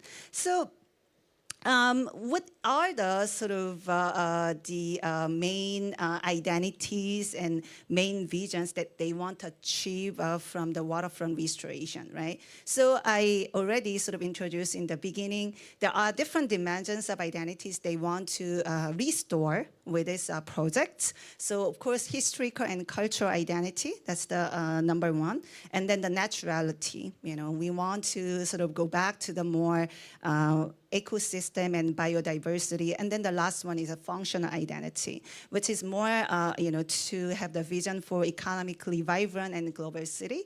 So what I want to really emphasize is Singapore government and the entire sort of initiative really concerned about the multiple sort of objectives and the multiple identities. It's not only like we want to enhance the culture and the historical identity, we also concerned about the functional and natural identity. Again, going back to Professor Yu's earlier point of different 3 models, we want to combine these aspects together for our restoration projects. So just briefly to introduce some of the examples of how Singapore has restored historical and cultural identity with the Singapore River case. So as I mentioned, that was the starting point of the fishing village in Singapore. So it has a long history. So this is a sort of, it starts even before modern Singapore was sort of developed, right? So it has more than 200 years of history. It was an ancient fishing village. And then there were like thousands of inhabitants, those who living in the boats, right? So that was called sampan in Malay at that time. So modern Singapore was founded by the British person called Stamford Raffles. And, so that's why if you go to Singapore, there is the Raffles Hotel and Stamford Hotel, this is all from his name. So when he came to Singapore in 1819, there were a lot of those people in the fishing village who live in the boats. And then afterwards, when Singapore became one of the main ports and the main areas for Southeast Asian countries to have the import and export sort of industries, this Singapore River has become a main hub for the shipping businesses. And then there were a lot of boats, of course, as you can see in the picture, right?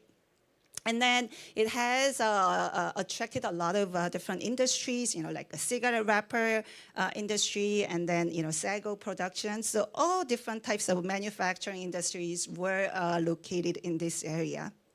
Now,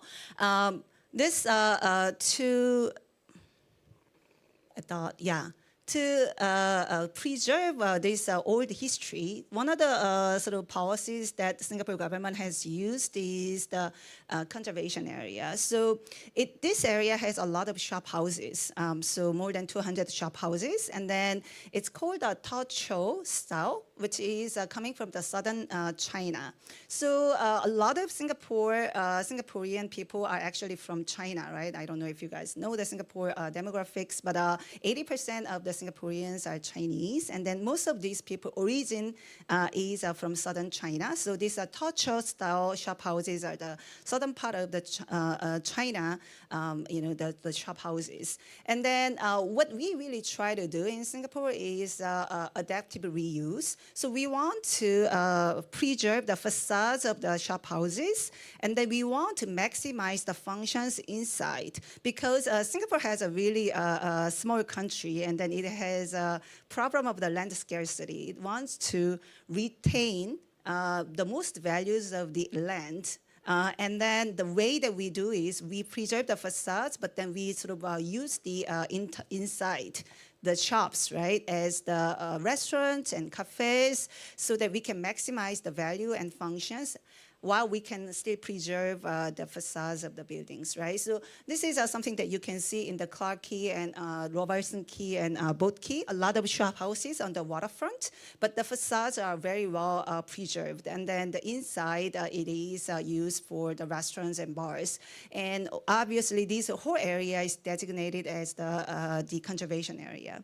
So they have to follow, how to keep these the culture and historic identity. And obviously, this Singapore River area is not only the southern part of the Chinese culture. That's the main one for the shop houses, but it also has Malay culture, and then there were some boats imported from the India. And then, of course, Singapore was a British colony, so it has the European colonial elements. So it is, sort of mosaic of the different cultures, right? So that's what they want to sort of highlight as the Singapore's cultural identity. So it's not only Chinese culture, it's a sort of mosaic of the combination of the different cultures, right? So you can see there is Raffles, the guy who founded the modern Singapore, his statue with boats from India. It also has a very modern sort of the bridge architecture, but also Singapore's symbol of the Malayan is there. So obviously with this little kind of statues and other things, they want to keep the culture and then historic identity in this area. Another example, Kallang River. As I mentioned, it has more of this industrial estate sort of identity from the modern times. But even before that, there were earlier days, the original inhabitants in Kallang River area, actually they were originally from Indonesia, Java, Indonesia. And then these people were resettled in different areas. So again, the modern Kallang River area was more for the industrial uses, and then the airport, as I mentioned, right? And then the other sort of identity for this area is actually sports. Singapore is a small country. We do not have the football or the baseball league, of course, And then the city itself was not really sort of a fun city. It doesn't have a lot of sports events and all this. And then they try to have more, promote more sporting sort of culture for the local residents. And then since 1973, they opened this original national stadium in Kallang River area. And then now they have revamped this area into the Singapore Sports Hub. Later, I'm going to come back to this Singapore Sports Hub case. But obviously, this Kallang River has the different identity from Singapore River because it's more for the industrial estate with their sporting sort of culture identity. So what they try to do is they want to preserve some of this industrial area, sort of industrial errors, remnants. So there was this gas work, which was the sort of very big gas work company in Singapore. So they try to preserve some of this structure from this company. And then they also want to promote more water sports activities. I think they were talking about the boating culture in the earlier session, right? So obviously kayaking or fishing, sort of water activities. And then a lot of interaction between the residents and then these waterfront areas. So the second one is the naturality, right? So I think this is also going back to the Bhuwan Thapa's earlier presentation on the national-based, nature-based solutions, right? So very, very similar examples. The Kallang River area was covered with concrete in a lot of areas in a very sort of shallow channels. And then this actually separate the parks from the communities because there were these kind of channels, right? And then they try to restore the river banks by these soil bioengineering techniques. I'm not a engineer, so I don't really have a very deep knowledge on these engineering techniques. But what I know is this was the first attempt to use these soil bioengineering techniques in Southeast Asia in tropical weather. So it was a very ambitious kind of project, about 2.7 kilometers length, and then they want to. You can see the progress. How they did this restoration project. So they want to uncover the concrete channels, and then they want to get back this water stream with a lot of green spaces along the ways, and then that has been very successful because biodiversity has increased by 30%, and then the river drainage capacity has also increased by 40%. So this is something that is very consistent with what the earlier presenter, Bhuwan, Thapa, and others mentioned. This kind of nature-based solutions can actually be really helpful for the flooding and other risk. So this is what the Kallang River looks like right now. And the last thing I want to discuss a little bit is about the functional identity. I think the Dr. Park earlier in this afternoon session, he mentioned about how Cheonggyecheon stream has evolved as a symbol of the modernism, and then to the symbol of the global city status later, right? So, in fact, Singapore River area has also continuously modified its identity because it really wants to make this waterfront area as the symbol for Singapore to be the global city status. So in the beginning, they try to use this Clarke Quay area to be a more festival marketplace, more focusing on the tourism industry. So how can we attract more international tourists? That was the focus. Later, they found that maybe it's better to shift this vision into more sort of entertainment area, targeting the local and international professionals. So what I want to emphasize is they really try hard how to sort of continuously reinvent this global city image, because that's sort of main purpose of this area. And obviously they continue to benchmark of the cities of the good design. So design is really important feature for this.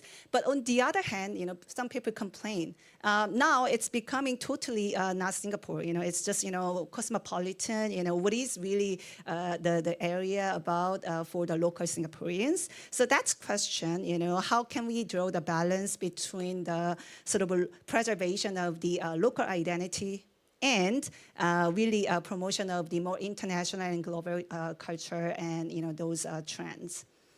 The Kallang River area, as I mentioned, that's where this stadium, the new stadium called Singapore Sports Hub, is located. So entire area is still under sort of development right now. Singapore Sports Hub is already developed, but the other areas already is undergoing the current development. And it has, of course, different components for planning. So multiple sort of functions, again, not only the sporting sort of purpose, but also the special and environmental, cultural, and other aspects they want to emphasize.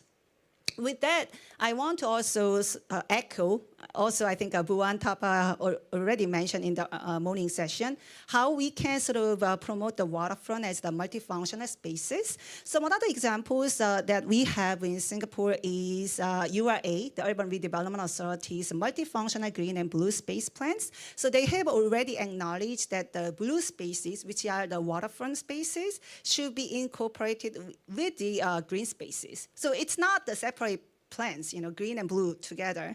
And then you can see, one of the examples of the Marina Barrage. That area is the, where we do the flood control, but together with the desalination, because Singapore really lacks water, fresh water. So what we want to do is, while we control the flooding, but we also want to make the salty water into the fresh water with the desalination. And together, we can also create some recreational area with the lifestyle attractions, right? Because this Marina Barrage is a very good picnic area. People can just, take a walk. So this is a sort of, something that we want to create with a multifunctional kind of spaces with a waterfront. Now, the last, I want to briefly touch with the governance of how this kind of waterfront restoration projects have been processed in Singapore. So I already mentioned several names of these statutory boards.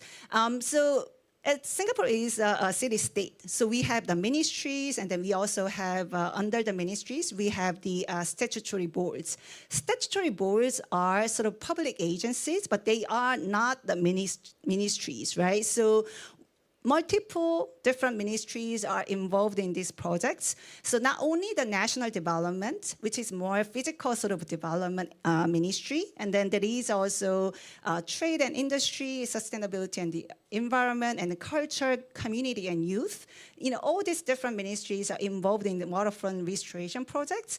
And then under that, we have Urban Redevelopment Authority, which is in charge of the planning, master planning, as I mentioned, and there is a Housing and Development Board, which is in charge of the residential planning, public housing development in Singapore, and there is MParks, that is in charge of the green space planning.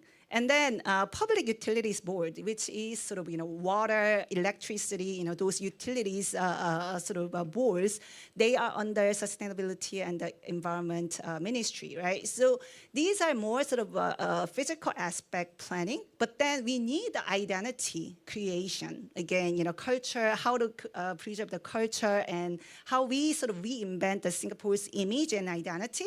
That's why we need Culture, Community and Youth Ministry. Under that, we have a Sports Singapore. Remember, one of the sort of objectives for the Kallang River restoration is boosting the sporting culture in Singapore. So Sports Singapore and National Heritage Board, which is related with the heritage retention. And then even the Tourism Board, because one of the sort of big reasons why we want to do this waterfront redevelopment is because we want to attract tourists to the city, right? So those kind of multi-ministry, multi-agency collaboration is a key for the success of this waterfront restoration. And then one thing that I also want to highlight is how to involve the private sector. So I know, Seoul has done a really, really good job in involving the public and residents. But what about the private sector, right? Because it's a very expensive project, if the government has to pay everything. So what Singapore does is, after cleaning up the Singapore River, the government actually sell the land parcels to the private developers.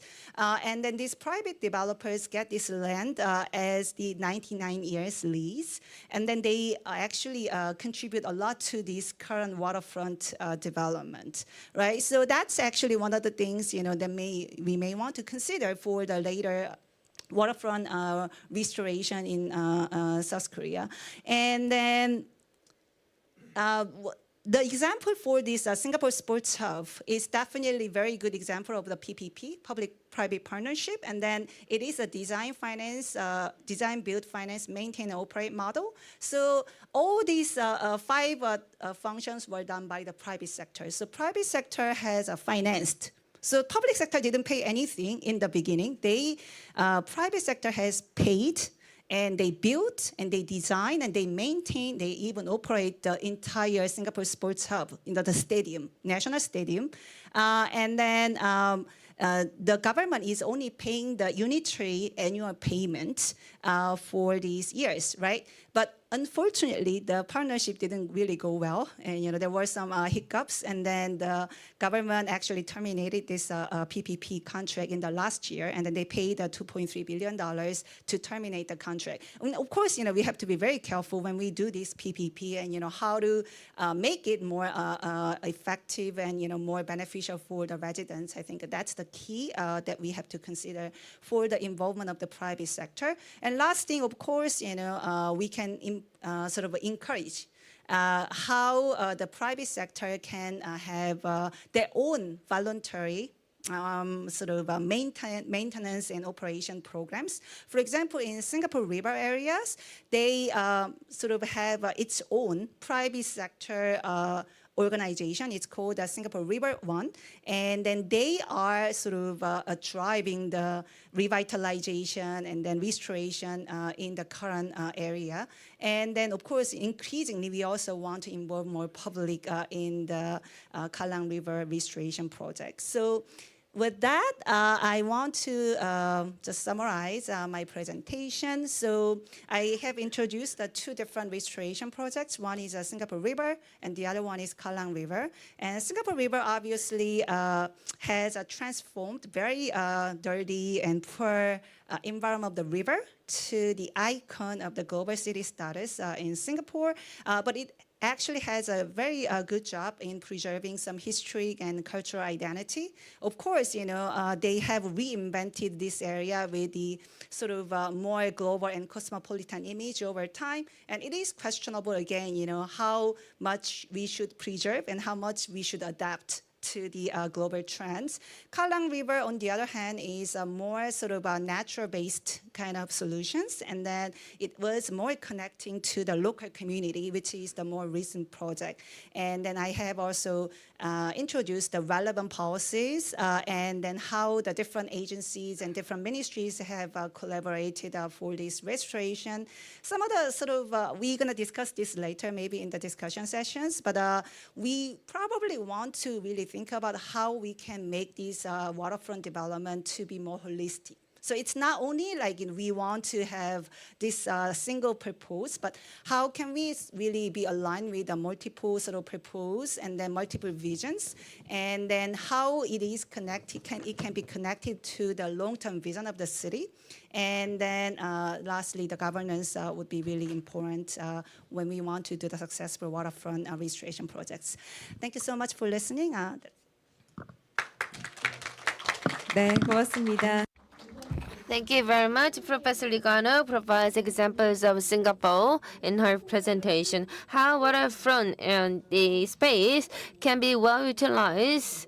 That's a process, and also examples of Singapore were well presented in presentation. There's also implications that we can learn from this kind of cases.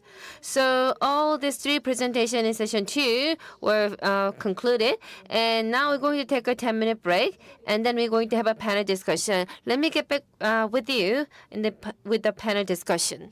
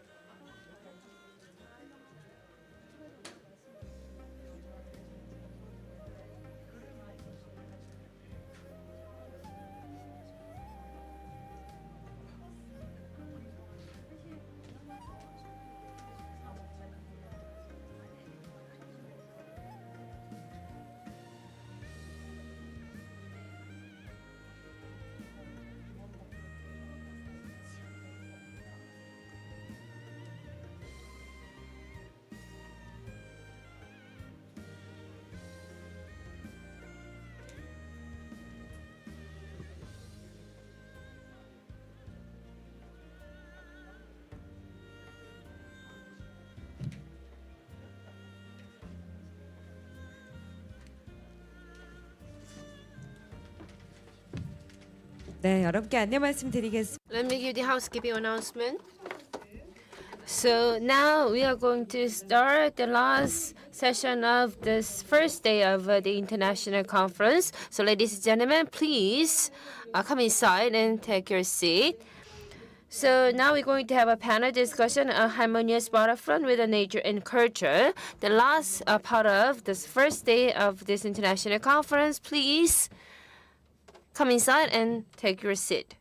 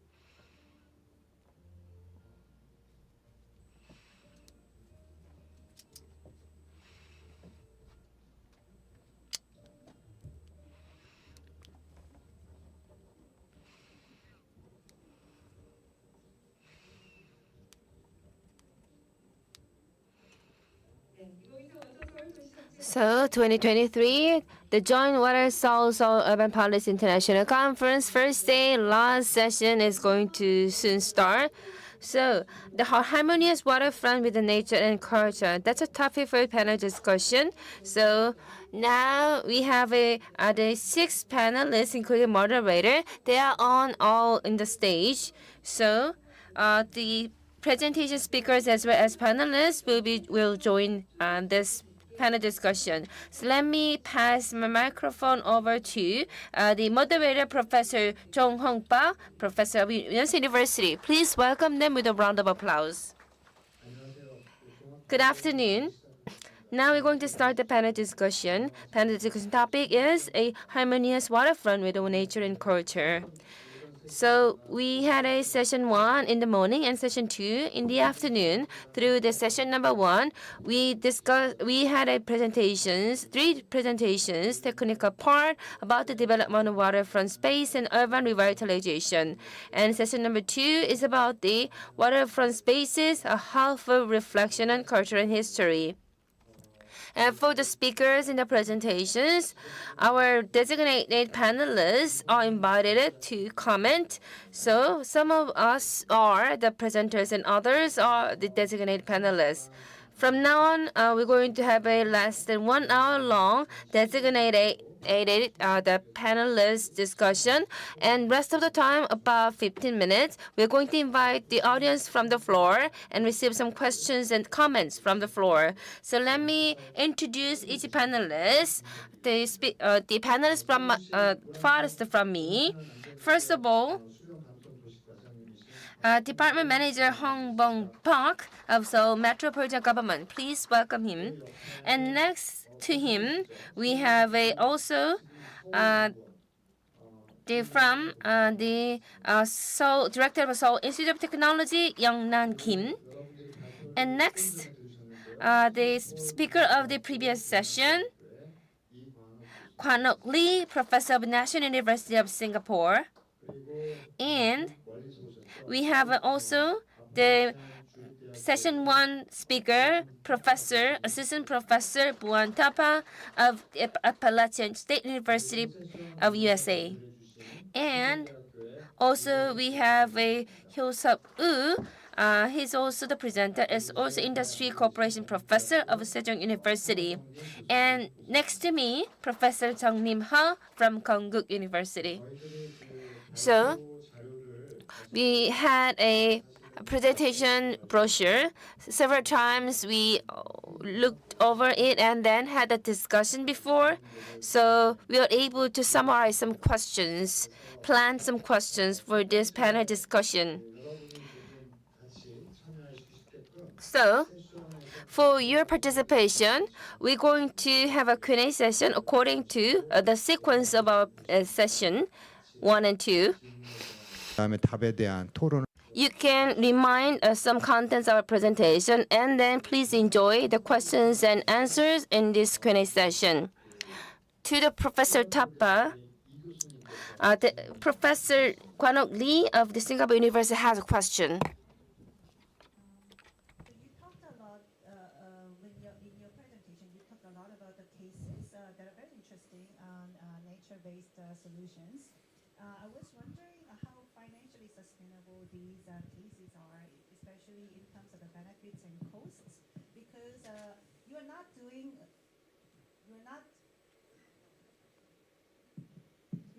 one project, right? So you're doing the multiple of these nature-based solution projects, and then of course the budget for the government is a huge financial issue. So,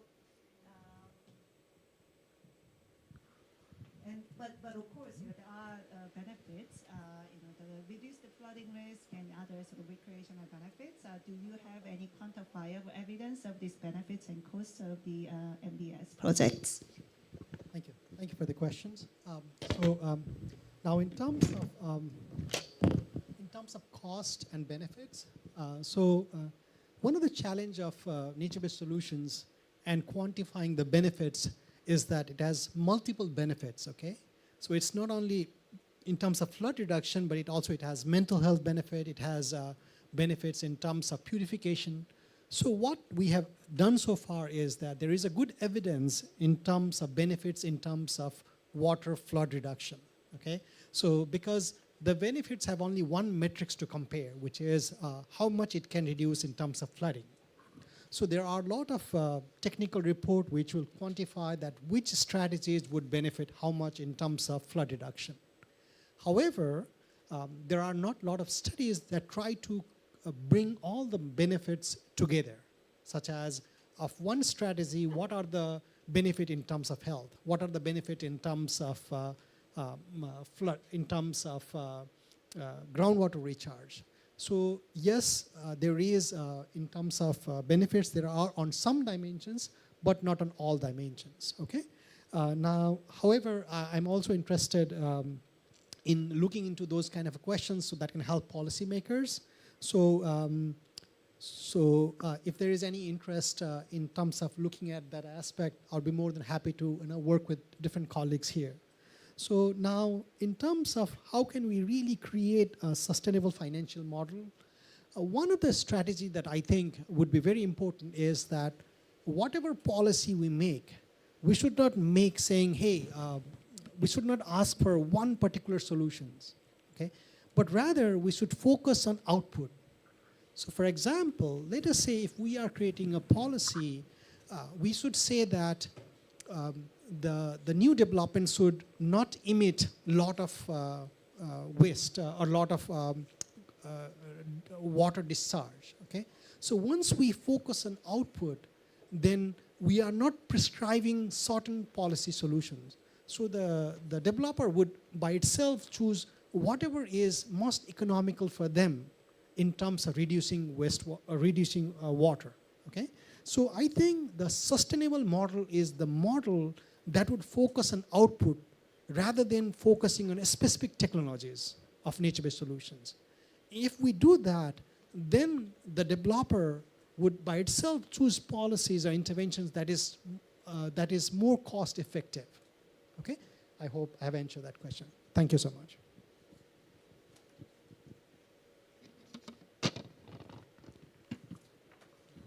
Yeah, thank you very much. 일단 자연 So natural-based solution.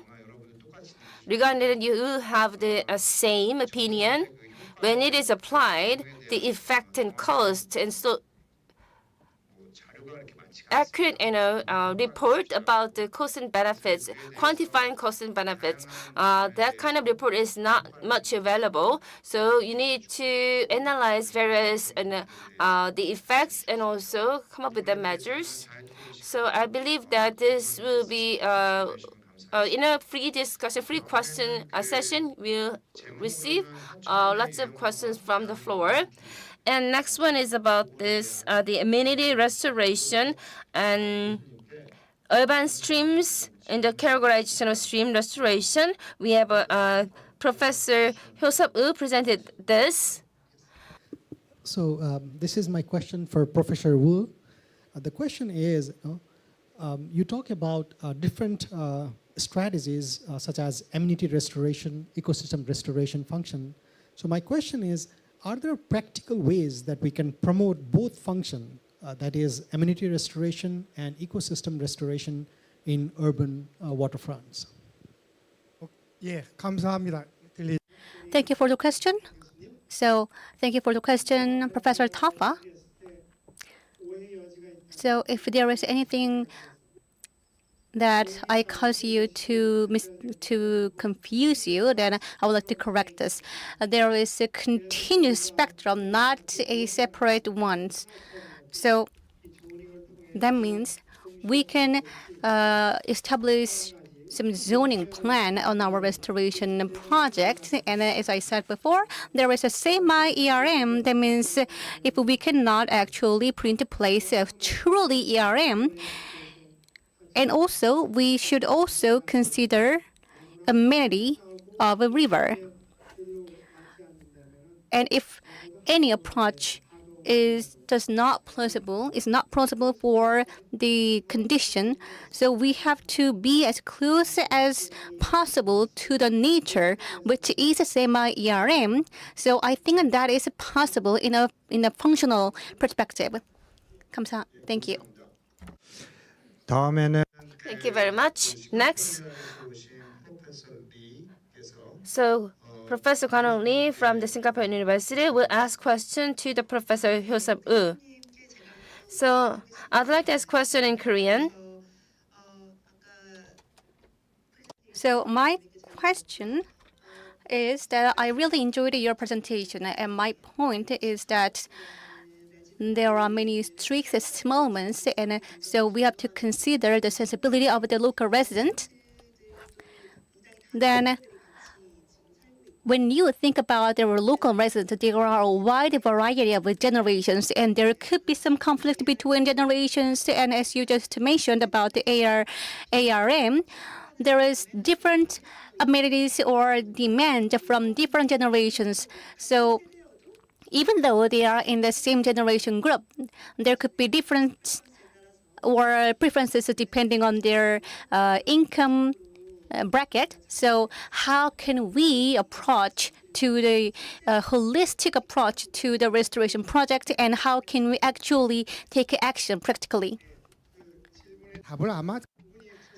I think the person who did the engineering and planning would have the good answer, but he left the conference room, so I have to give you the answer. And there is sustainability, spatially and in a time manner. But what we are speaking in Seoul, they are mostly small to medium-sized streams, and we can handle and cope with those things. But if we think about the intergenerational interest, how can we meet the demand from that perspective is something that I can give you answer. I am not an engineer, so I may not have the answer in terms of a demand or societal perspective. But this is not a single spot because the stream flows through a long range. Therefore, there are different colors or preferences that we can cater to the local resident depending on the spot along with the stream. But the exact answer can be given by the designers, I guess. 감사합니다. Thank you very much. So regarding the presentation of this Professor Wu, also Professor Ha from Hong University has a question. So among your presentation, ARM, ERM comparison, also semi-ERM content, those are something that I feel very impressed. So functions of river, about the safety of the citizens, that's really important. However, that is a very basic and fundamental and one things. So I believe that the worldwide trend is ERM is very important. Regarding the Han River's development, do you feel any kind of issues? If there is, how we can improve that? Is there any kind of technical implementation measures available? From the ERM perspective, what is the desirable direction of the restoration of Han River? Please share your opinions. Well, I believe that for the small to medium-sized streams, ERM, a true ERM is implausible because aquatic ecosystem should be considered, but also we also consider the ecosystem on the ground ecosystem, and the volume of the river varies. And for the Hangang River, from the upper streams, there are different and various resources in the upper stream.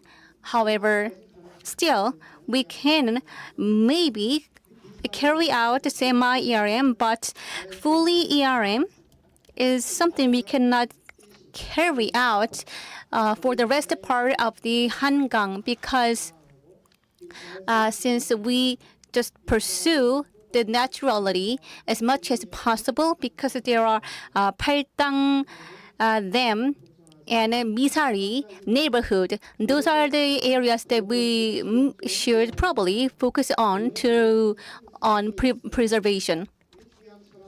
Another thing is that there are Jungnangcheon Stream and Sanggang River, and between them is Jeollado Island. Right now, we don't have that because of the restoration project, and instead we have Bamseom.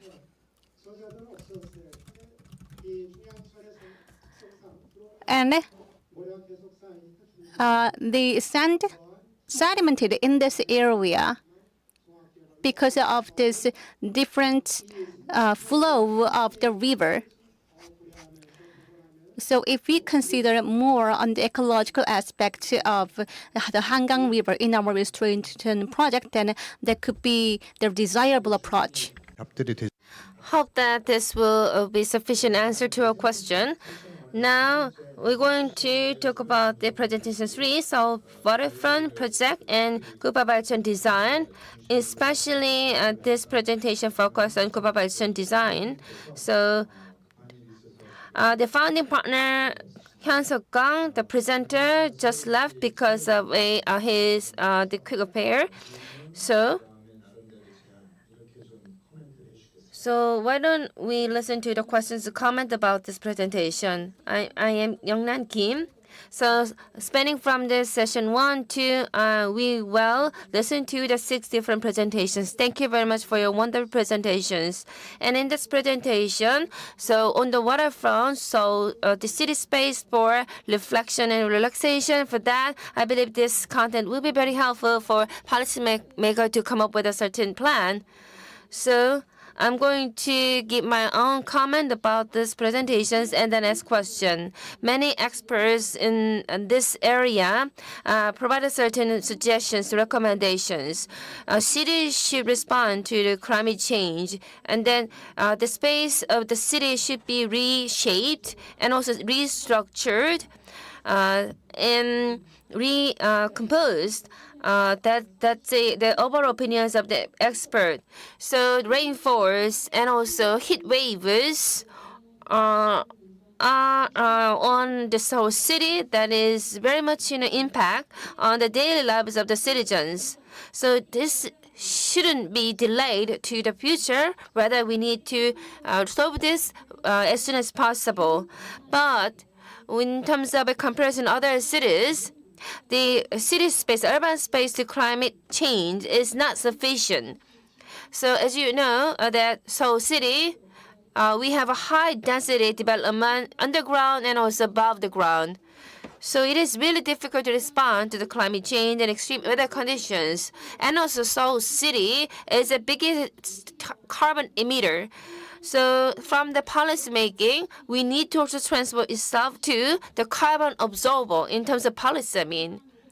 So I believe the Water Circulation Bureau, so the creation of space for relaxation and reflection, that kind of a natural-based solution, and creation of this Han River, that kind of plan will be a key strategy to complement some insufficient parts of the Seoul city.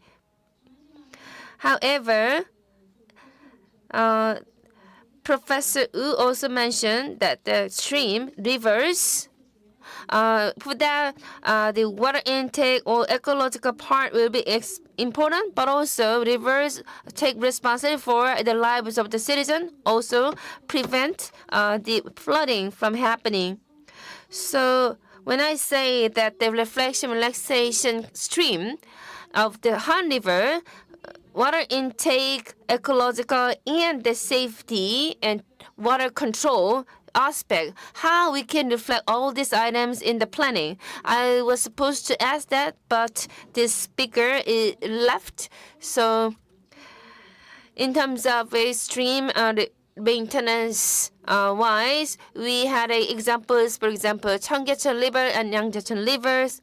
So I believe that regarding these maintenance and refurbishment of the water, the streams, water intake, and also the ecological part, how we can come up with a good plans.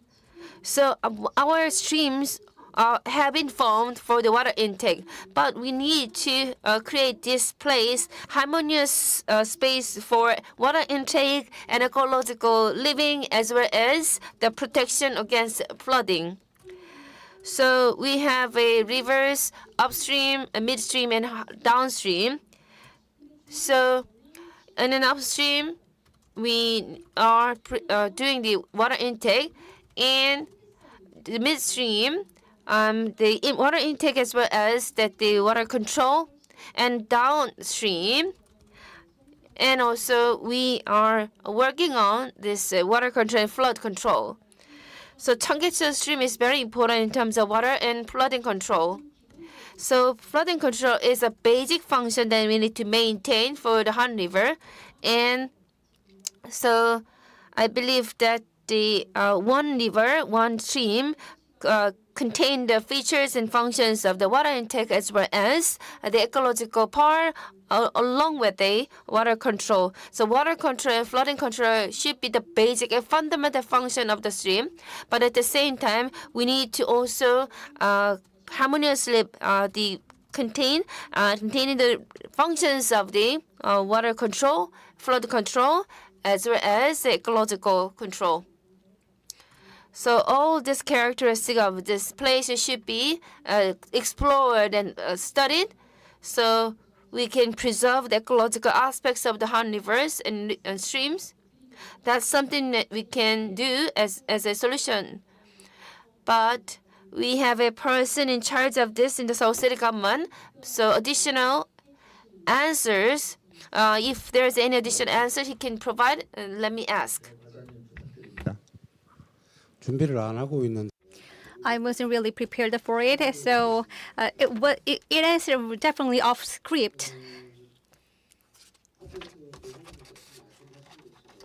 Many professors already pointed out that this whole metropolitan government have been thinking of this matter, and that's what we are discussing right now in this conference. I think the Hangang River is significant in terms of safety and water control. Then what about the streams? I believe people before me and engineers and designers have put many effort into making the river safe from flooding. And Seoul is a mega city, so many people have this pressure that it has to be safe from any disasters like flooding. Therefore, we did focus on safety and flood control, but ecological aspect is right now considered within this whole metropolitan government, of course, securing flood control and safety. And if necessary, then we have to buy some of the land around the streams to make sure that we provide enough services and safety. And I must ask it before that what is this whole type or Korean type waterfront? And I had a lot of headache to figure out the answers. And yes, there is a waterfront of Korea, which involves in mountains and a lot of rivers because of the geological features of Korea. So again, if abundant mountains and rivers are the strengths of a Korean type waterfront, then we have to tap into those resources. Then I would like to say that safety and flood controlling is always incorporated in our plan. Thank you.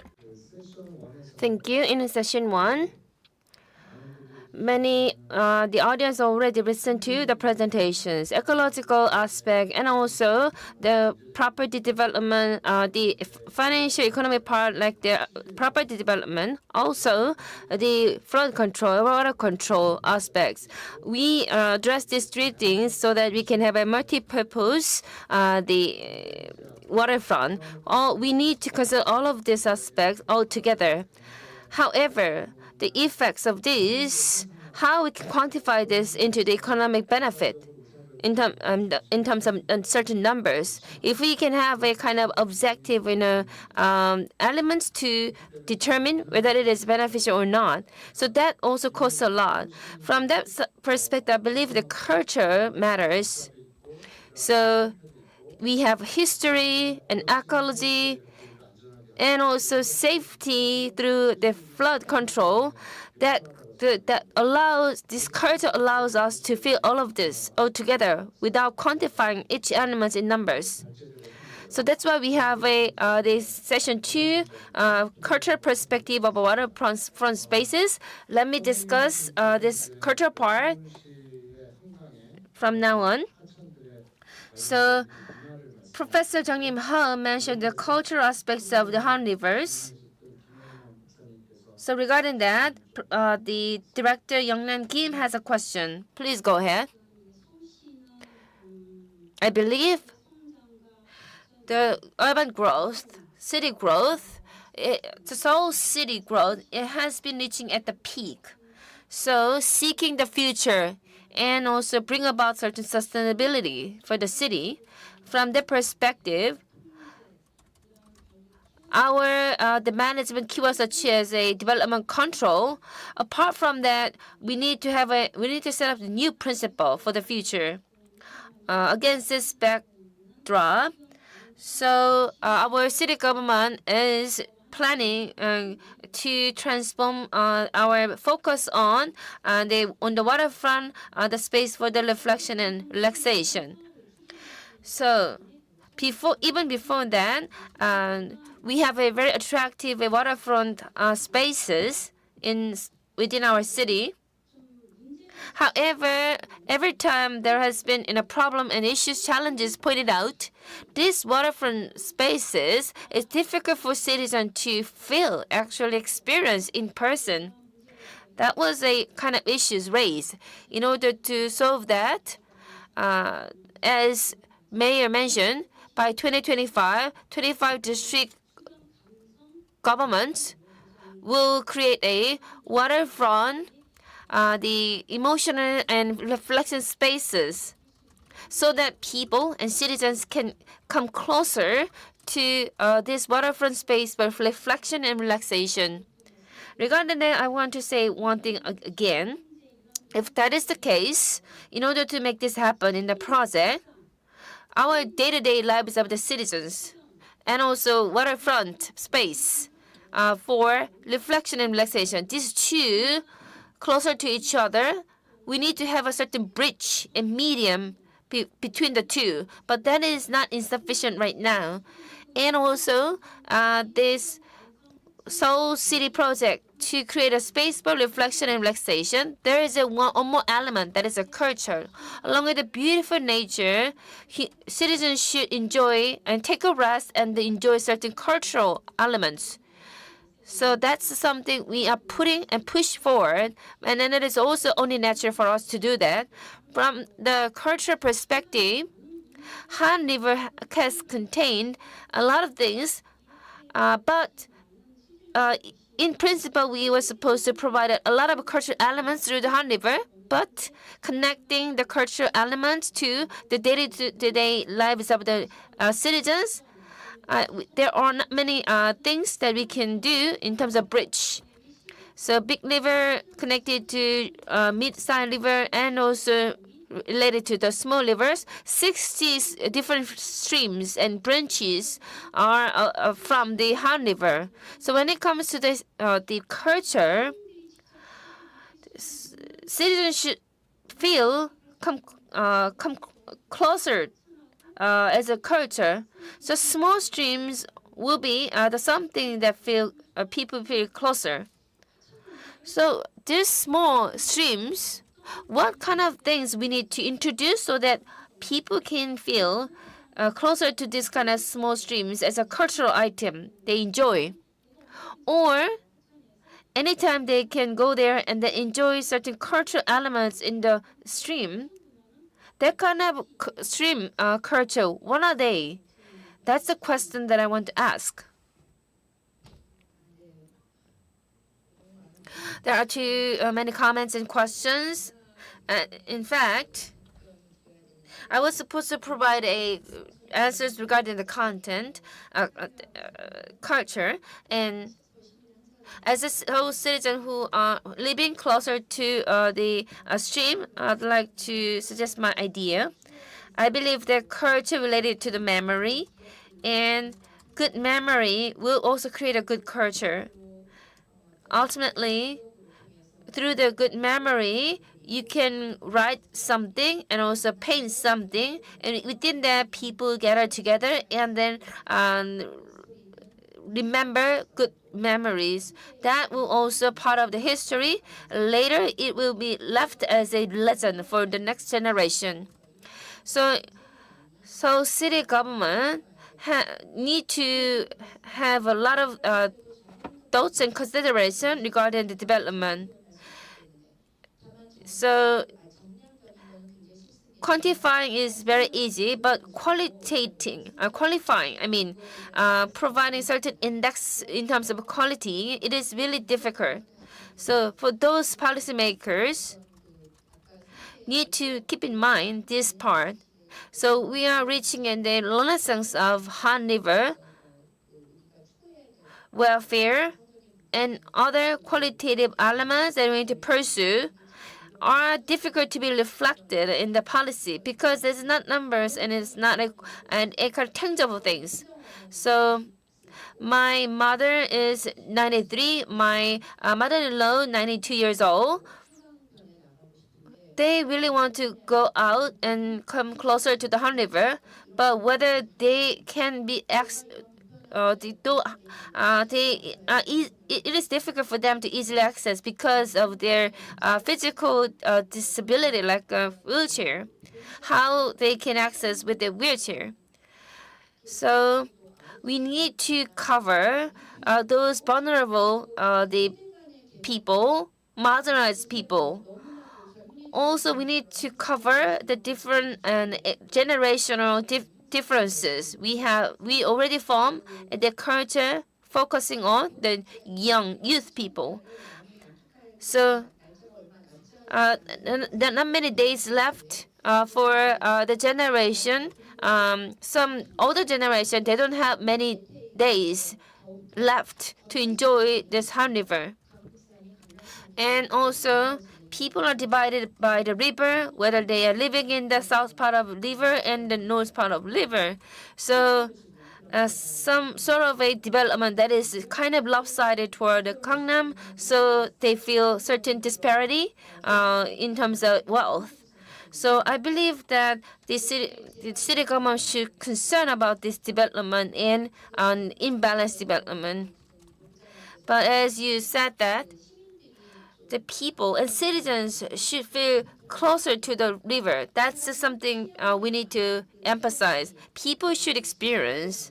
That experience will turn into the practice, and then they can also share this experience with others. So that turns out it will also convert it into the conservation and preservation. So how that make it happen? We need to think about that.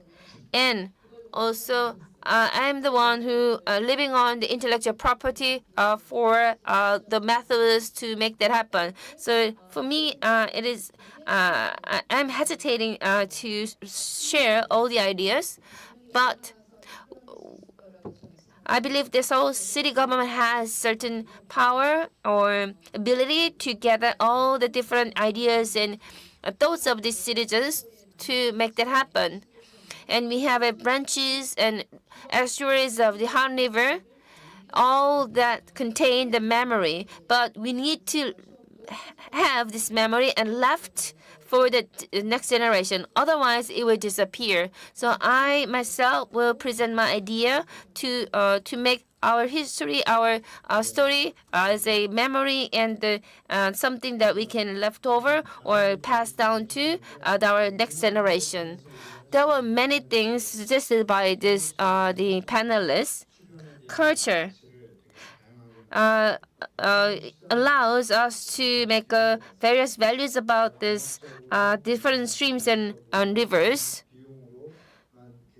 So if we quantify all the benefits into all these benefits into certain numbers, there's a certain limitation. But if it is culture and intangible thing, more values can be created. Also, more different markets can be created. And last speaker, Professor Kwanong Lee, to her, the Professor Thapa has a question. Please go ahead with your question. Question is, what are some of the practical challenges with public-private partnership that Singapore faced, and what are some recommendations to help address that challenges? Thank you for your question.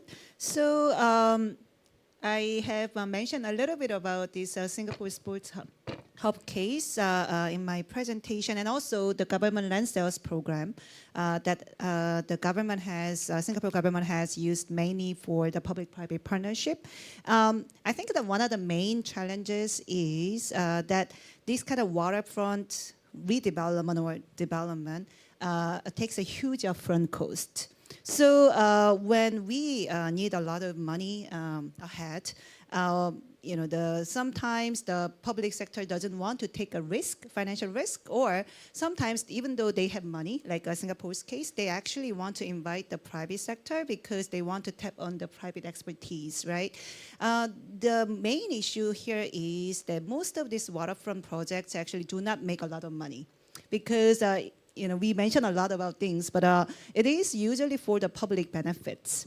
Whether it is the stadium, whether it is other waterfront space, it is to benefit the public or the residents. So the private sector's main goal, of course, to be involved in this project is to maximize their profit, but the project itself is benefiting the public, and it may not make enough profit for the private sector. So how do we incentivize the private sector still to be involved in this PPP project? I think that's the huge challenge. In Singapore's case, for the sort of more infrastructure project that they do not make the money, then actually the government is in charge of financing and everything. But then if there is some sort of sustainable financial model, like a Singapore Sports Hub case, they have invited the private sector. Even so, there was a problem, and that's why the government has terminated the contract at the end in the last year, right? So the issue was that there was not a clear sort of terms and condition. So in the beginning, the government should have had a sort of clearer objectives, what they want to achieve with this Singapore Sports Hub, and they should have a clear sort of the conditions. But they didn't really have these. So, for example, the government wanted to use this for their National Day parade. And then the private sector, which is in charge of operation and maintenance, they charged a lot to the government. So the public complained a lot. Why do spend so much taxpayers' money for this kind of National Day event, right? So, and then there were not many sort of free events to the public. So at the end, there were a lot of complaints from the public, and that's one of the reasons why the government has terminated the contract. So I think one thing that any public sector should really do before they actually do the PPP is that they should really clarify the objective of what they want to achieve out of this PPP model and how they sort of want to utilize the private sector's expertise and their sort of collaboration, so that they have to really be clear about what the roles and responsibilities of the different sectors, and then how they can enforce these sort of conditions over time, and then how they can really still achieve the public benefits even out of this PPP. I think that's the key consideration that the government should have. 뭐 질문은 So you already heard the questions. So private-public partnership, collaboration. How we can make this happen better? So what are the challenges in the private-public partnership? And what are the challenges? How Singapore came up with a solution? I believe the Seoul city has the same problem. It would be better to attract more private investment, but there's a certain cons. And what kind of incentives we need to provide to the private sector? What are the kind of regulation restriction in terms of receiving the investment from the private sector? But the key is this. First, the Seoul city government and leadership and transparency and direction should be there. And second thing is from my perspective, there should be certain data. When private sector wants to invest, they need to see certain accumulated data, and then they can determine whether it should be invested or not. So market should make a decision based on the data, trustworthy data. So regarding that, I believe that Professor Lee provided good answers. So session number 2.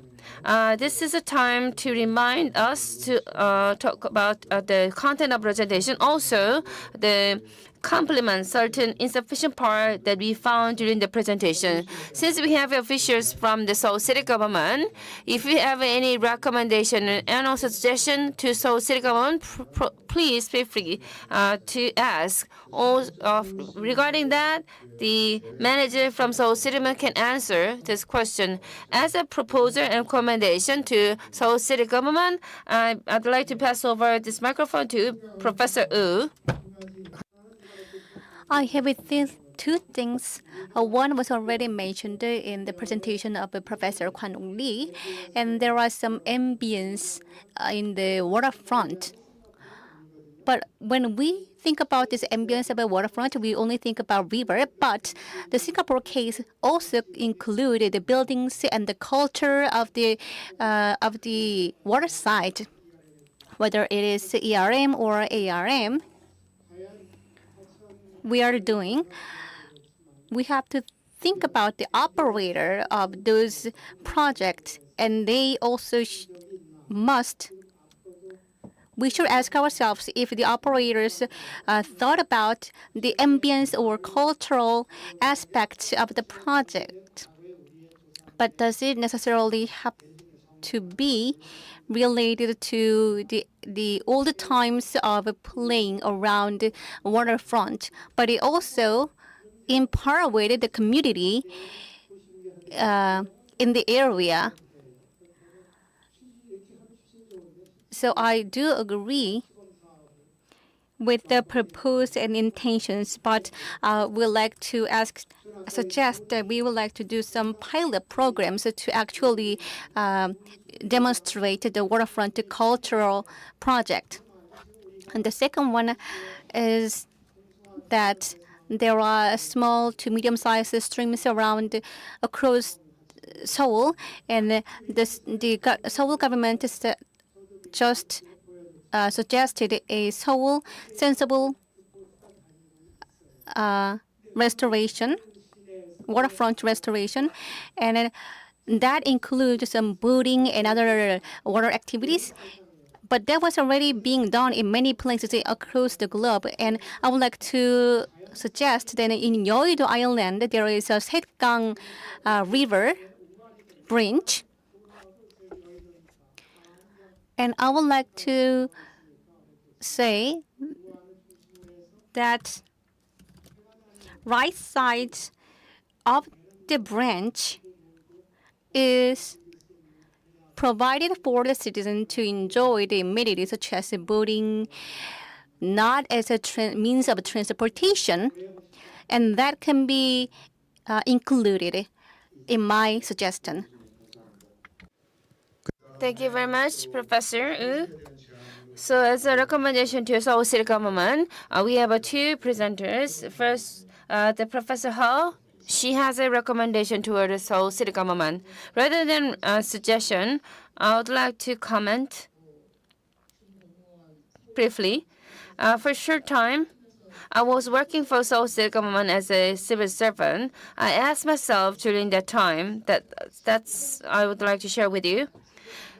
So I believe that the topic is really nice, and also we raised the topic and then try to find a solution. This moment itself, how much we can make a contribution to the sustainable development. Likewise, I hope the Seoul City government is focusing on this kind of substantial the administration rather than just administration and policy making for showing. So every event of performance, there's no differentiation and no concerns they had before. Rather, they just do the benchmark and copy the same thing. So we were not able to find certain breeding culture inside. Sometimes I participate in those kind of performance and also watch them. As a citizen, I felt that there's a certain things missing out in those kind of performance and events led by the Seoul City government. That's the current situation and status. Any event, sometimes it generates garbage and trash. That was the kind of the negative feeling that I had participating in those events. So participating and involving the citizens in the performance, how we can make a good collaboration with the civil society. And in terms of creating certain good work, innovative performance, in terms of practice, rather than just become a complacent with the kind of performance the event. Rather, I really want the city government to do something with a serious thought, and rather than just bringing the overseas practices and examples into the city just for showing.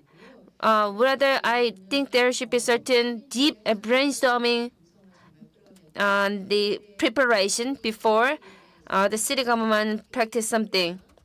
And individual story that Seoul City government can bring into the different events will become a collective memory and collective experiences. That will be a better the strategy for the city.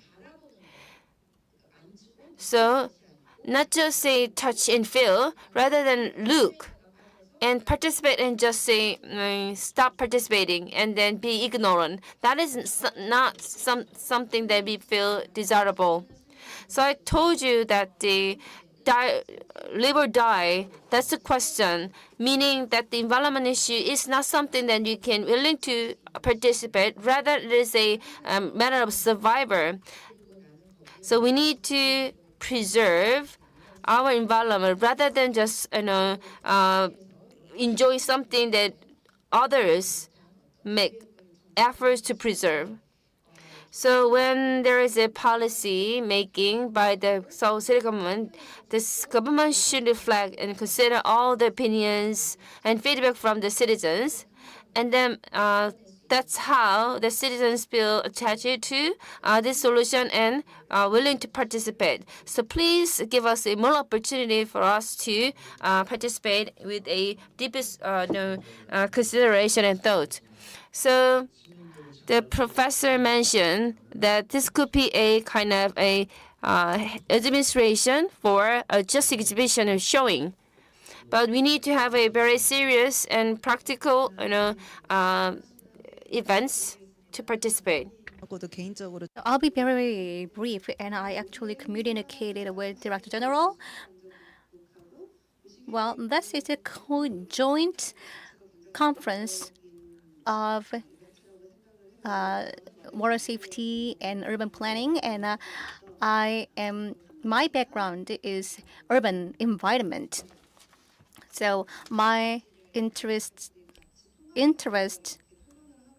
was not, my career is not from the engineering side, but this is very important fabric in urban planning overall. In that end, there are 25 waterfront vitality hub going on under the Seoul government. And this is in part with the vision harbored by the Seoul government and Seoul metropolitan government, because each bureau has their own vision and plans, and the other bureau has their own separate vision, and that should not the way we pursue, because we have to have a holistic and umbrella master plan, sort of, whether that has something to do with waterfront or a park.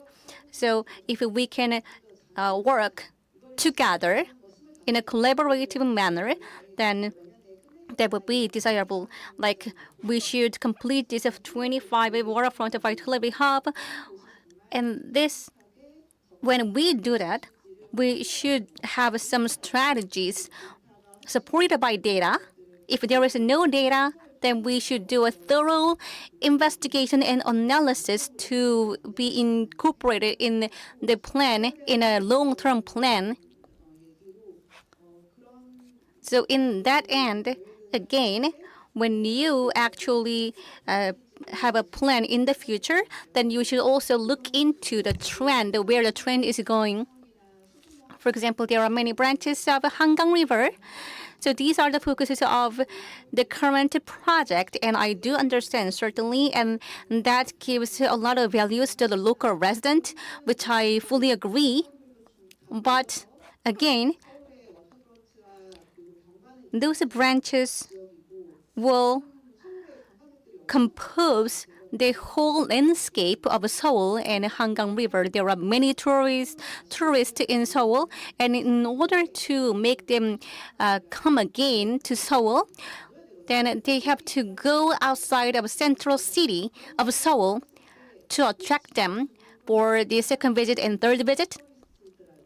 Therefore, I think many perspectives from tourists should be included in branch redevelopment plans, I guess. And probably we need to think about the future trend too. So as I observed, so I believe that there's an area that we can think of, such as a creation, including the Korean culture wave. And so regarding this recommendation and comment, the manager from Seoul government, do you have anything to say? Well, I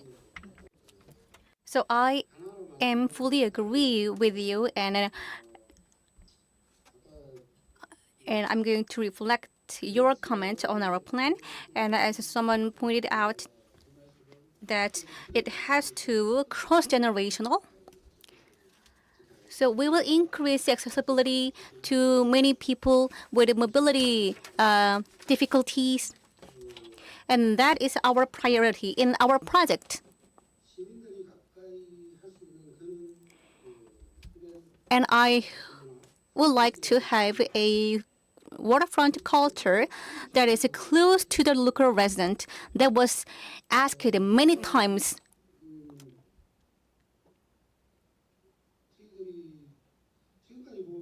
And also, so far,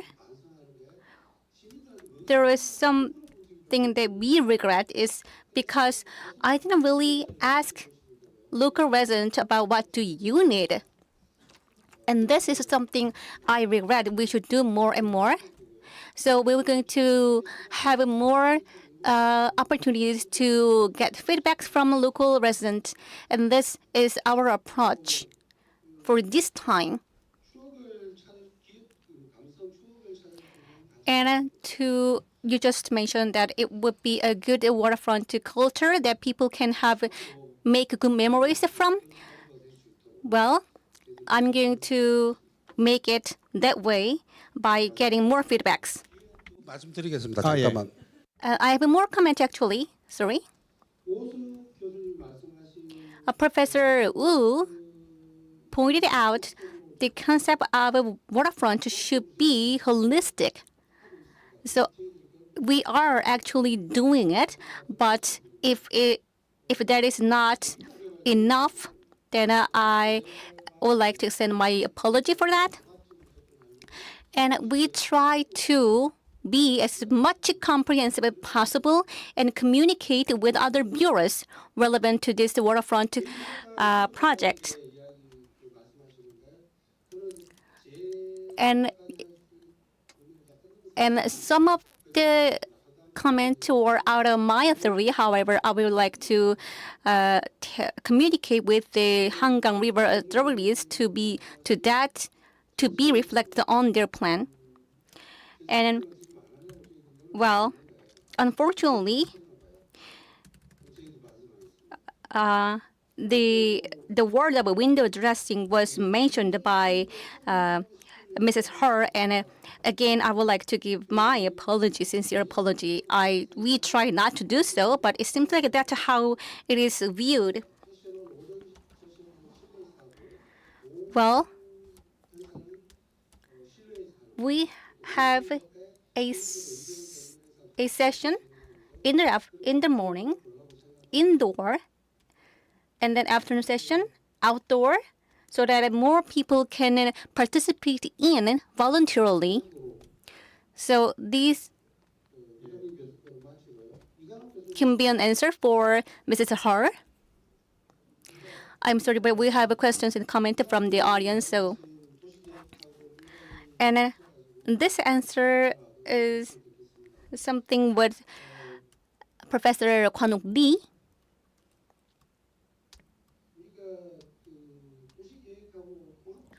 When we do the urban planning, we do have a comprehensive visions. There is an organization in charge of urban planning. So we would like to invite you again and tell you how we have made the progress. Thank you. 토론에서 질문. So let me wrap up this the Q&A session for the designated panelists.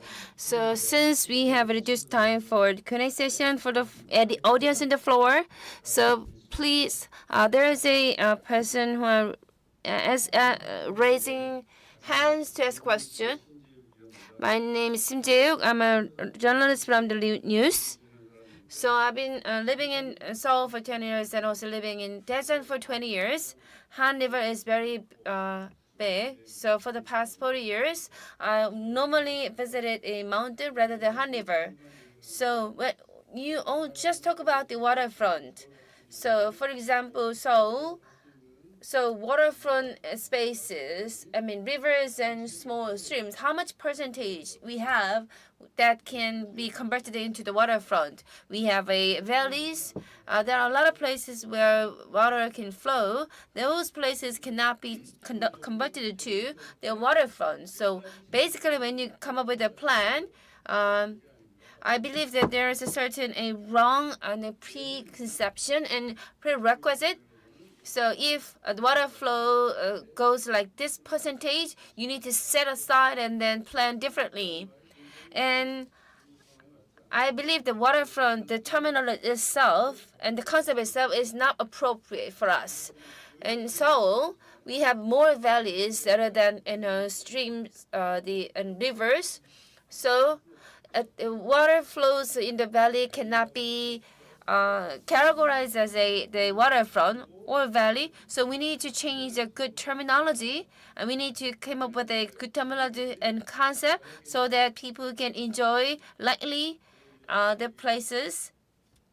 I told you before, I live in Seoul for 40 years. Han River is difficult to access, and also there's nothing to enjoy in Han River. But most of the Korean Seoul citizens, they prefer the mountains to rivers to enjoy the water. So we have also national park that is governed by the forest administration. So I believe that there's the wrong prerequisite and condition for the better solution. I think you need to change your basic framework for this plan, this strategy. Well, I would like to give an answer to that, even though I'm not in charge of the whole project from the government. Well, it is a sensible waterfront project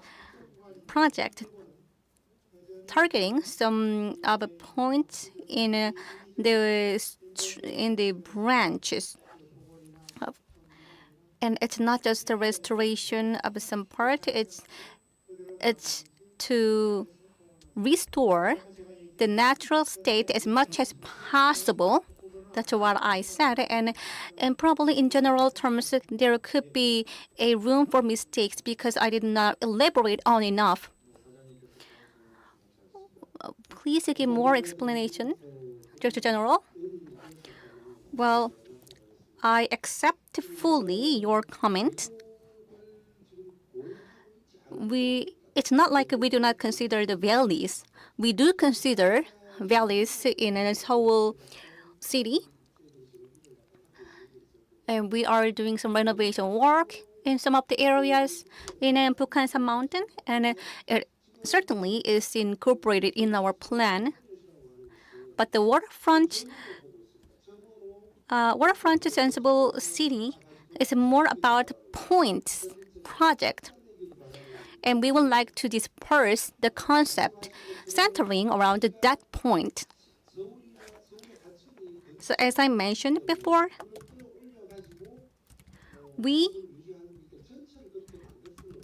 cannot actually realize to all points of the Hangang River because it's a stream that dries up during spells of dry weather. So please give us many feedback as much possible. Thank you for your feedback. 그게 이제 저희들이 수변이라고 So we say waterfront and sensibility. If we can change the name, then yes, we will figure out how we can do that. Thank you. 아마 지금 이제 얘기하셨던 거에 공통 분모가 오늘 많이 나왔던 단어가 마스터 플랜.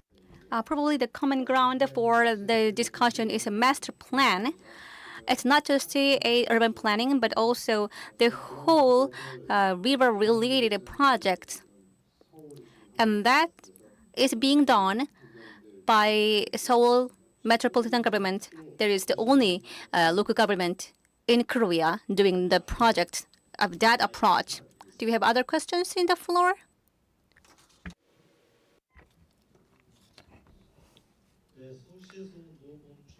My name is No Bum-jae from Seoul City Government. First of all, thank you very much for your wonderful presentation as well as a discussion. Thank you so much. And regarding the content of presentation, I have a question. So, streams, best terms and version of streams will be as it is in nature. So it is okay to change the stream. And also, when I say the natural, the riverside, you can just can imagine the vegetation. But when you go outside and overseas, concrete and other pavements are surrounding the stream. That is the best thing that we can see. Or what about the overseas cases? Whether the streams, waterfront are now changing very much to the nature. What is the trend? Thapa, Professor Thapa. So I think what is best for a particular location, is that the question, is that right? What should be our strategy for different locations? The first one is near the waterfront. If we install like an infrastructure or other facility, is that acceptable or not? The second question is, so should we the restore change into natural condition? Yeah. So on the first question, I think the best strategy near the waterfront, where possible, is to create a floodplain where we try to restore or give space for the flood to flow. That is the basic strategy. However, here, especially in urban settings, the land price is very high. So therefore, in that case, if we need to construct, make sure that we construct in a way that it is flood-proof or at least flood resilient. So in USA, there are certain areas where if it is possible, the government would buy the land which is flood-prone or in a floodplain. But in certain cases where the land price is very high, government would set a regulation so that if there is a new construction, they have to be flood resilient, such as there is a height requirement and there are other requirements. So that is a strategy, I think, on how to build near the floodplain. Now, on your second questions, can you repeat the second question? He is asking whether converting the current situation into original natural condition, is that the global trend or not? Good. I think there are certain strategies to try to restore to natural values. However, the context would be different for different locations based on what the people's priorities are. So I think the goal is, yes, the goal is to try to restore to natural conditions. However, there are always local barriers.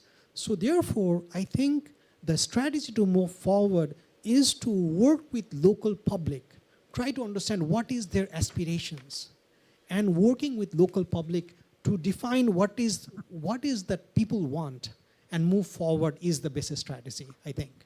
Thank you. 지금 관련해서는 이제 오늘 나온 거. So regarding your questions and answers, we can say in summary that we do sometimes need some infrastructures and facilities around the river, and sometimes we also need to do some restoration works. So how the decision making on that should be the whole society, and it could be depending on cases.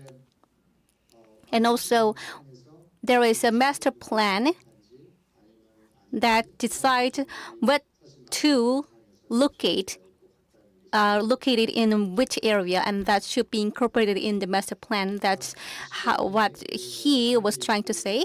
So we are already time's up, and actually 2 minutes passed. If there is one more question on the audience, then I would like to take one more question. If there is a question online, then however, because of the time limit, I would like to take a question from the audience offline, if there's any.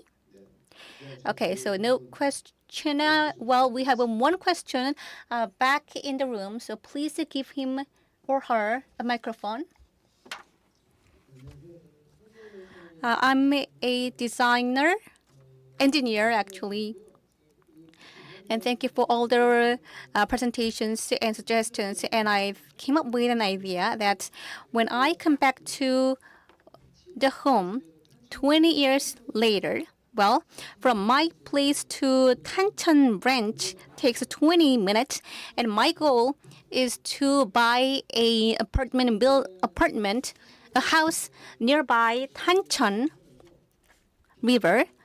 And what I really feel is that I really enjoyed the good environment around the Tancheon branch, and the redevelopment also cost a high price of real estate, so I could not buy a home nearby Tancheon still.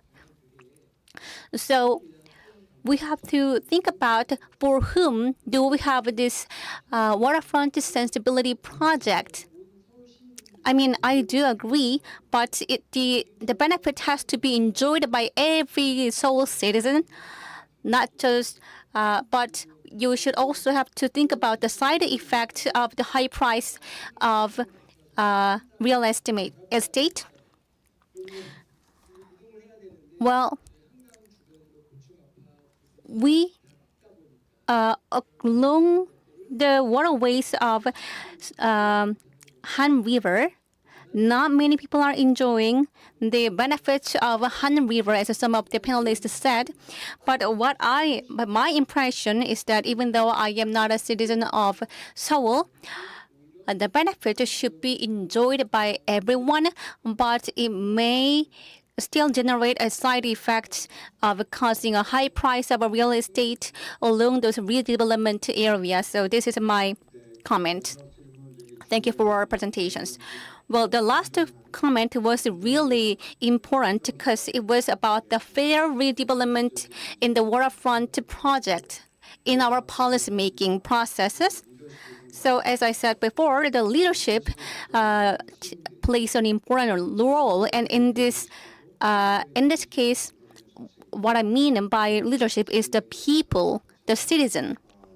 So it should not for the benefit of the rich, but for the benefit of every citizen in Seoul. So that's what we should approach. Well, I have to wrap this up, our discussion. But before that, I would like to ask for Seoul Metro government that what we are not covering today is the riverbank and the water and sewage. But we focus on culture today because the whole goal is to find some feedbacks and aspirations of the citizen to be reflected in the plan by the public side. So we can create a virtual cycle through this conference. So that's why we emphasize on the culture and historical aspects of water. So I hope that you keep the budget for the water management and also increase some more budget on cultural and historical aspects in your plan. Again, thank you for your participation for this day-long conference and all of your comments and questions. So thank you again for your participation. That wraps up the discussion. 문화와 자연이 어우러진 Thank you very much. So the topic was a harmonious waterfront with nature and culture. The panel discussion was concluded. There was a very productive content in this discussion. Also, I'd like to extend my thanks to the participants for this discussion so that we were able to have a very fruitful discussion. So the panelists as well as moderator, please come back to your seat. So also, please, I'd like to extend my thanks to the moderator for hosting this panel discussion. Also, thank you very much for your opinions and answers, panelists.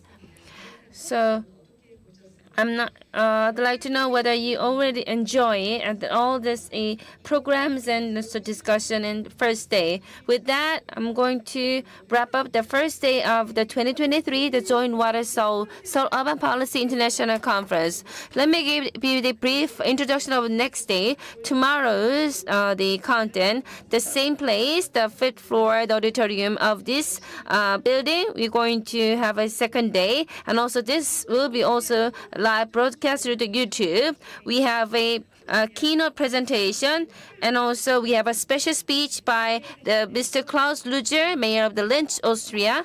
And then we're going to have a session 3 and session 4. Lastly, we're going to have a panel discussion. I'd like to ask your support and also participation. So Seoul City will go ahead with this city with the waterfront for relaxation and reflection with this plan. So please look forward to seeing our future project. So with this, I'm going to conclude the first day. See you tomorrow.